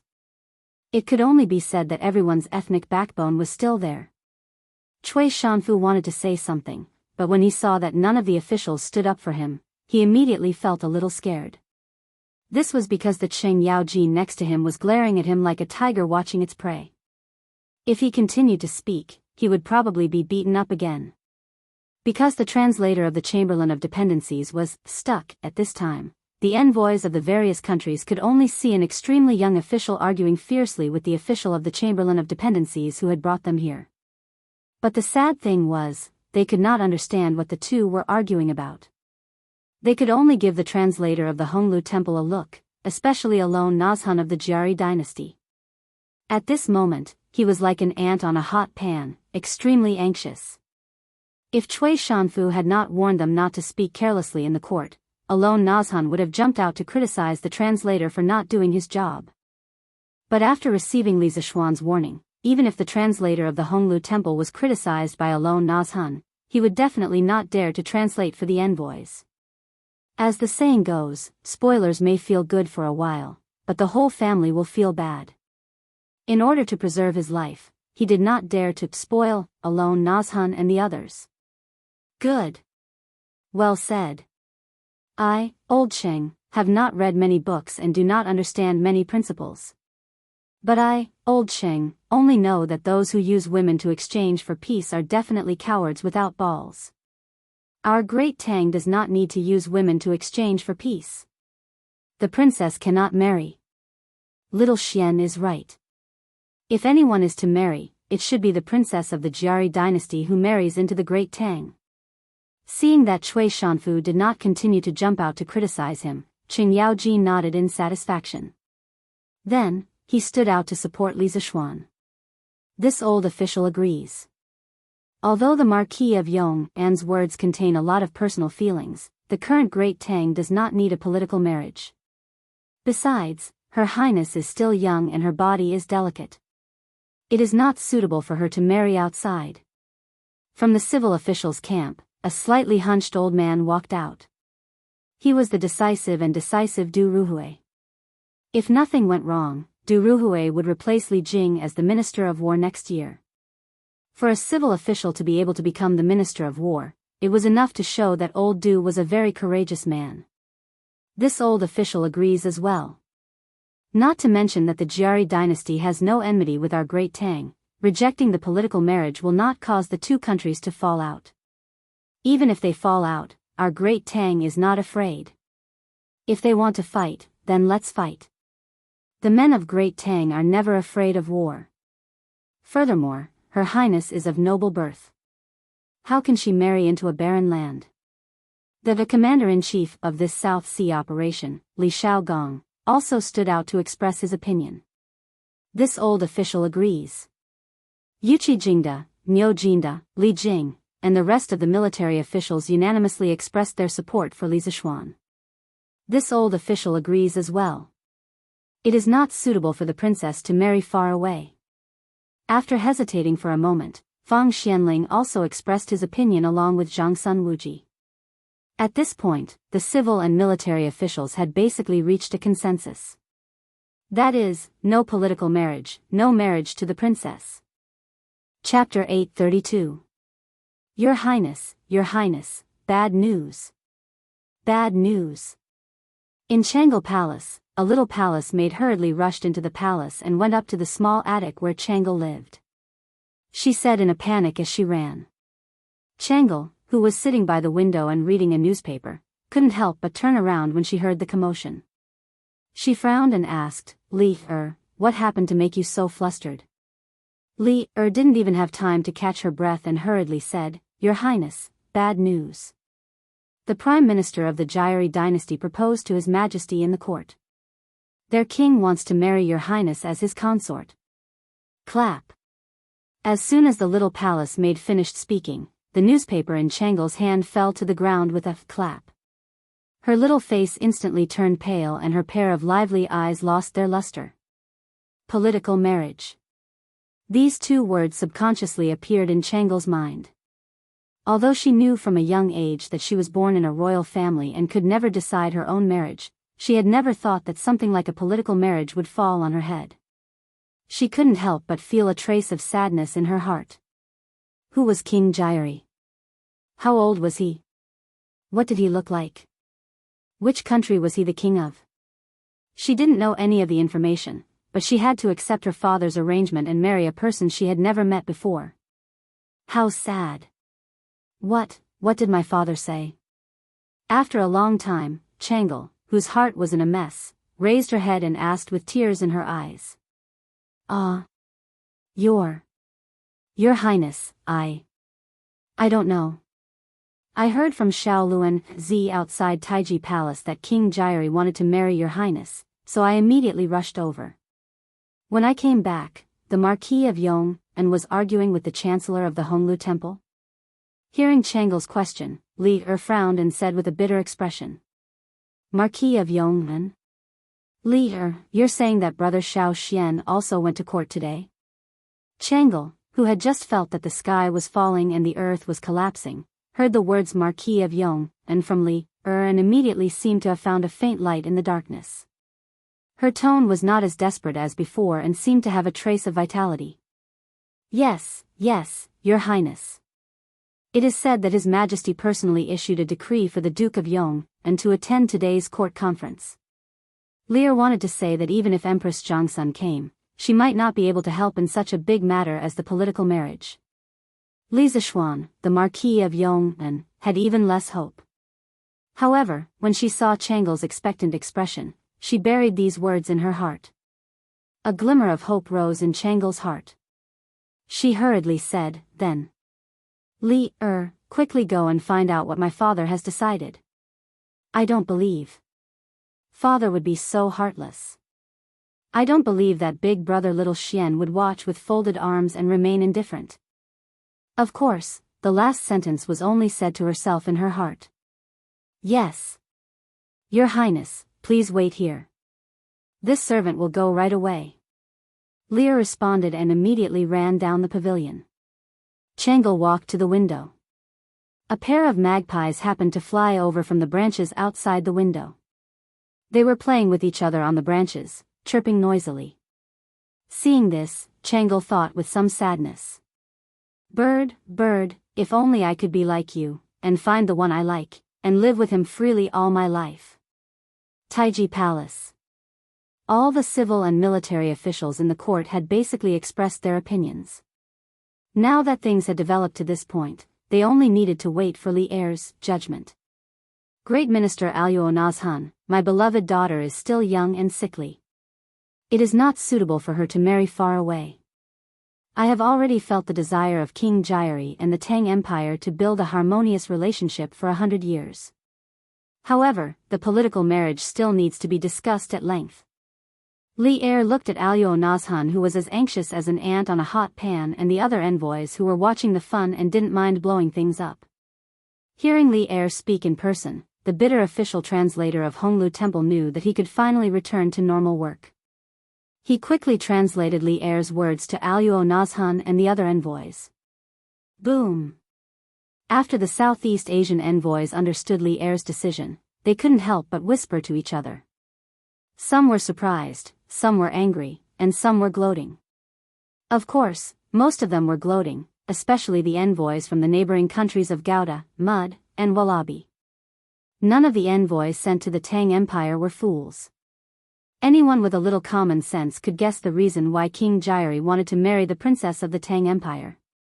If King Gyari really got his way, then the small countries around the Gyari dynasty would be in danger of being wiped out at any time. Therefore, when they heard that Li Er had rejected Aluonashuan's request, they heaved a sigh of relief and couldn't help but feel happy. Your Majesty, if Princess Changel's body is inconvenient, the other princesses can do it. My king is very sincere in building a harmonious relationship with the Tang Empire. Aluonashuan's face was red. He paused for a moment and still spoke unwillingly. This old bastard, is there no end to it? At the side, Li Zishuan couldn't help but frown. If it weren't for the fact that this was not the right place, he really wanted to beat this guy up and then throw him out. We have said that the matter of the marriage alliance will be discussed at a later time. Aluonashun, if there is nothing else, please take your leave. Li Er frowned. To be honest, he was also a little irritated at the moment. This. Yes, thank you, Your Majesty. Aluonashun was the prime minister of a country. Although the translator of the Chamberlain of Dependencies had translated Li Er's words very smoothly and naturally, he could still hear the displeasure in Li Er's words. Therefore, he decisively retreated to the side and no longer spoke. After all, he had only come to propose marriage, not to make enemies. Moreover, the Tang Empire was a colossus. Their Gyari dynasty couldn't afford to make enemies with it. Good. We are very pleased with the gifts that the envoys have brought us. Apart from the marriage alliance, if you have any other requests for the Tang Empire, you can speak freely here. After discussing with the officials of the court, we will take appropriate measures to resolve them. Li Er nodded and said to the envoys of the 32 countries of Nanyang with a smile. He had just rejected Aluonashuan's proposal, and now it was time to give some benefits. As the saying goes, give a slap and give a sweet date. As the monarch of the Celestial Empire, he still had to have this demeanor. After understanding the meaning of old Li's words, the envoys looked at each other, not understanding how sincere Li Er's words were. While the envoys were hesitating, a brown-skinned short man walked out and slightly cupped his hands to Li Er. Envoys of the Lini Kingdom reporting to His Majesty the Emperor of the Tang Empire, our monarch hopes to exchange trade and goods with the Tang Empire. The Tang Empire has vast territory and abundant resources, and its army is good at war. Our monarch also hopes that His Majesty the Emperor of the Tang Empire can send troops to ensure the safety of the sea route. We hope that His Majesty the Emperor of the Tang Empire can reconsider. Chapter 833. Your Highness, good news. In Changle Palace, Li Er, who had just run out to scout for news, ran back. Unlike before, the little palace maid's face was brimming with an excited smile as she shouted while running. Changle had already come down from the attic. How could she still have the mood to quietly read the newspaper upstairs at such a crucial moment? Hearing Li Er's voice outside, she couldn't help but feel happy. She hurriedly stood up and looked towards the door. Your Highness, there's good news. His Majesty didn't agree to the Prime Minister's request for marriage. Your Highness doesn't have to marry to another country. In the blink of an eye, Li Er ran in and said to Changle with a grin.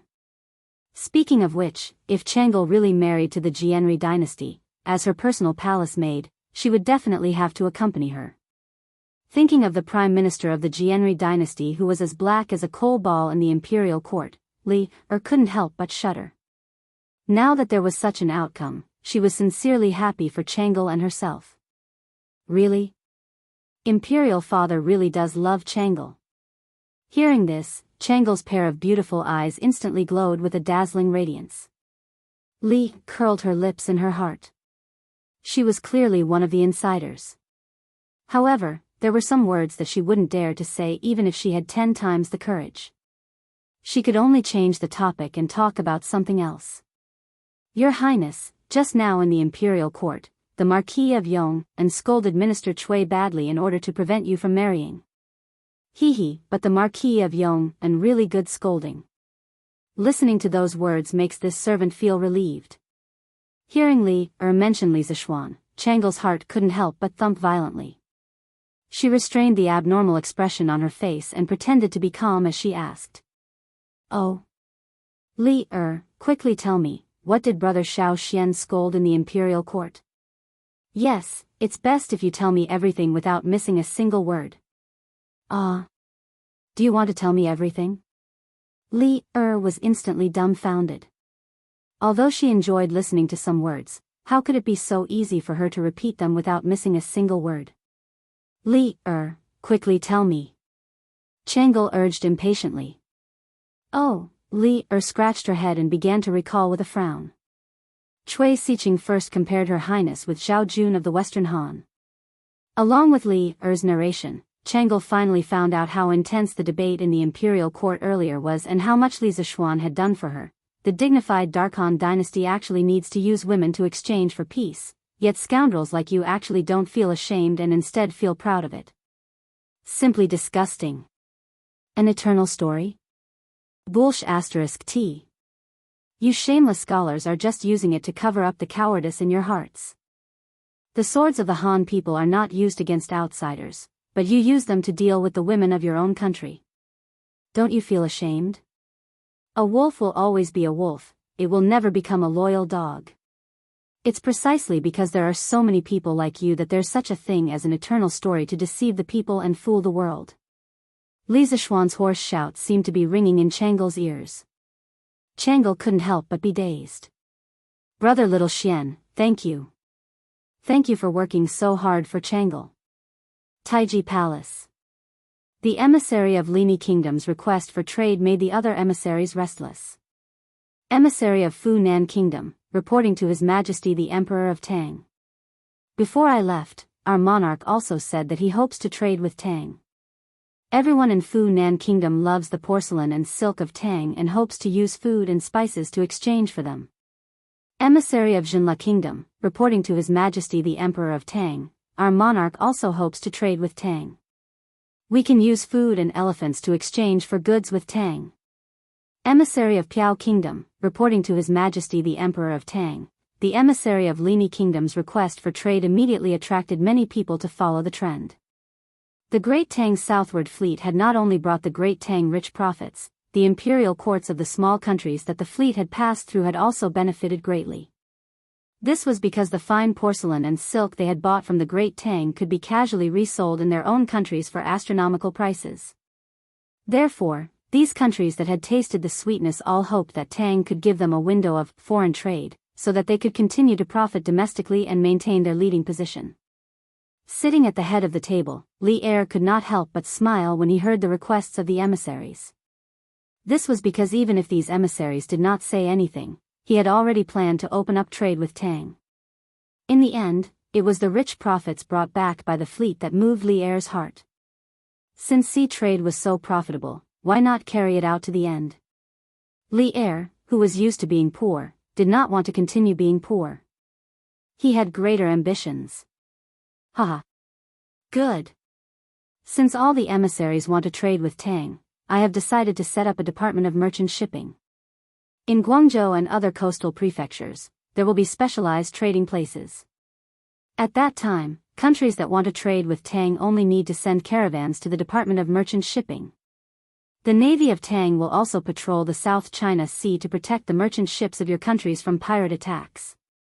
Li Er laughed heartily and revealed the plan that had been brewing in his heart for a long time. The Department of Merchant Shipping was originally a government organization set up in the ports of China during the Song, Yuan, and Ming dynasties to manage sea trade. To think that it would be brought forward 300 to 400 years in advance. This was truly an epoch-making matter. According to historical records, during the Tang Xuanzong era, there was already an emissary of merchant shipping in Guangzhou. Usually, the position was held by eunuchs. It was the predecessor of the Department of Merchant Shipping. Li Er had taken a step further and completed the work that his great-grandson wanted to do. Furthermore, he had done it even more thoroughly and directly set up the Department of Merchant Shipping. The Ming and Qing dynasties had repeatedly banned sea trade, and the one that was banned and abolished was the Department of Merchant Shipping. Thank you, Your Majesty. After hearing Li Er's decision, the envoys all excitedly saluted Li Er with a babble. Li Er chuckled and said, Haha. Emissaries, please go and rest first. We will set up a banquet to welcome you later. Official Cui? Cui Shanfu quivered and hurriedly stepped forward. This old official is here. Li Er glanced at him indifferently, and a cold light flashed in his eyes. He ordered, bring the emissaries to the side hall to rest first. Treat them well, understand? Actually, Li Er was very unhappy with Cui Shanfu because this old man had just compared his most beloved daughter to Wang Zhaojun and wanted to use this opportunity to marry Wang Zhaojun to another country. It would be strange if he was happy in his heart. If there was a good opportunity, he really didn't mind killing Cui Shanfu. This old official obeys the decree. Cui Shanfu didn't notice the cold light that flashed in Li Er's eyes and bowed with a businesslike attitude. Chapter 834. We wish to establish a left and right commissioner in the Bureau of Shipping to coordinate the maritime trade of the Great Tang. This position will be placed under the Ministry of Civil Affairs, but it will not be under its jurisdiction. If there is a problem, it will have to report directly to us and will have the authority to act first and report later. In Taiji Palace, after Cui Shanfu led the emissaries of the 32 Nanyang countries to a side hall to rest, Li Er looked down at the officials and asked, "The left and right commissioner of the Bureau of Shipping?" The officials couldn't help but look at each other in dismay. This emperor was truly too domineering. Earlier, he had announced that he wanted to establish the Bureau of Shipping without discussing it with them, and now he was directly informing them of the personnel structure of the Bureau. He was simply too domineering. But some people began to think. The imperial court had sent a large fleet south to trade, and the enormous profits it had made everyone understand just how vast the wealth of the sea was. If it was as Li Er said, the commissioner of the Bureau of Shipping would have far too much authority, and at the same time, the profits from this position would be astonishing. It was clear that this was a lucrative job. Your Majesty, the commissioner of the Bureau of Shipping is of great importance, and tens of thousands of dollars will be handled every day. Forgive this old subject for speaking bluntly, but this position is extremely prone to corruption. If Your Majesty really does decide to establish the Bureau of Shipping, this old subject hopes that Your Majesty will be extremely cautious in choosing the commissioner. It would be best if Your Majesty could choose someone with both ability and integrity. This will ensure that the Bureau of Shipping operates normally and also increase the revenue of the Great Tang's treasury. Fang Xianling glanced at the buzzing officials behind him, then stepped forward and clasped his hands to Li Er. To be able to say these words was proof that old Fang was truly devoted to the country and had no selfish motives. For the sake of the country, he was even willing to offend despicable people. Li Zishuan couldn't help but nod when he heard old Fang's words. The Bureau of Shipping was in charge of the entire country's maritime trade, and it was similar to modern customs. Just the taxes alone could bring in thousands of strings of silver every day. This was not an exaggeration at all, especially in this era when maritime trade had just begun. The imperial court had a monopoly on all maritime trade, and the Bureau of Shipping was even more profitable than a bank. And for Li Er to give the commissioner of the Bureau of Shipping so much power was simply a hotbed for corruption. Throughout the two dynasties of the Ming and Qing dynasties, the collusion with the local tyrants, corruption were simply too numerous to enumerate. Who knew how many coastal tycoons were created, and some of them were so rich that they could rival a country. These people were all parasites of the country because they earned money that originally belonged to the country. Minister Fang is right. We will carefully consider the candidates for the Ministry of Shipping. I wonder if Minister Fang has any suitable candidates in mind? Li Er narrowed his eyes and asked Fang Xianling kindly.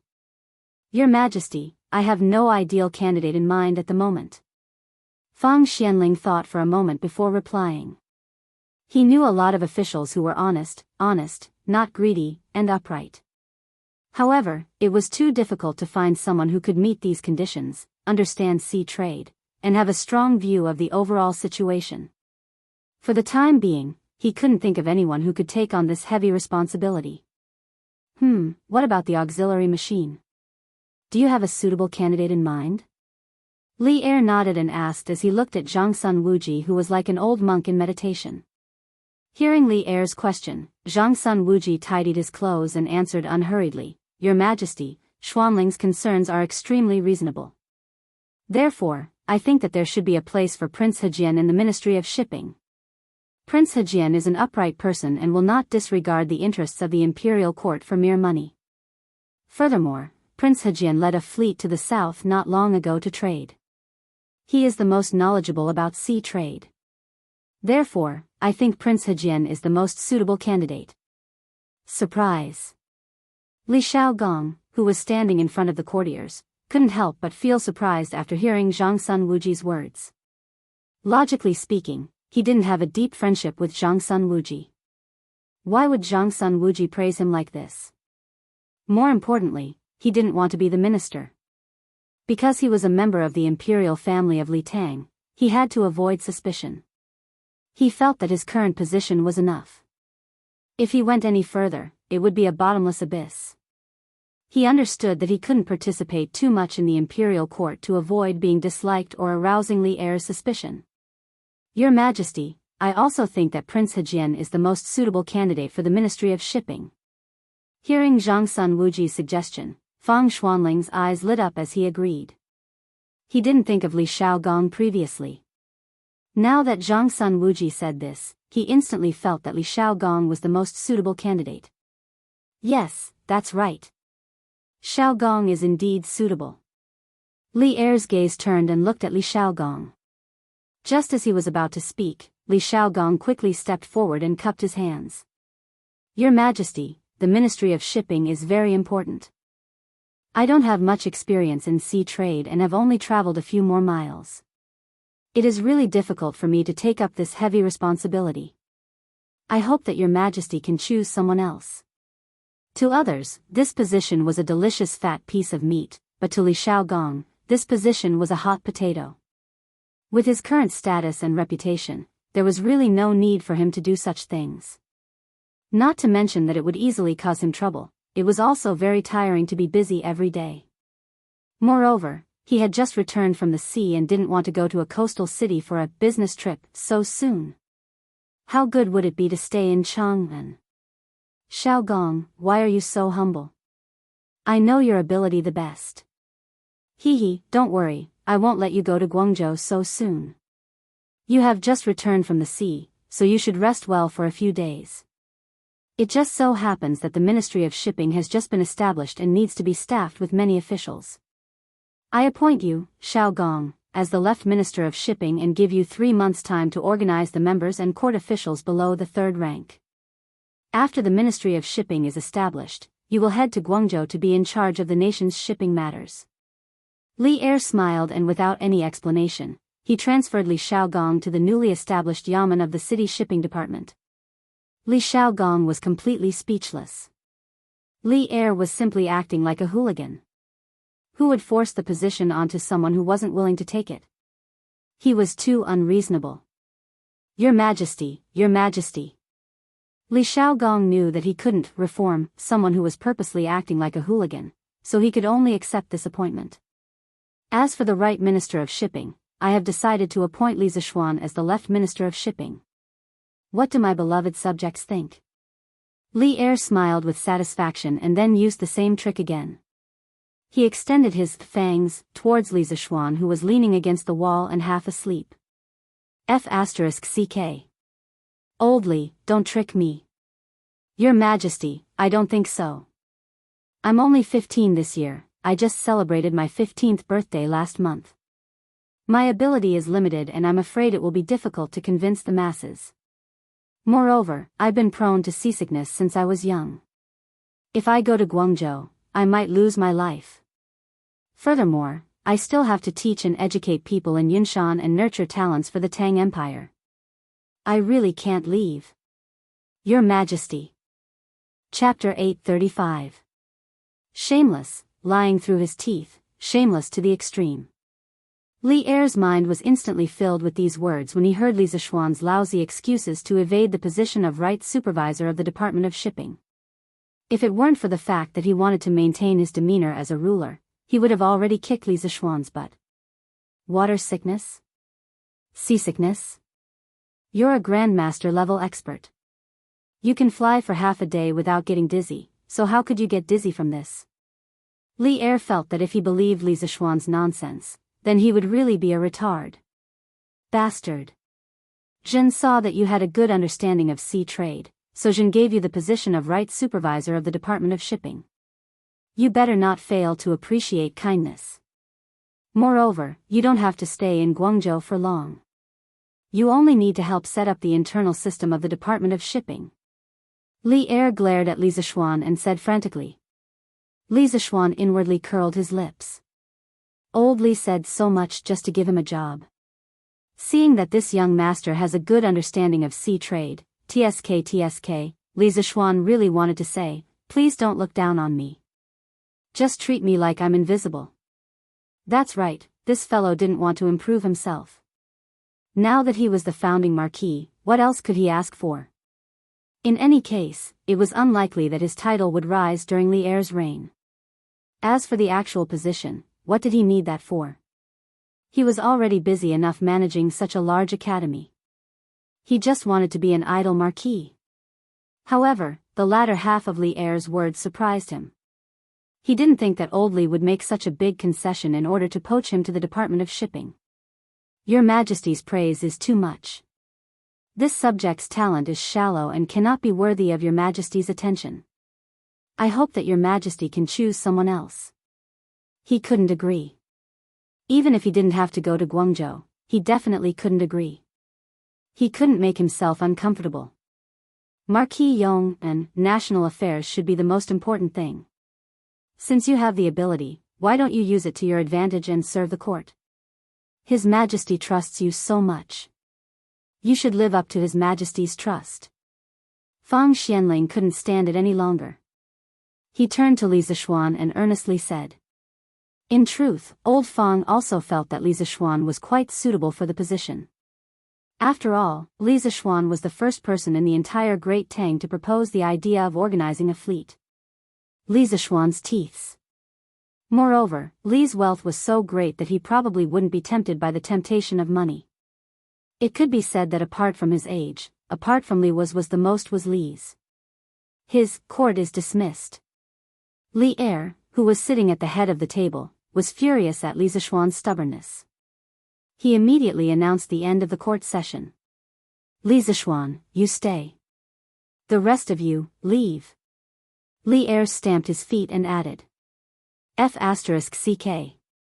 What's the meaning of this? I'm going to be done for. Li Zishuan was dumbfounded. He could act shamelessly in the court as long as Li Er didn't catch him red-handed. That was because Li Er had to take care of Junyi. But now, Old Li didn't play by the rules and wanted to have a one-on-one talk with him. Wouldn't he be done for? Seeing this, the officials all cast a sympathetic and pitiful look at Li Zishuan. Then, they turned around and left the hall with smiles on their faces. Xiao Xian, in my opinion, you should obey my imperial father. Otherwise, when imperial father gets angry. AI, forget it. You're on your own. When Li Qingxian passed by Li Zishuan's location, he whispered something to him before leaving without a word. Obey your imperial father? Obey your sister. Hearing such ambiguous words, Li Zishuan felt his chrysanthemum tighten. He really wanted to grab Li Qingxian back and ask him what he meant. Could they still have a proper conversation? This fellow was still thinking about such messy things at such an important time.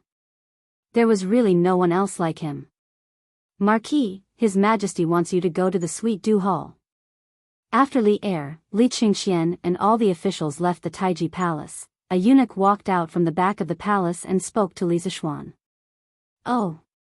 Li Zishuan replied unhappily. Then, he followed the eunuch to the Sweet Dew Hall. Speaking of which, he really wanted to sneak away. Cough, cough, this subject greets your Majesty. Not long after, they arrived at the Sweet Dew Hall. Li Zishuan was looking at the map on the wall with his hands behind his back. The eunuch who had led the way had long disappeared. Li Zishuan could only cough dryly and bow to Li Er's back. Do you know why I set up the Department of Trade? Li Er didn't turn his head and asked Li Zishuan with his back facing Li Zishuan. What's the matter? Li Zishuan couldn't help but feel a little confused. After a while, he replied, the sea trade can bring a lot of income to the Great Tang. Your Majesty set up the Department of Trade to relieve the pressure on the national treasury. As soon as he finished speaking, Li Er seemed to have already prepared a question. He immediately asked, "Then do you know why I'm in such a hurry to fill the treasury?" "Why else? Isn't it because you want money?" Li Zishuan cursed in his heart, but he replied, "This subject doesn't know." Indeed, other than the reason in his heart, he really didn't know why Li Er suddenly liked small amounts of money so much. 3 months ago, Shuayentua, Hueha, Baegu, and other tribes that had submitted to the Turks rebelled. Shili Khan sent Tuli Khan to suppress them but failed to win. The rebel army flourished and Tuli Khan's light cavalry fled. Shili Khan was furious and imprisoned him. Tuli Khan was resentful because of this. Just half a month ago, Tuli gathered his 30,000 troops and wanted to rebel against the Turks and return to the Great Tang. Shili naturally didn't allow it. He personally led the remaining troops to encircle and suppress Tuli. At this time, Shili was facing enemies from all sides. The Turks' civil war was raging. I wanted to take this opportunity to let the imperial court recover from last year's huge loss at the Wei River Alliance as soon as possible and accumulate the capital for a counterattack. When the Turks' civil war was at its worst, I would send troops to the Turks to avenge the enemy that year. The Department of Trade can quickly fill up the treasury of the Great Tang. That's why I value it so much. Do you understand? Li Er looked at the map on the wall and slowly explained some military information that Li Zishuan didn't know. Then, he turned around and looked at Li Zishuan with a burning gaze. The atmosphere in the room suddenly became heavy. Li Zishuan didn't expect that a small Department of Trade would involve the Turks.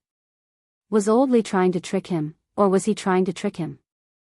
Chapter 836. Your Majesty, since the Bureau of Imports is of such great importance, we must be even more cautious in selecting candidates. This lowly subject is still young and lacks experience. It is difficult for this lowly subject to take on such an important post. Within Du Hall, Li Zishuan was silent for a long time before refusing. This wasn't because he didn't love his country, but because he felt that there was no need for him to personally take on this matter. With Li Xiaogong presiding over the Bureau of Imports, he could basically guarantee that no major corruption cases would occur. Other than helping to perfect the Great Tang's customs system, he really couldn't think of anything else he could do. In addition, he felt like Old Li was trying to trick him. The Great Tang's border situation had not yet reached the point where war could break out at any moment. Based on the normal course of history, Li Er would only send Li Jing and the others to attack the Turks in the 8th month of the 3rd year of Jingguan. It was still too early. After all, the Great Tang still had to deal with the locust plague next year. Li Er's gaze abruptly darkened, and his face instantly lost its composure. Logically speaking, as the emperor, he was already giving a great deal of face to his subjects by personally advising them. However, Li Zishuan was still as stubborn as a dead pig that wasn't afraid of boiling water. He couldn't help but feel annoyed. Still young? Lacking experience? Brat, you've done so many things, but which one of them is something that someone as young as you can do? Based on what you're saying, shouldn't we also remove you from your marquis title? Since ancient times, has there ever been a 15-year-old marquis? Even Hua Zubing, despite his illustrious achievements on the battlefield, was only made a marquis champion at the age of 20. Li Er walked down from above and stopped 5 steps in front of Li Zishuan.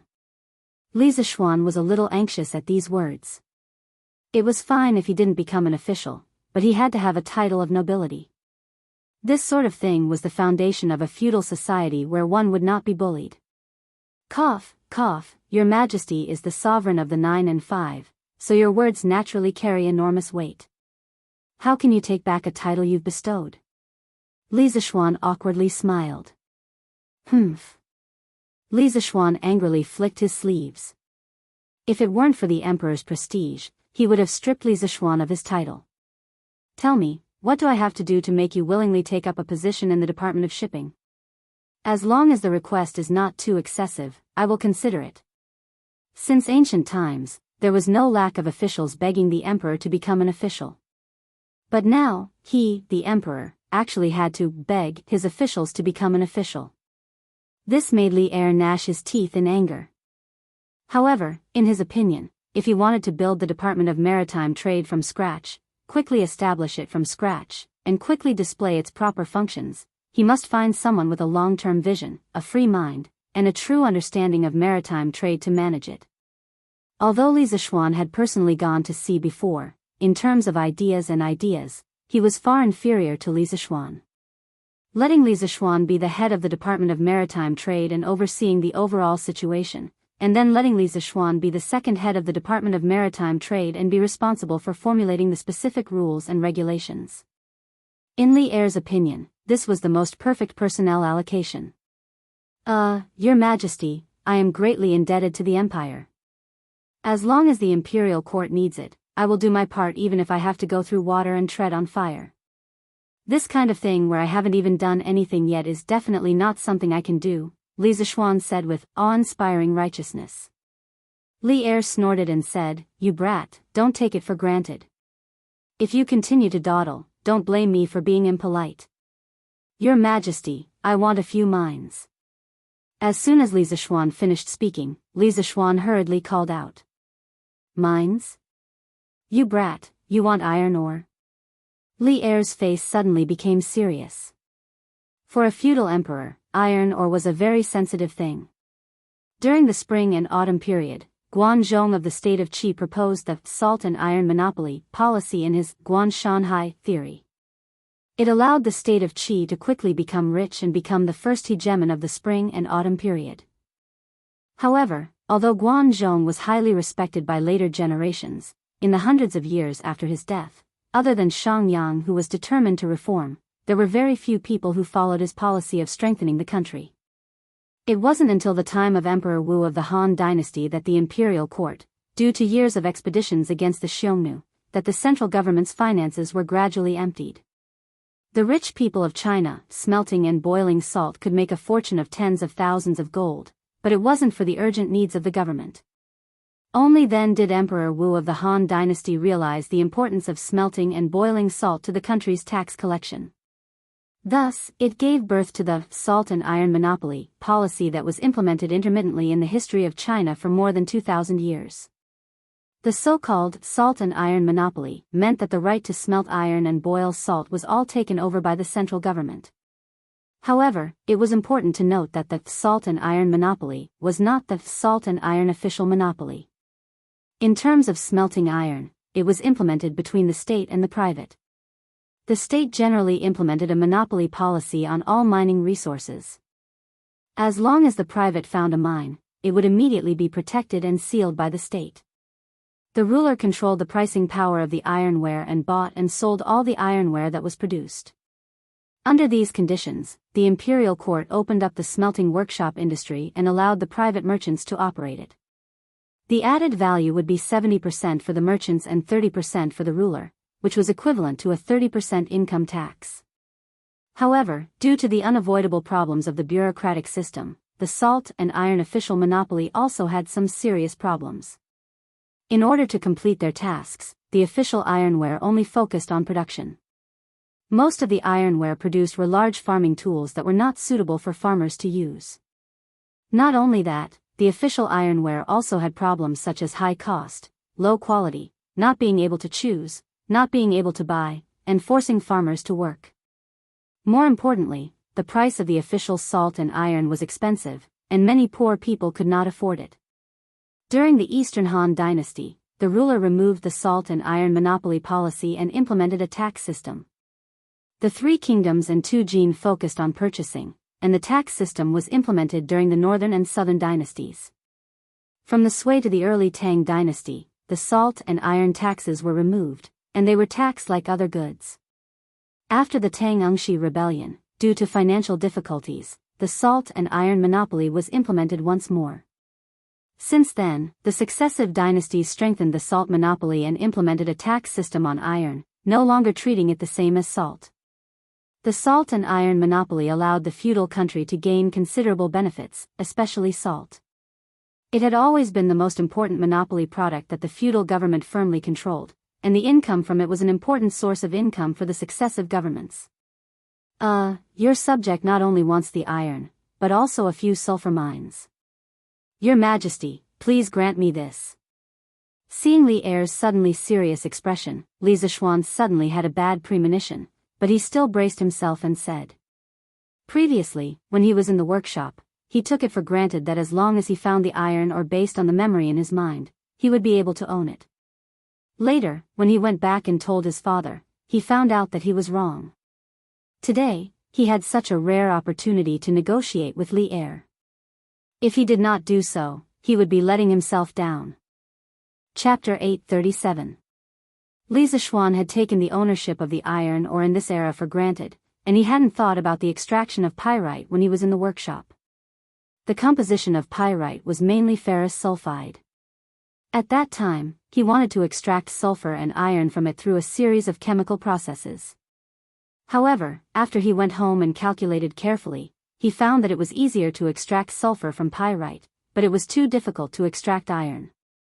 It wasn't that it couldn't be extracted, but with the current conditions, it was very difficult to do so. Even if it could be done, the cost was too high. It wasn't worth it. Therefore, if he wanted to get a large amount of iron, he would need some magnetite, which was mainly made up of iron tetroxide. However, other than extracting sulfur from pyrite, there was also an extremely important industrial material. He would talk about this later. What do you need iron for? Li Er didn't care much about sulfur. Besides, the imperial court didn't have much control over sulfur, but iron was different. During the early Tang dynasty, although the imperial court had abolished the special taxes on salt and iron, basically all iron mines that had been discovered belonged to the imperial court. In principle, private individuals weren't allowed to own iron mines. Your Majesty, my workshop is lacking iron. I've already bought all the iron that can be bought near Cheng and city, but it's still not enough. Addressing and using words was a very deep knowledge. Li Zishuan referred to himself as little brat here and not minister or little minister, to show that he was speaking to Li Er as a junior and not as a minister. Because the topic he was talking about was, after all, a business matter, it was very inappropriate to use the identity of a minister. Humph. Useless. Do you really think that your workshop is a treasure?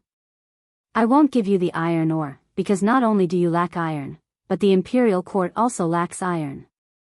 Do you think your workshop is more important, or my imperial treasury and northern capital military weapons supervisor? The Tang dynasty implemented the system of 3 provinces and 6 departments. The military weapons workshops were under the management of the Ministry of Works and the Ministry of War. They were called the Imperial Treasury and Northern Capital Military Weapons Supervisor respectively. After hearing this, Li Er flicked his sleeves and said in a bad mood. During the early Tang dynasty, the Tang dynasty adopted the prefectural military system. There were 574 to 800 prefectures throughout the country, and 627 of them were famous. This number was constantly changing, which meant that the lowest number was 574, and the highest number was 800. The House of Subjugation was split into 3 grades, with 1,200 men, 1,000 men, and 800 men respectively. Therefore, in the early Tang dynasty, there were around 800,000 soldiers, of which 260,000 were from the Guanyi circuit. They were the main force, the 16 guards of the Great Tang. The weapons and equipment for these 260,000 soldiers were made by the Imperial Treasury and the Northern Capital Military Weapons Bureau. The equipment for the soldiers of the other prefectures were made by the local prefectures, but the metal they used was still provided by the central government. With such a huge consumption of ironware, the imperial court's demand for iron ore was also very high. Your Majesty, you misunderstood. This little one doesn't want the Great Tang's existing iron mines. What this little one means is that this little one will find an iron mine myself. After I find one, can this little one send someone to mine the iron mine? Li Zishuan explained carefully. Li Er raised his eyebrows in surprise and said with some surprise, "Oh? You also know geomancy and gold mining?" In ancient times, it was known as one of the 8 outer gates of Jianghu. It could be considered as the application of feng shui in the exploration of gold mines and other mineral deposits. The art of prospecting was known as the 9th gate, gold mining. Because the people of Jinmen served the government for a long time, they had very few descendants.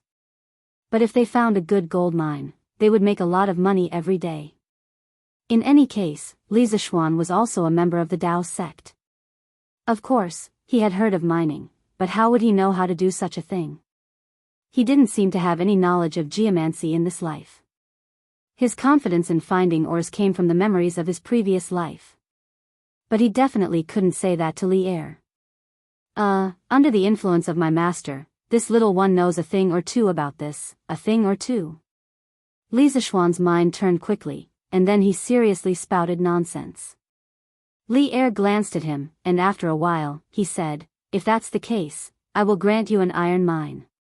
But at the same time, you have to help the court find a similar iron mine. When the time comes, you won't have to pay taxes to the court and can mine as much as you want. How about it?" At this time, although the iron mines were owned by the country, a large part of it was mined by the people. Old Tang Book, official records, recorded, any mine that comes out of the copper and iron state prefecture will be taxed by the officials. As the emperor, Li Er still had a lot of room for manipulation. When the time comes, he could ensure that the other officials couldn't find fault with him. Old Fox, Old Li's advantage wasn't something that ordinary people could take advantage of. Li Zishuan silently cursed in his heart. After a moment of consideration, he nodded and cupped his hands. "Thank you, Your Majesty." The sulfur mine. Li Er smiled proudly, and then said, "You can have the sulfur mine. As long as you can find it, it's yours. I won't ask about it." Although he didn't know what Li Zishuan wanted the sulfur mine for, he was too lazy to ask. This thing wasn't an important strategic resource of the country. He would just treat it as a benefit for Li Zishuan to join the Department of Commerce. "Thank you, Your Majesty. I will do my best to help Commandery Prince Hejin manage the Department of Commerce well and increase the revenue of the Tang Empire's treasury." Although this result wasn't ideal, Li Zishuan could accept it. He would treat it as a contribution to the country. The more iron the court had, the better the military's weapons would be, and the stronger the country would be. As for the right promotion of the Department of Commerce, he didn't have to go to Guangzhou to work. He only needed to use his brain. It wouldn't have much impact on his current life. Humph. Get out of here. Li Er snorted in annoyance when he saw Li Zishuan's seeing a rabbit. He immediately let go of the falcon. Look.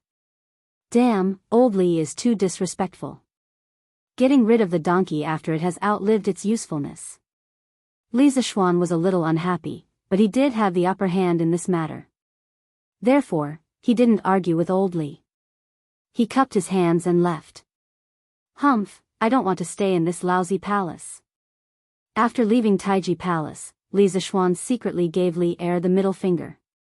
Then, he walked towards the palace gate and prepared to go home. Brother Xiao Xian. At this moment, a pleasant female voice came from beside him. Li Zishuan looked over and saw Changle walking over with graceful steps. She was very dignified and elegant.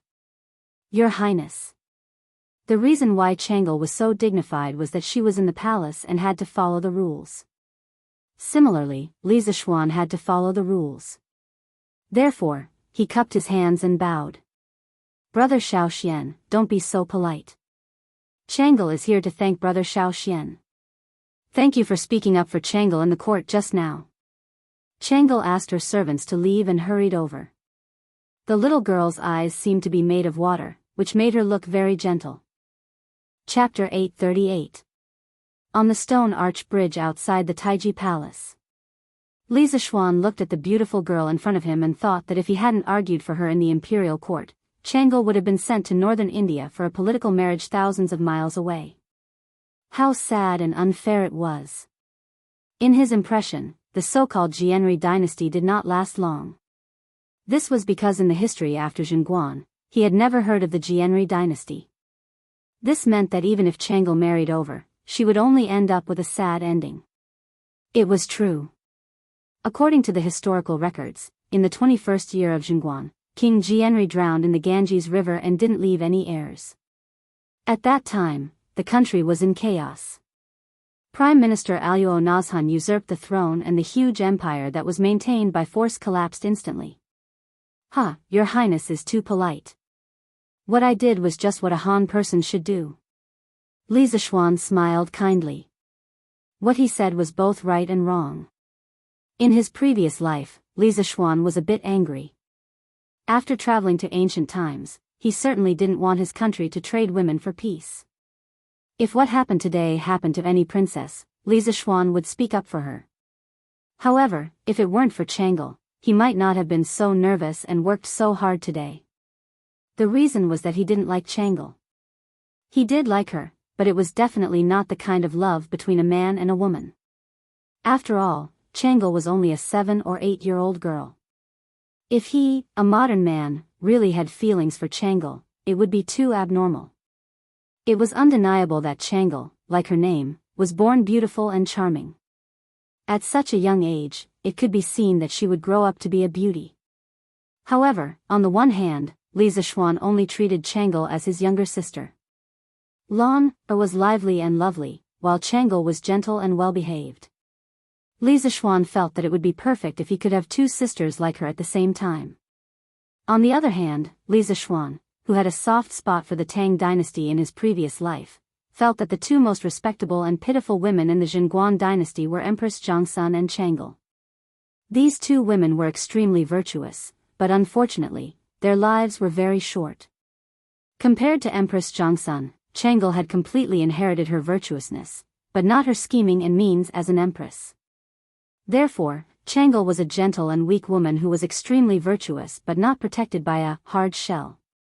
Li Zishuan had traveled through 1,000 years. After seeing the real person, it was inevitable that he would feel pity and protect her. However, he was only treating her as his little sister and doting on her. He was not that perverted. This is what a Han should do. But why is it that out of all the civil and military officials in the imperial court, only you, Brother Xiao Xian, speak out for justice and argue for what is right? Changle muttered in her heart. After that, she looked at Li Zishuan with her watery eyes and said with a smile, no matter what, Changle should thank Brother Xiao Xian. All right. Brother Xiao Xian, you can go and do your work. Changle should go and find father. She also knew that there were many eyes and ears here. If she chatted with Li Zishuan for a long time, it was inevitable that people would gossip.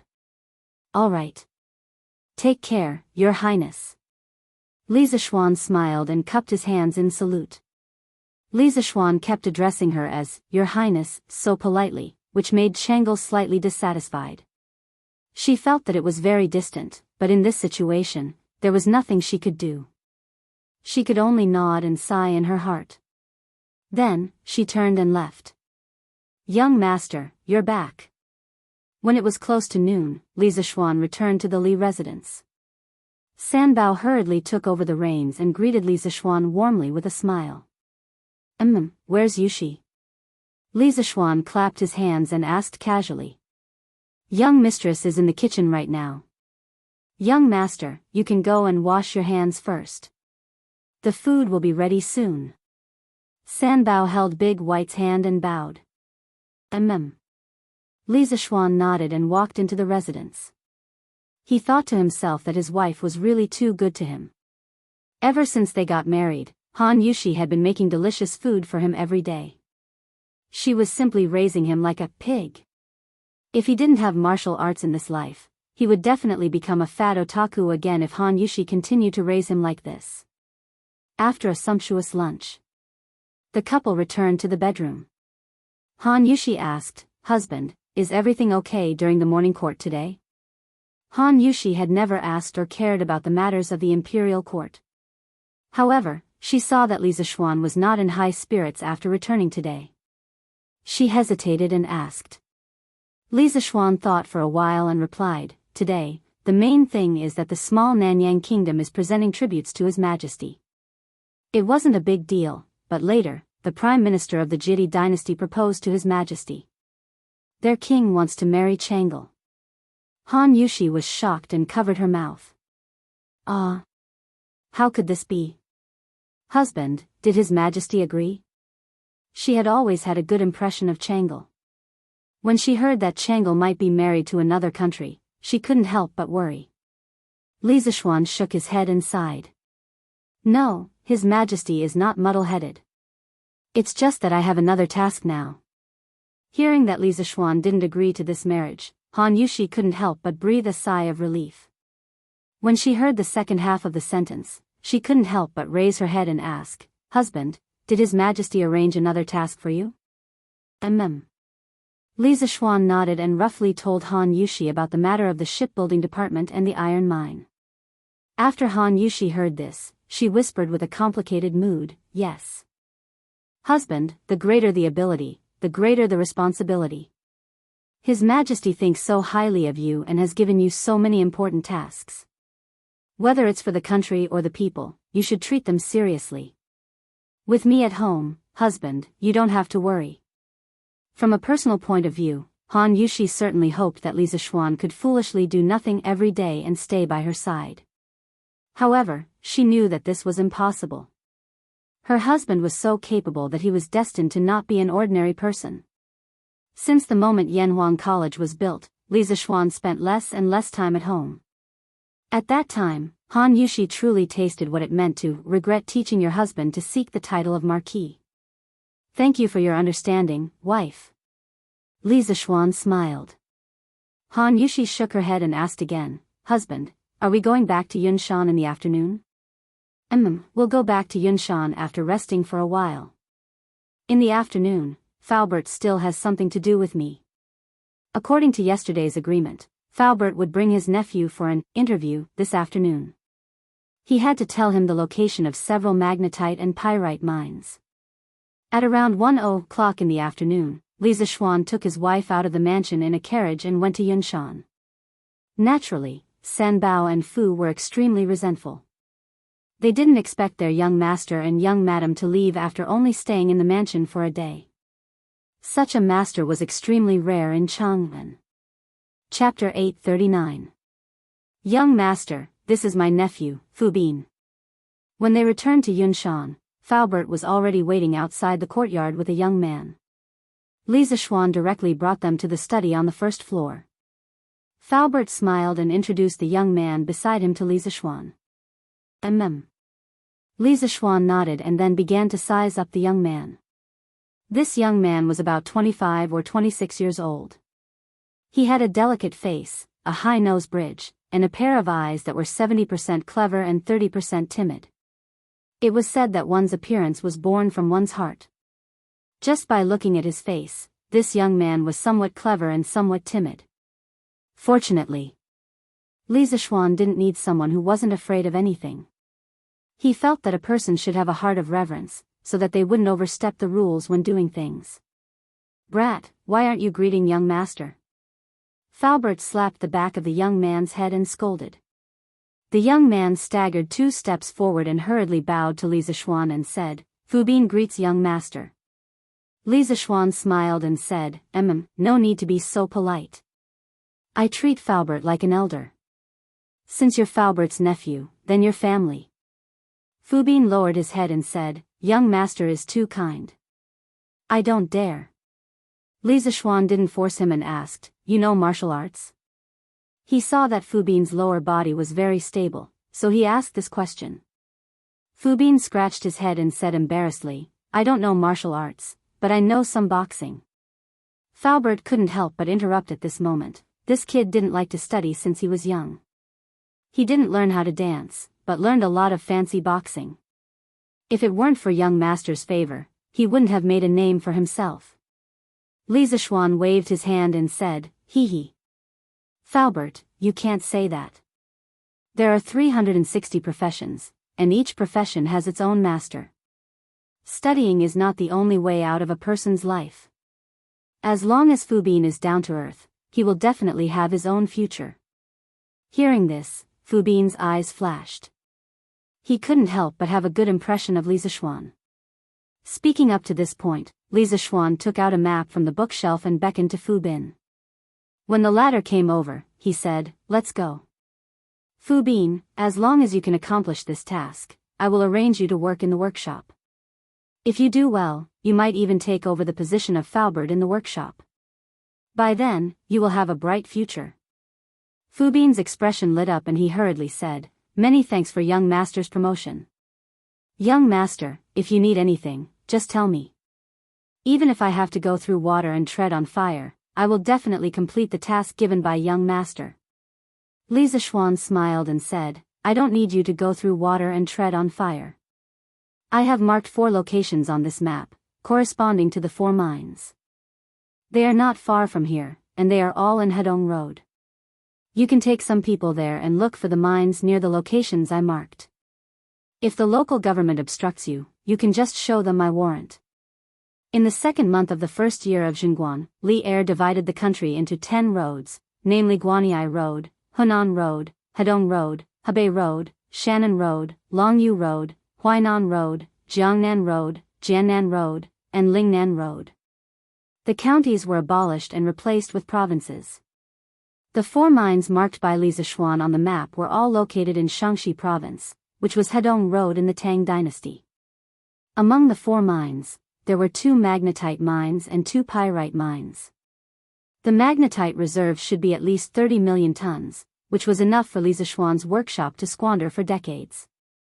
At the same time, it could also alleviate the extreme shortage of iron in the Tang Dynasty. Fu Bin took the map and suddenly had a bitter expression.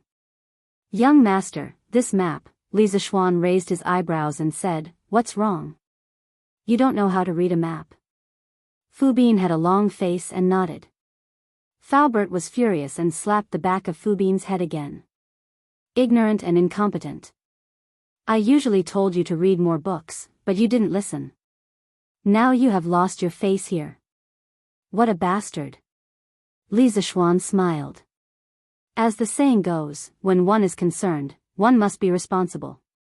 From this, it could be seen that Falbert was very concerned about his nephew. "Haha. Falbert, this map of mine is marked with a new method. It is normal that Xiao Bing does not understand it. You just need to teach him these 2 days. Don't worry, the mining is not urgent." Falbert knew that Li Zishuan was purposely giving him face. He said gratefully, "Thank you, young master." "Young master, don't worry. Even if this kid does not eat or sleep these 2 days, he will learn to read the map. He will not delay young master's work." "Alright, it's not that serious. By the way, Uncle Fu, I have a few drawings here, and I've marked the detailed size requirements on them. They'll be used together with the thing I drew for you in the workshop last time. Can you make them for me recently?" Li Zishuan waved his hand and turned around to take out a few drawings from the bookshelf. He passed them to Falbert. Falbert took the drawings and glanced at them. "Young master, this is not a problem. Don't worry." Then Falbert, you guys can go back to your work." Seeing that there was nothing else to say, Li Zishuan sent him off with a cup of tea. It was not that he did not want to give face, but that he and Falbert had been very busy recently. "Then this old man will take his leave." Falbert cupped his hands and left with Fu Bin. Li Zishuan meditated for a while in the study before leaving for the academy. He had to check on the students' recent military training before teaching them Taiji Fist. After all, he had promised Ching Chumo a few days ago. "It's you? Senior, what brings you to my humble abode again?" What Li Zishuan did not expect was that the moment he stepped out of the door, he met the uninvited guest from 2 days ago, the bearded guest who was beaten black and blue. Perhaps it was because Li Jing's medicine was too effective or because the half-step great-grandmaster's recovery ability was too strong. In just 2 days, the bearded guest's injuries were almost healed. "Why? Marquis Yong and isn't inviting me in? Could it be that you're still angry with me?" The bearded man's aura was restrained and he looked just like an ordinary farmer. He didn't bring a saber today and just walked towards Li Zishuan empty-handed and said with a smile, "I wouldn't dare. Senior, please come in." Li Zishuan still had to give face to Li Jing during the Battle of Yunshan. Moreover, he had a breakthrough during the battle and it could be said that he benefited greatly. If he followed the normal progress, he did not know how long it would take for him to break through. Therefore, although he had some complaints in his heart, he did not hate the bearded guest as much as he did in the beginning. Haha. Marquis Yong, and if this is your humble abode, then there are no luxurious mansions in this world. Seeing that Li Zishuan's attitude towards him had improved slightly, the bearded guest laughed loudly. Chapter 840. Last time, he was still shouting about killing, but this time, he came to visit as if nothing had happened. It had to be said that the bearded guest's skin was really thick. However, no one in the Li family gave him a good face. Li Jingma only nodded at the bearded man in greeting before leaving. Han Yushi and Madame Li didn't even go downstairs or greet him. When Xiao He came over to pour tea for the bearded guest, she heavily knocked the teacup on the table to express her dissatisfaction. Lana held a small wooden sword and quietly hid at the staircase. Her two bright eyes stared at the bearded man without blinking, as if she was ready to deal a fatal blow to the bearded man in the main hall at any time. This little cutie didn't know that her every move had been noticed by the two people in the main hall. Haha. Marquis Yong, and even if I did something wrong last time, you don't have to be so stingy, right? This old man heard that you have good wine at home. Why bring out this tea to embarrass this old man? The bearded guest didn't care much about the Li family's reaction. In his opinion, Li Zishuan's family was already very polite for not cutting him with a knife. Now, they were just a little cold to him, so what? He looked at the teacup on the table and said to Li Zishuan without any trace of politeness. He came to Cheng and with the imperial court's fleet. Counting the days, he had stayed in Cheng and for quite some time. Naturally, he knew of the Li family's reputation of drunken immortal and gentle village. Moreover, he had tasted it many times at the Drunken Immortal restaurant. Although it was a little expensive, the bearded guest still felt that it was worth it. Besides, how could a pirate like him lack money? Spending money to buy enjoyment was what people like him liked to do the most. It's not that I don't want to, but my family's wine is extremely strong. If Senior has something to say, please talk about business first and then talk about other things. Li Zishuan replied indifferently. He didn't fall out with the bearded guest because he was giving face to Li Jing. As for the good wine and good dishes, it could only be said that the bearded guest was overthinking. Hearing the coldness in Li Zishuan's words, a hint of embarrassment appeared on the bearded man's face, but it disappeared in a flash. Ahem, I don't like to beat around the bush with people, so I'll be frank with you. I want your complete sea chart. If you have any conditions, feel free to state them. If I can do it, I won't say a word. Li Zishuan was shocked. Only now did he understand that the dragon-bearded guest deliberately came to Cloud Mountain to cause trouble 2 days ago. He went through so much trouble just for his sea map. However, how did this old man know that he had the sea map in his hands? That's impossible. Senior, please don't mention it again. Li Zishuan didn't think too much about it and directly refused. The curly-bearded guest immediately asked anxiously, why is that?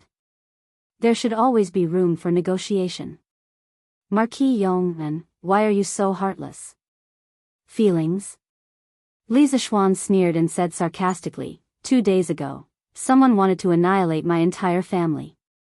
Why should I care about feelings with such a person? I'm already giving face to Duke Wei by not sweeping him out of the door. When the curly-bearded guest heard this, his face turned green and white. The fight 2 days ago was a misunderstanding. I've already explained it to Marquis Yong.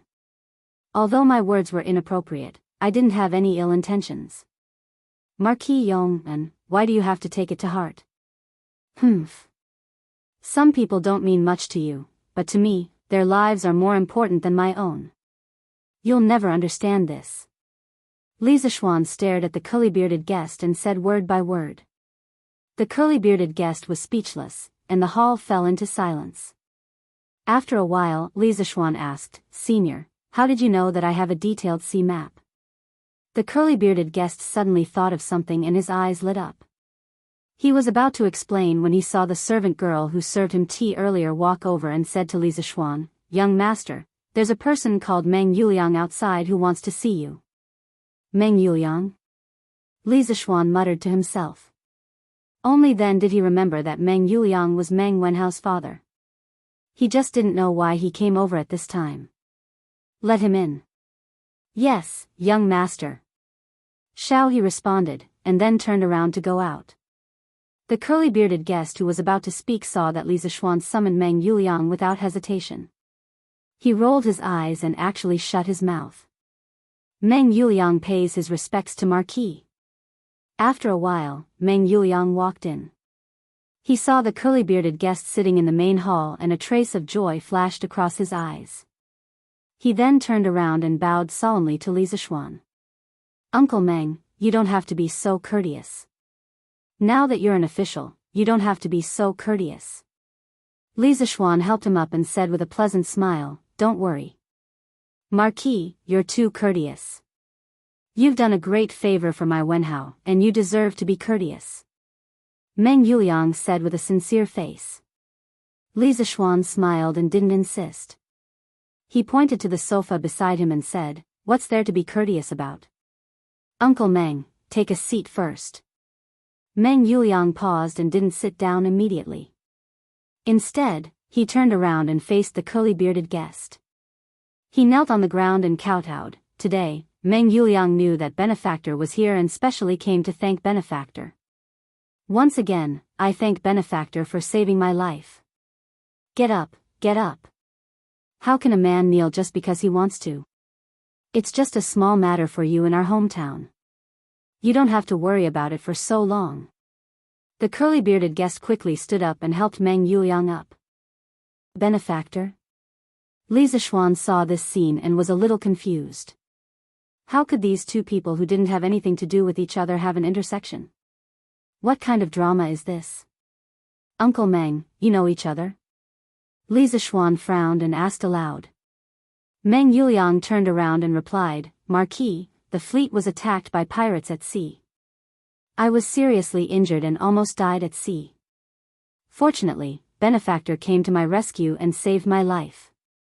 Hearing Meng Yuliang's words, Li Zishuan suddenly thought of something.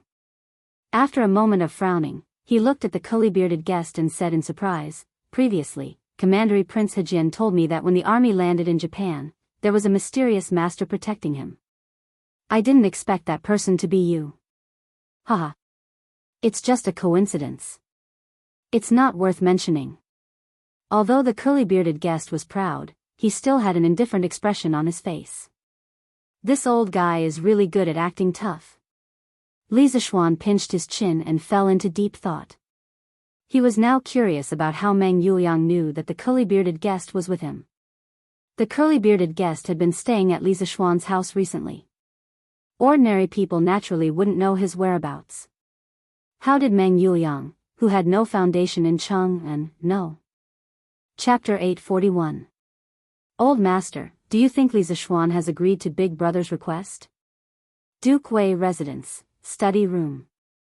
Hong Fionu held her hair with one hand and swayed in front of Lord Li Jing as she spoke wittily. Lord Li Jing held his forehead and sighed helplessly. Chuchen, I think you shouldn't have done that. Little Xian is also our junior. How could you scheme against him? When Hong Fionu heard that, her eyes widened and she said loudly, scheme? How did I scheme against him? I was only telling him the truth. Could it be that Big Brother didn't save that person called Meng Yuliang at sea? From the beginning to the end, did I make up any lies? So how can this be called scheming? Lord Li Jing was instantly speechless. He thought to himself that he really couldn't reason with a woman at any time. Forget it.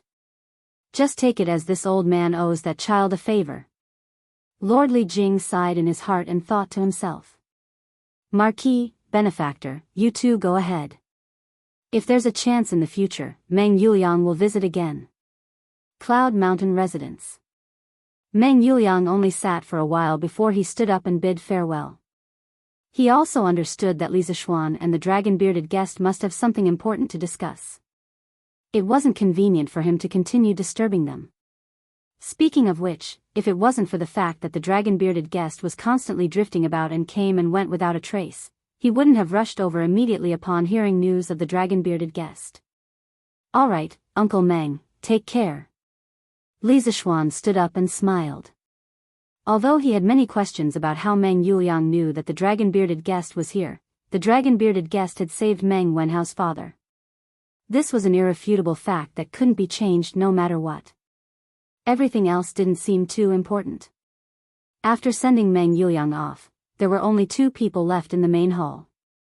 An old man and a young man. The two of them stared at each other for a while before Li Zishuan spoke. I can give you the map, but you have to promise me one thing. The bearded man was overjoyed. Previously, there was no room for negotiation. Now, although there were conditions, there was finally room for negotiation. The difference between the two was not small. Ultimately, it was because he had inadvertently saved the father of Li Zishuan's favorite disciple. Even though Li Zishuan did not say it explicitly, it was obvious that he had accepted this favor. Otherwise, his attitude would not have changed like this. What conditions? The bearded guest hurriedly asked. Li Zishuan stood up, clasped his hands behind his back, and lightly said, in the previous martial arts competition, it should be considered as your loss, right? The bearded man thought about it seriously and then nodded. That's right, this old man lost. Although Li Zishuan and Mo Huai had teamed up to fight him in the end, he had already lost when Li Zishuan forced his acupoints open due to the threat of death coming from Li Zishuan. A loss was a loss.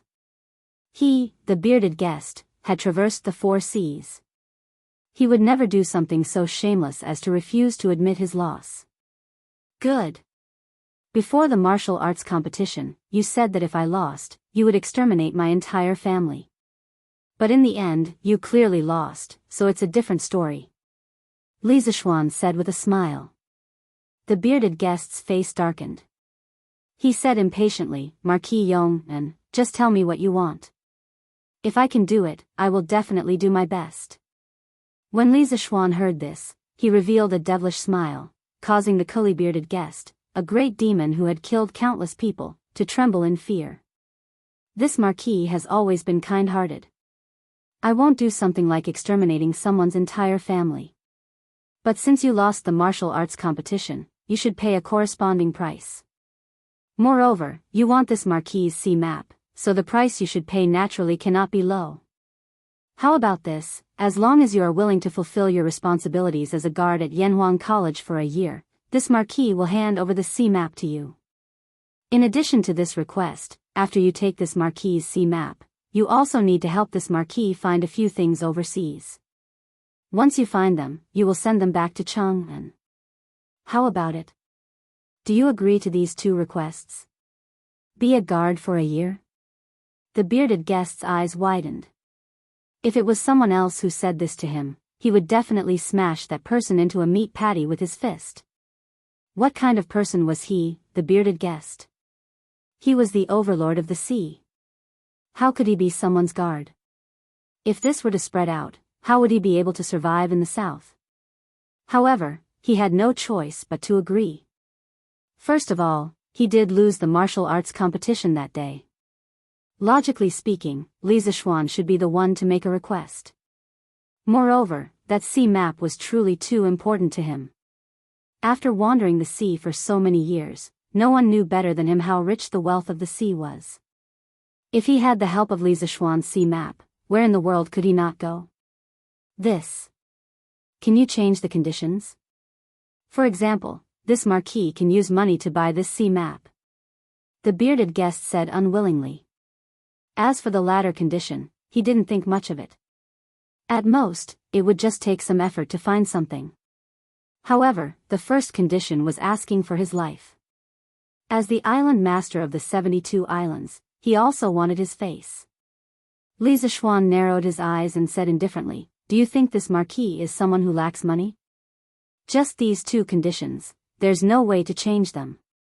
Senior, you also know that I originally didn't want to negotiate with you. However, now that you're unwilling to agree to my conditions, this marquis is powerless to do anything. 2 days ago, other than threatening Li Zishuan's family, the bearded guest also committed another crime, which was to disrupt the order of Cloud Mountain. Accordingly, he had to pay the price and set an example to the people who came after him.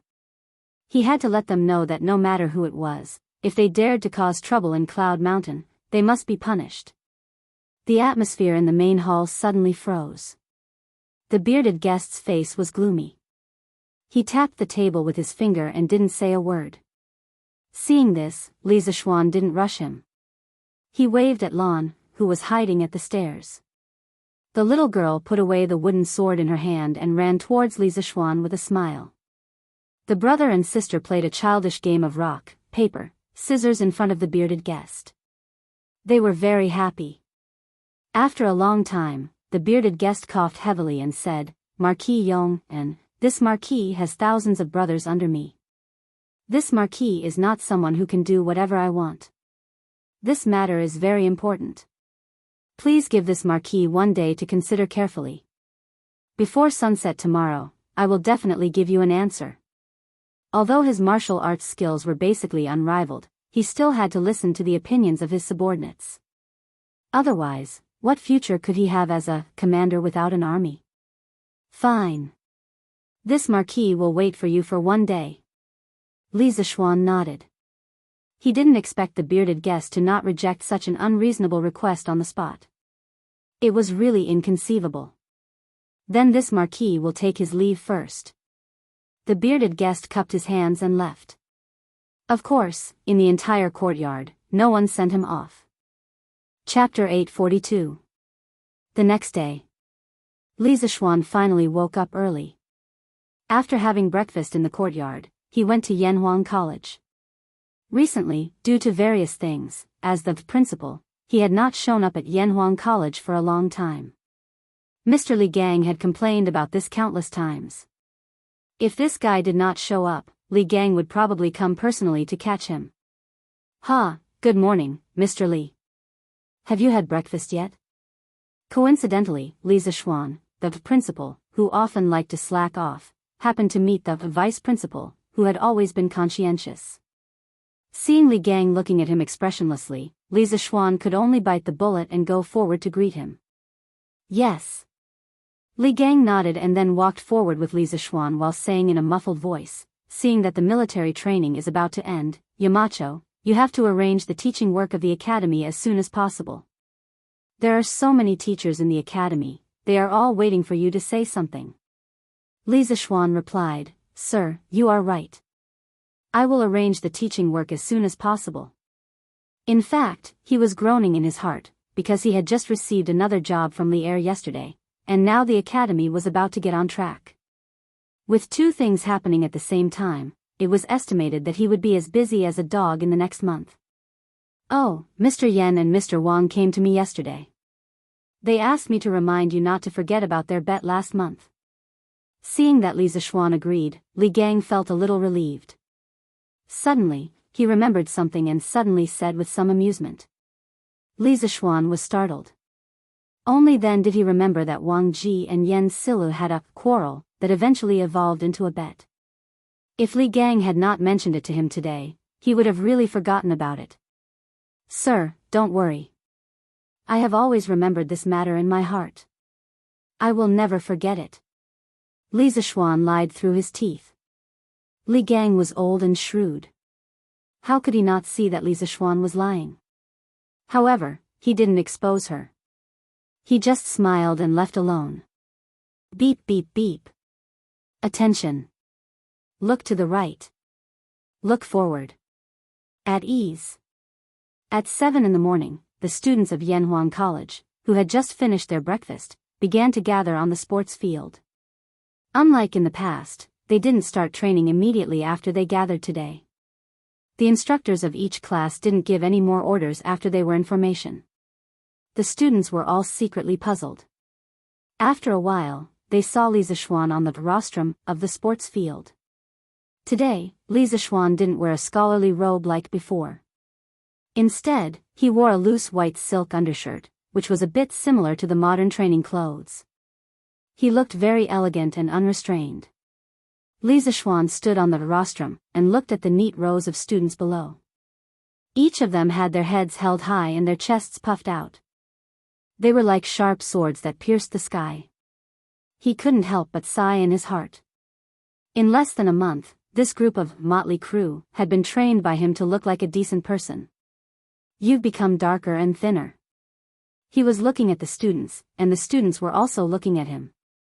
Just like this, you look at me, I look at you. After about the time it takes to brew a cup of tea, Li Zishuan suddenly opened his mouth and said these 4 words. The students were instantly amused. However, what he said was also true. In this era where there were no skincare products or sunscreen, anyone who was exposed to the sun for a month would become darker. Li Tai's change could be said to be the biggest among them. The white and fat little fatty in the past had now become a young man with dark skin and a medium build. Those who hadn't seen him in the past month would probably not be able to recognize him when they suddenly saw him like this. After a while, the laughter gradually died down. Li Zishuan continued. I know that you've all worked hard in the past month, but the improvement that all of you have received from this military training is obvious. A month of military training has taught you to be strong, and it has also taught you to be united and patient. Alright, let's stop with the small talk. Today is not the day to summarize your military training. Your military training is not over yet. The first half of his words made the students sigh with emotion, but the last half of his half-joking words made many of them smile. Most of them had never seen Li Zishuan speak in such a chatty tone. Now that they heard it, they felt that it was particularly amiable. It was much better than the old-fashioned old men they had met before. Well, since you all welcome me so much, I'll tell you all a piece of good news. Li Zishuan smiled mysteriously. He looked at the students below and said, in the next few days, you won't have to stand in line every day to train. You'll be much more relaxed because I'm going to teach you a set of fist techniques. Whether you know martial arts or not, you can learn it together with me. This set of fist techniques is called Tai Chi. I hope you can learn it well because it's not just a set of fist techniques. It contains the Tao of heaven and earth. Fist techniques? Yamacho wants to teach us fist techniques? As soon as Li Zishuan finished speaking, the students exclaimed one after another. They didn't understand why Li Zishuan suddenly made such a decision. Of course, Ching Chumo was an exception. This guy had known the news for a long time. It's good to learn fist techniques. It's better than standing in line every day. Yes. This is really good news. The students were extremely happy when they thought that Xian didn't have to train hard for the next 2 days. Okay. Quiet down. After a quarter of an hour, Li Zishuan shouted in a deep voice. Then he began to explain, before I teach you fist techniques, I want to tell you what Tai Chi is. The so-called Tai Chi is the process of the universe from the infinite to the Tai Chi, and the process of all things. The Tai Chi is the state before heaven and earth were created and before yin and yang were separated. The Book of Changes once said, when Tai Chi existed, yin and yang were born. Tai Chi means that before heaven and earth were separated, primordial Chi was mixed into one. This Tai Chi contains the truth of heaven and earth. You must understand it well. Next, I'll show you once. You can remember as much as you can. Don't force it. After that, Li Zishuan began to close his eyes and calm his mind. After a while, when his essence, Qi, and spirit reached the best state, he opened his eyes. He drew a circle with his toes and his hands formed a circle. The robe on his body also slowly danced with the agitation of his body's Qi. He looked quite like an expert. Tai Chi Yin and Yang Xian Li Ming, thousands of changes do not leave the principle. Defend and neutralize without bias. Only when you understand the loosening and tightening skills will you succeed. Li Zishuan recited the incantation to the students while he formed a circle with his hands. His body and movements gradually stretched out. Now his strength had reached the middle stage of Grand Master. In addition, after so many life and death struggles, his understanding of Tai Chi was far from what it was before. The most intuitive manifestation was that his every move now contained a trace of Tao. Ordinary people and people at low levels naturally couldn't see the difference, but Qin Xiong and Mo Huai, who were on the side of the field, saw the clues. This. Every move is Tao. Taoism has existed for thousands of years. I'm afraid such a person is extremely rare, isn't it? Qin Xiong looked at Li Zishuan, who was dancing on the rostrum. He was so shocked that he almost pulled his beard off. He muttered to himself in a low voice. Mo Huai was also shocked. He felt that this scene in front of him was even more shocking than when he saw Li Zishuan break through to the middle stage of Grand Master the day before yesterday. Tao follows nature. This is Tao following nature. It's a great fortune for Taoism to have such a person. If this Tai Chi is practiced deeply, it can definitely be called the Supreme Fist Technique. I didn't expect Yamacho to so casually make it public. What a pity. Qin Xiong had come to his senses at this time. He smiled and said, "Brother Mo, you worry too much. To reach Xiao Xian's level of mastery in Taiji Fist, without the guidance of a master, it would be harder than ascending to the heavens. Others might only be able to grasp the form, but not the essence. Take this old man for example. After practicing for so long, I can't even reach 30% of Xiao Xian's mastery in Taiji Fist. It can be seen that Tai Chi is not as easy to practice as it seems on the surface." Qin Xiong's words could be said to have revealed the secret. Tai Chi paid the most attention to the fist intent and one's own understanding. Among 100 people, there were 100 different understandings of Tai Chi, but only one or two of them could go a little further on the road of Tai Chi. General Qin's words are reasonable. I've learned a lot. When Mo Huai heard this, he felt relieved and cupped his hands with a smile. As the saying goes, the layman enjoys the show, while the expert appreciates the skill. The two of them saw the skill clearly, but the students on the sports field were watching the show. However, this show was not ordinary. In their eyes, Li Zishuan's every move was full of poetry and painting, as if it had a natural feeling. Just looking at it made people feel very comfortable. Simply put, it was pleasing to the eye. At this moment, all the students were deeply intoxicated by the Tai Chi concept that Li Zishuan had drawn. They couldn't help but hold their breaths. Their minds moved with Li Zishuan's moving fists, as if they were in another world. Every move was Tao. Qin Xiong was right. This was Li Zishuan's current Tai Chi realm. Not only could he immerse his mind into the realm of forgetfulness, but he could also guide the minds of the people around him with lower martial arts realms into his Tai Chi realm to comprehend the great Tao of heaven and earth contained in the Tai Chi realm. However, Li Zishuan himself didn't know all of this. At this moment, he had entered the realm of forgetfulness and couldn't hear or see what was happening around him. He only subconsciously performed the Tai Chi in his mind. Li Zishuan was Tai Chi, and Tai Chi was Li Zishuan. After practicing Tai Chi for Qin Xiong at the Qin family, he finally merged with Tai Chi again to form a complete ball. Tai Chi had already fused into his body, accompanying the beating of his heart and even accompanying his breathing. There was fog around Li Zishuan. His body emitted heat, and the heat and fog condensed together. At this moment, a flock of birds flew over from the forest on the west side of the Cloud Mountain. They stopped in the air above the rostrum and actually started to dance with Li Zishuan's movements. Not a single bird made a sound during the process. Tao followed nature.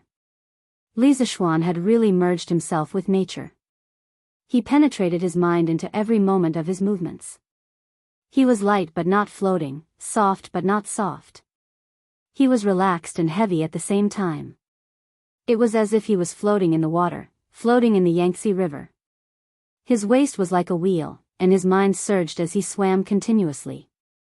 After a short 15 minutes, his entire body was drenched in sweat. His clothes were already soaked. However, his face was even redder, and his skin was even fairer. He appeared to be in a sparkling and translucent state. Arm support, knee support, mind support. If you don't support yourself, support yourself, support yourself, support yourself, support yourself. As the last fist technique was performed, Li Zishuan drew a circle in front of him with the tip of his foot. His body slowly retracted. He stood at attention and gently exhaled a mouthful of turbid air. This set of Taiji fist made him feel extremely satisfied. At this moment, the birds in the sky seemed to have just woken up from their sleep. They scattered and flew in all directions.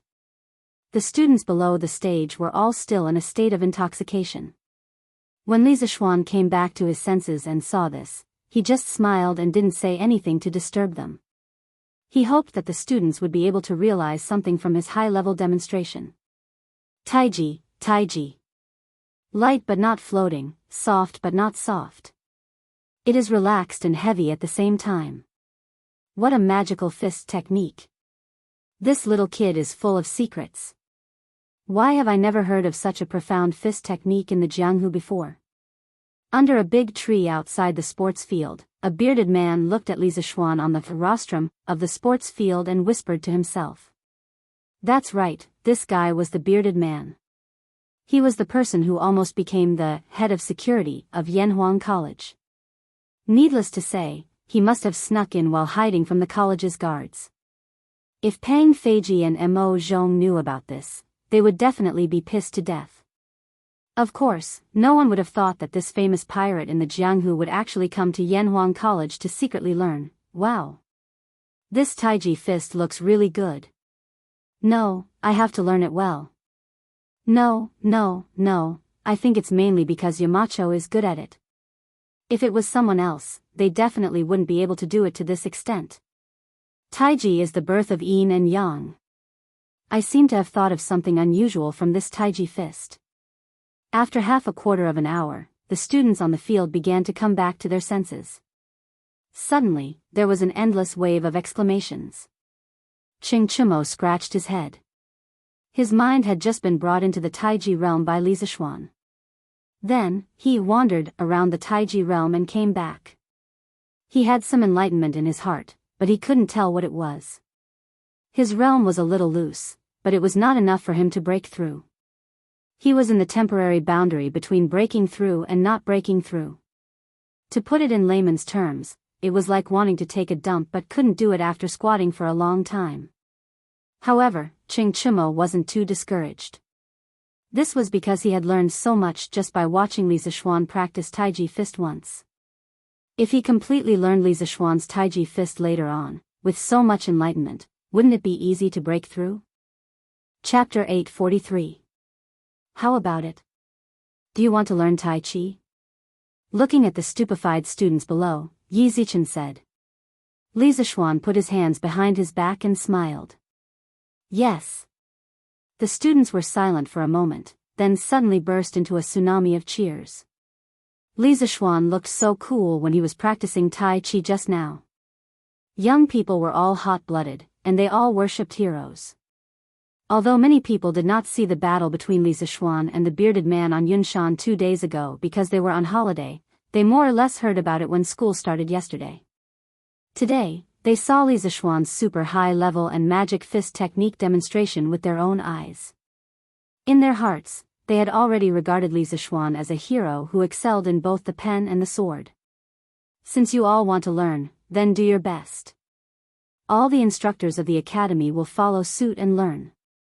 In the future, you will be in charge of teaching the students of each class. This was not because Li Zishuan was lazy, but because he still had a lot of things to do. He could not teach Tai Chi every day here, so he said this. Yes, Yamacho. In the academy, usually no one would call Li Zishuan Marquis. When Pang Feiji and the other instructors heard this, they were all extremely excited. In fact, even if Li Zishuan didn't say it, they had already made up their minds to secretly learn it. Now that they could learn it openly, it couldn't be better. Okay, now we will start teaching Tai Chi. All of you, pay attention. After loudly reminding, Li Zishuan moved his left foot out, held his hands in a circle, and slowly recited the formula, Tai Chi Yin Yang Xian Li Ming, thousands of changes, thousands of transformations, but does not leave the sect. Defend and neutralize without bias, understand the loosening and tightening technique, then you will succeed. The students below followed suit, imitating Li Zishuan's movements and saying in unison, Tai Chi Yin Yang Xian Li Ming, thousands of changes, thousands of transformations, but does not leave the sect. Defend and neutralize without bias, understand the loosening and tightening technique, then you will succeed. Their movements were neat and uniform, and their chants shook the sky. The Yanhuang College teachers outside the field were all shocked by this spectacular scene. This Taiji fist is soft and gentle, the movements are not hard to remember, and the posture is generous and proper. In this old man's opinion, it is quite suitable for us old arms and legs to practice. Li Gang squinted his eyes. He was somewhat attracted by Li Zishuan's Taiji fist demonstration. As soon as he said he would do it, he began to imitate it. Yan Silu, Wang Ji, and other older teachers of the academy also began to practice Tai Chi with Li Gang. However, when the two old men were sparring, they did not forget to bicker with each other. It's almost a month's time. Why aren't you preparing for the examination? Why are you still putting on an act here? I think you don't want to be a teacher of this academy anymore, do you? Yan Silu seriously imitated Li Zishuan's movements and snorted lightly. Wang Ji's face froze, and he immediately retorted, "Oh, you don't have to worry, Yan Konggue. This old man is already prepared. You just wait to lose the bet, and then you will treat this old man to a month of wine." Haha. You are really a toad yawning, what a big tone. Wait until you pass the Yamacho-S examination. Li Zishuan spent the entire morning teaching the 48 simplified forms of Yang's Tai Chi to the students one by one.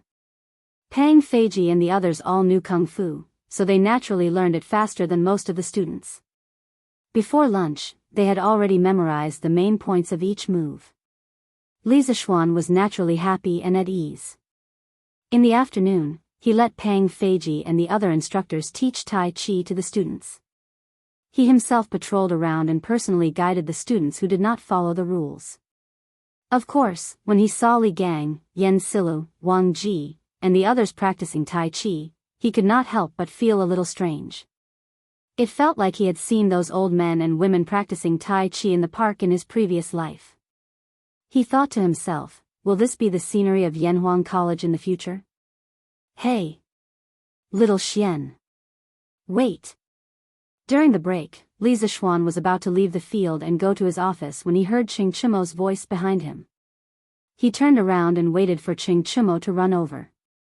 He asked, "What's wrong? Ugly bull?" "Ha! Nothing big.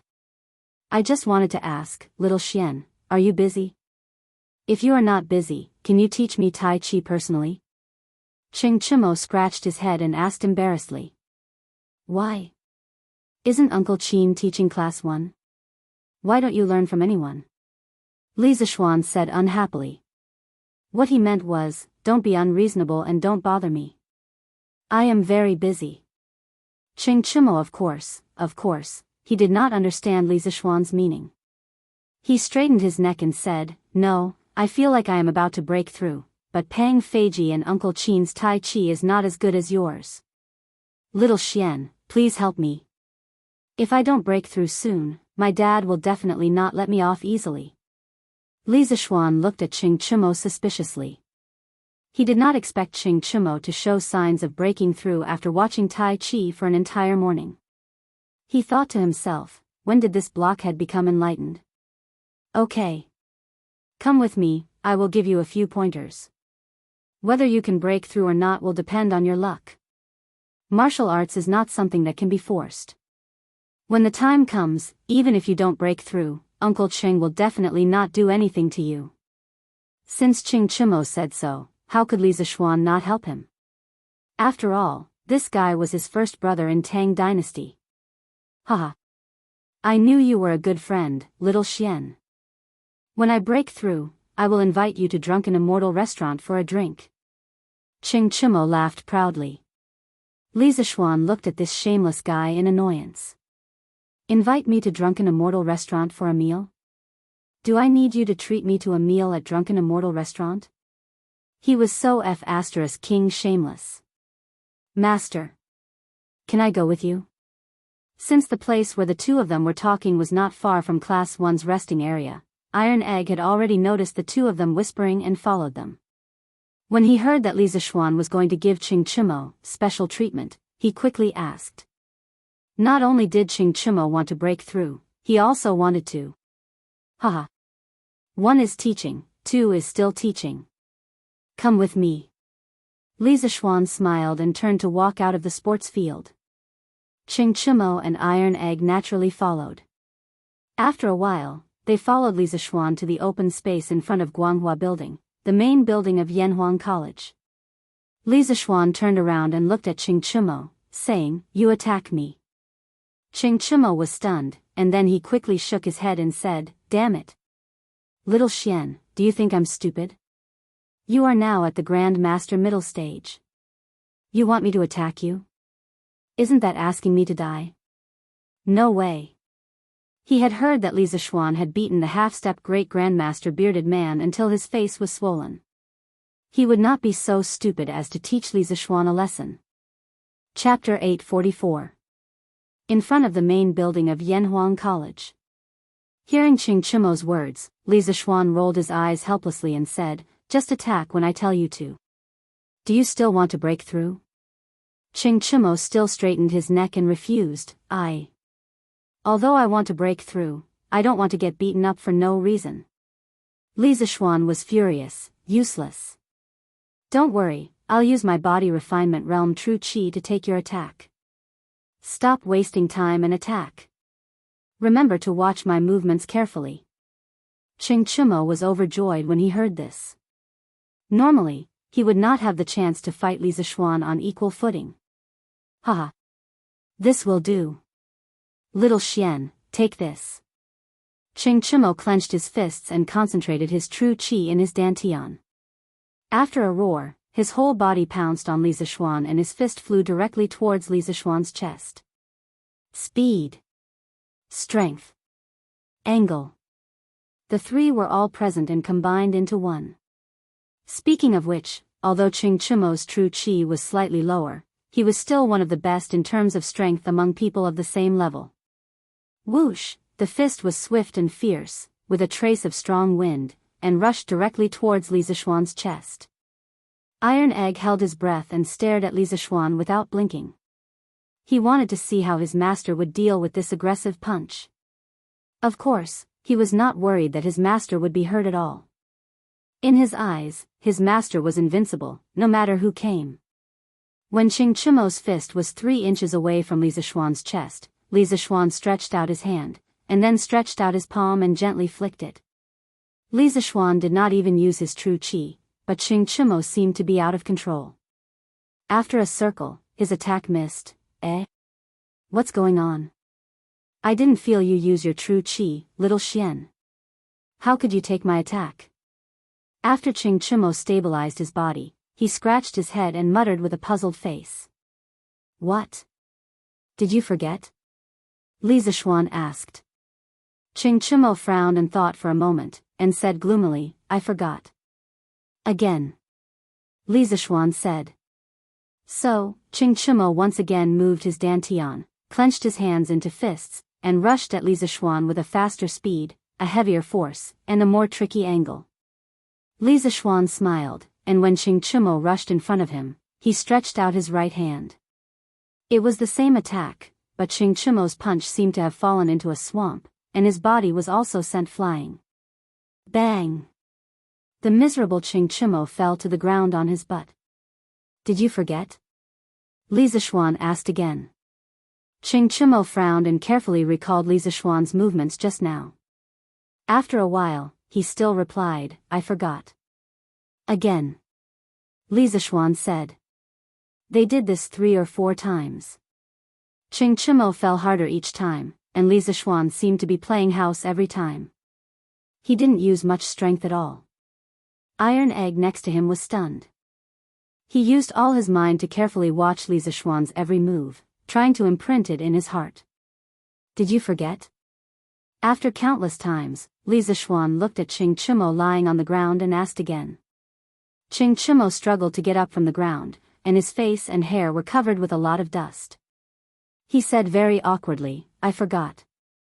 Li Zishuan didn't tell Qing Chimo to do it again this time. At this moment, his face was as black as the bottom of a pot. Xiao Xian, do you want to do it again? I can definitely remember it. Seeing Li Zishuan's ugly face, Qing Chimo felt a little guilty and asked weakly. Do it again, your sister. Do you think you're Zhang Wuji? Li Zishuan couldn't hold it in any longer and cursed loudly. In his previous life, he read Heaven's Sword and Dragon Saber. When Zhang Sanfeng was teaching Zhang Wuji the Taiji sword art, Zhang Sanfeng finished one sword art and asked, "Child, did you see it clearly?" Zhang Wuji said, "I saw it clearly." Zhang Sanfeng said, "Do you remember it all?" Zhang Wuji said, "I forgot about half of it." Zhang Sanfeng said, "Okay, it's hard for you. Think about it yourself." Zhang Yuanji lowered his head and thought. After a while, Zhang Sanfeng asked, "How is it now?" Zhang Wuji said, "I forgot about half of it." Later, Zhang Sanfeng demonstrated it again. Zhang Wuji said, "There are still 3 moves that I didn't forget." Zhang Sanfeng didn't get angry. After a while, Zhang Wuji said, "Now I've forgotten all of it. I've forgotten everything." When everyone heard this, they were worried sick. They thought to themselves, "Is there something wrong with this child's brain? How can you forget all the martial arts that great master taught you?" Unexpectedly, Zhang Sanfeng's old face bloomed with a smile, praising his grandson's talent. Li Zixuan still remembered the feeling of blood boiling when he saw this scene.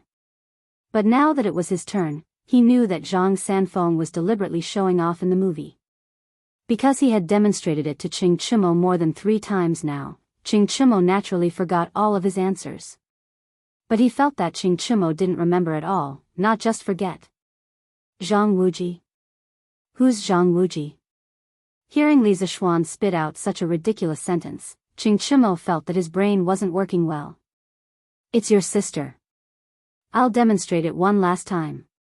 If you can't remember my movements, you won't be able to understand the concept of Taiji fist. If you can't understand the concept, you can forget about breaking through." Li Zixuan said angrily. "It's my sister. I don't have a sister.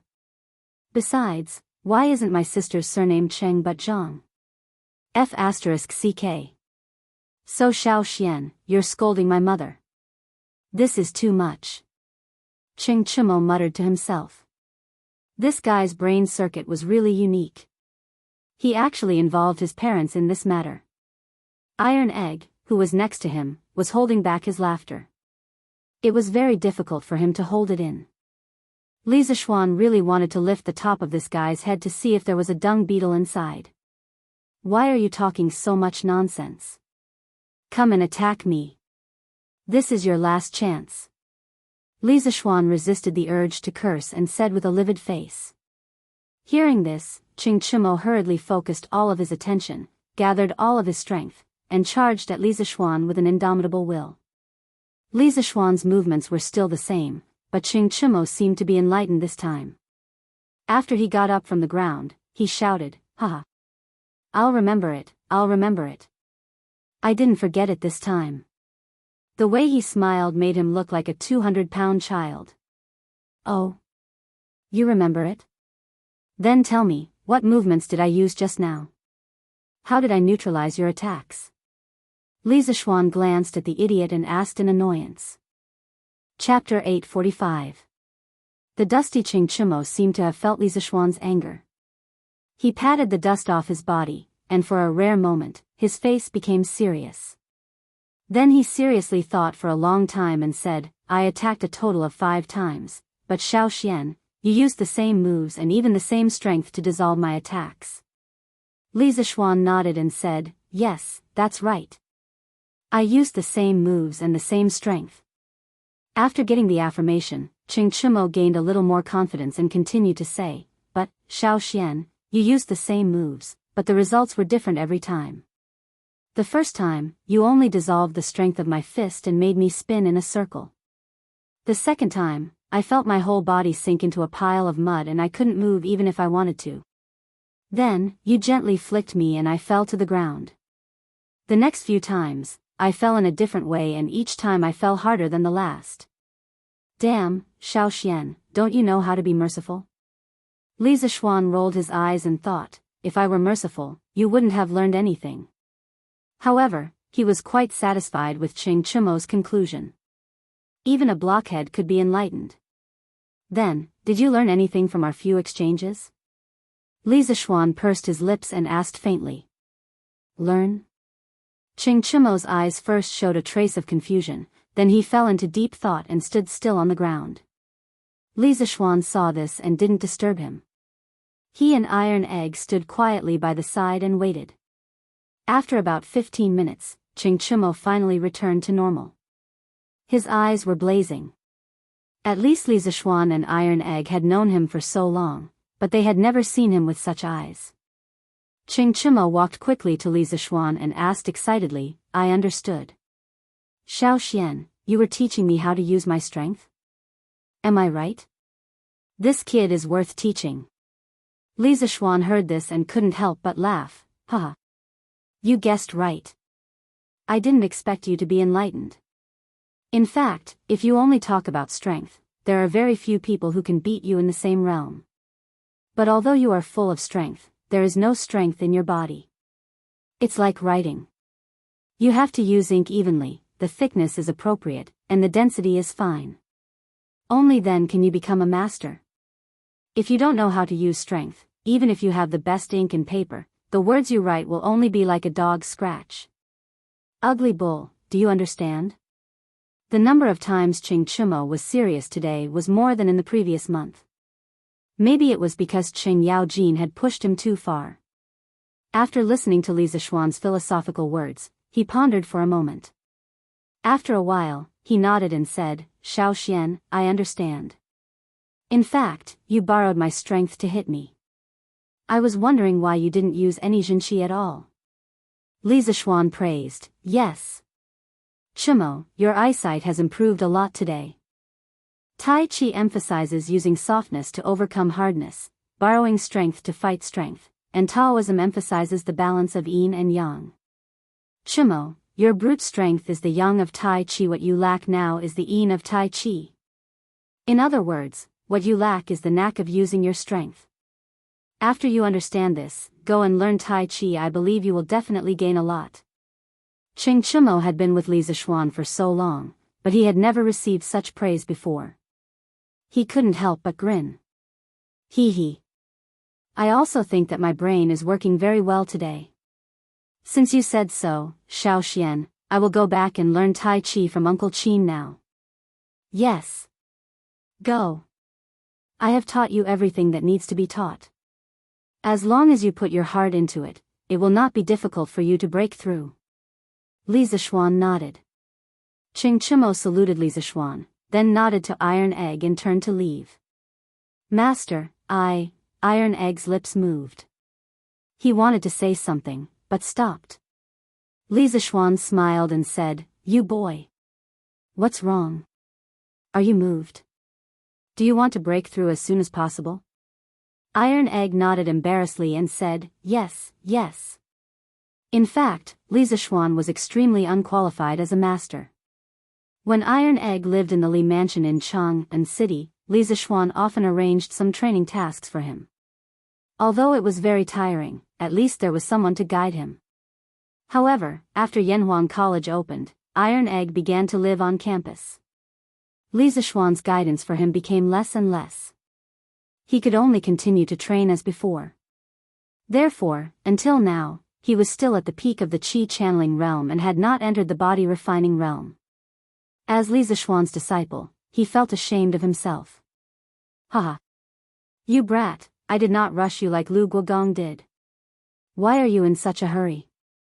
Li Zishuan laughed and scolded. To be honest, he wasn't worried about Tai Dan or's cultivation base at all. He felt that it was best to let nature take its course. This was the same for him.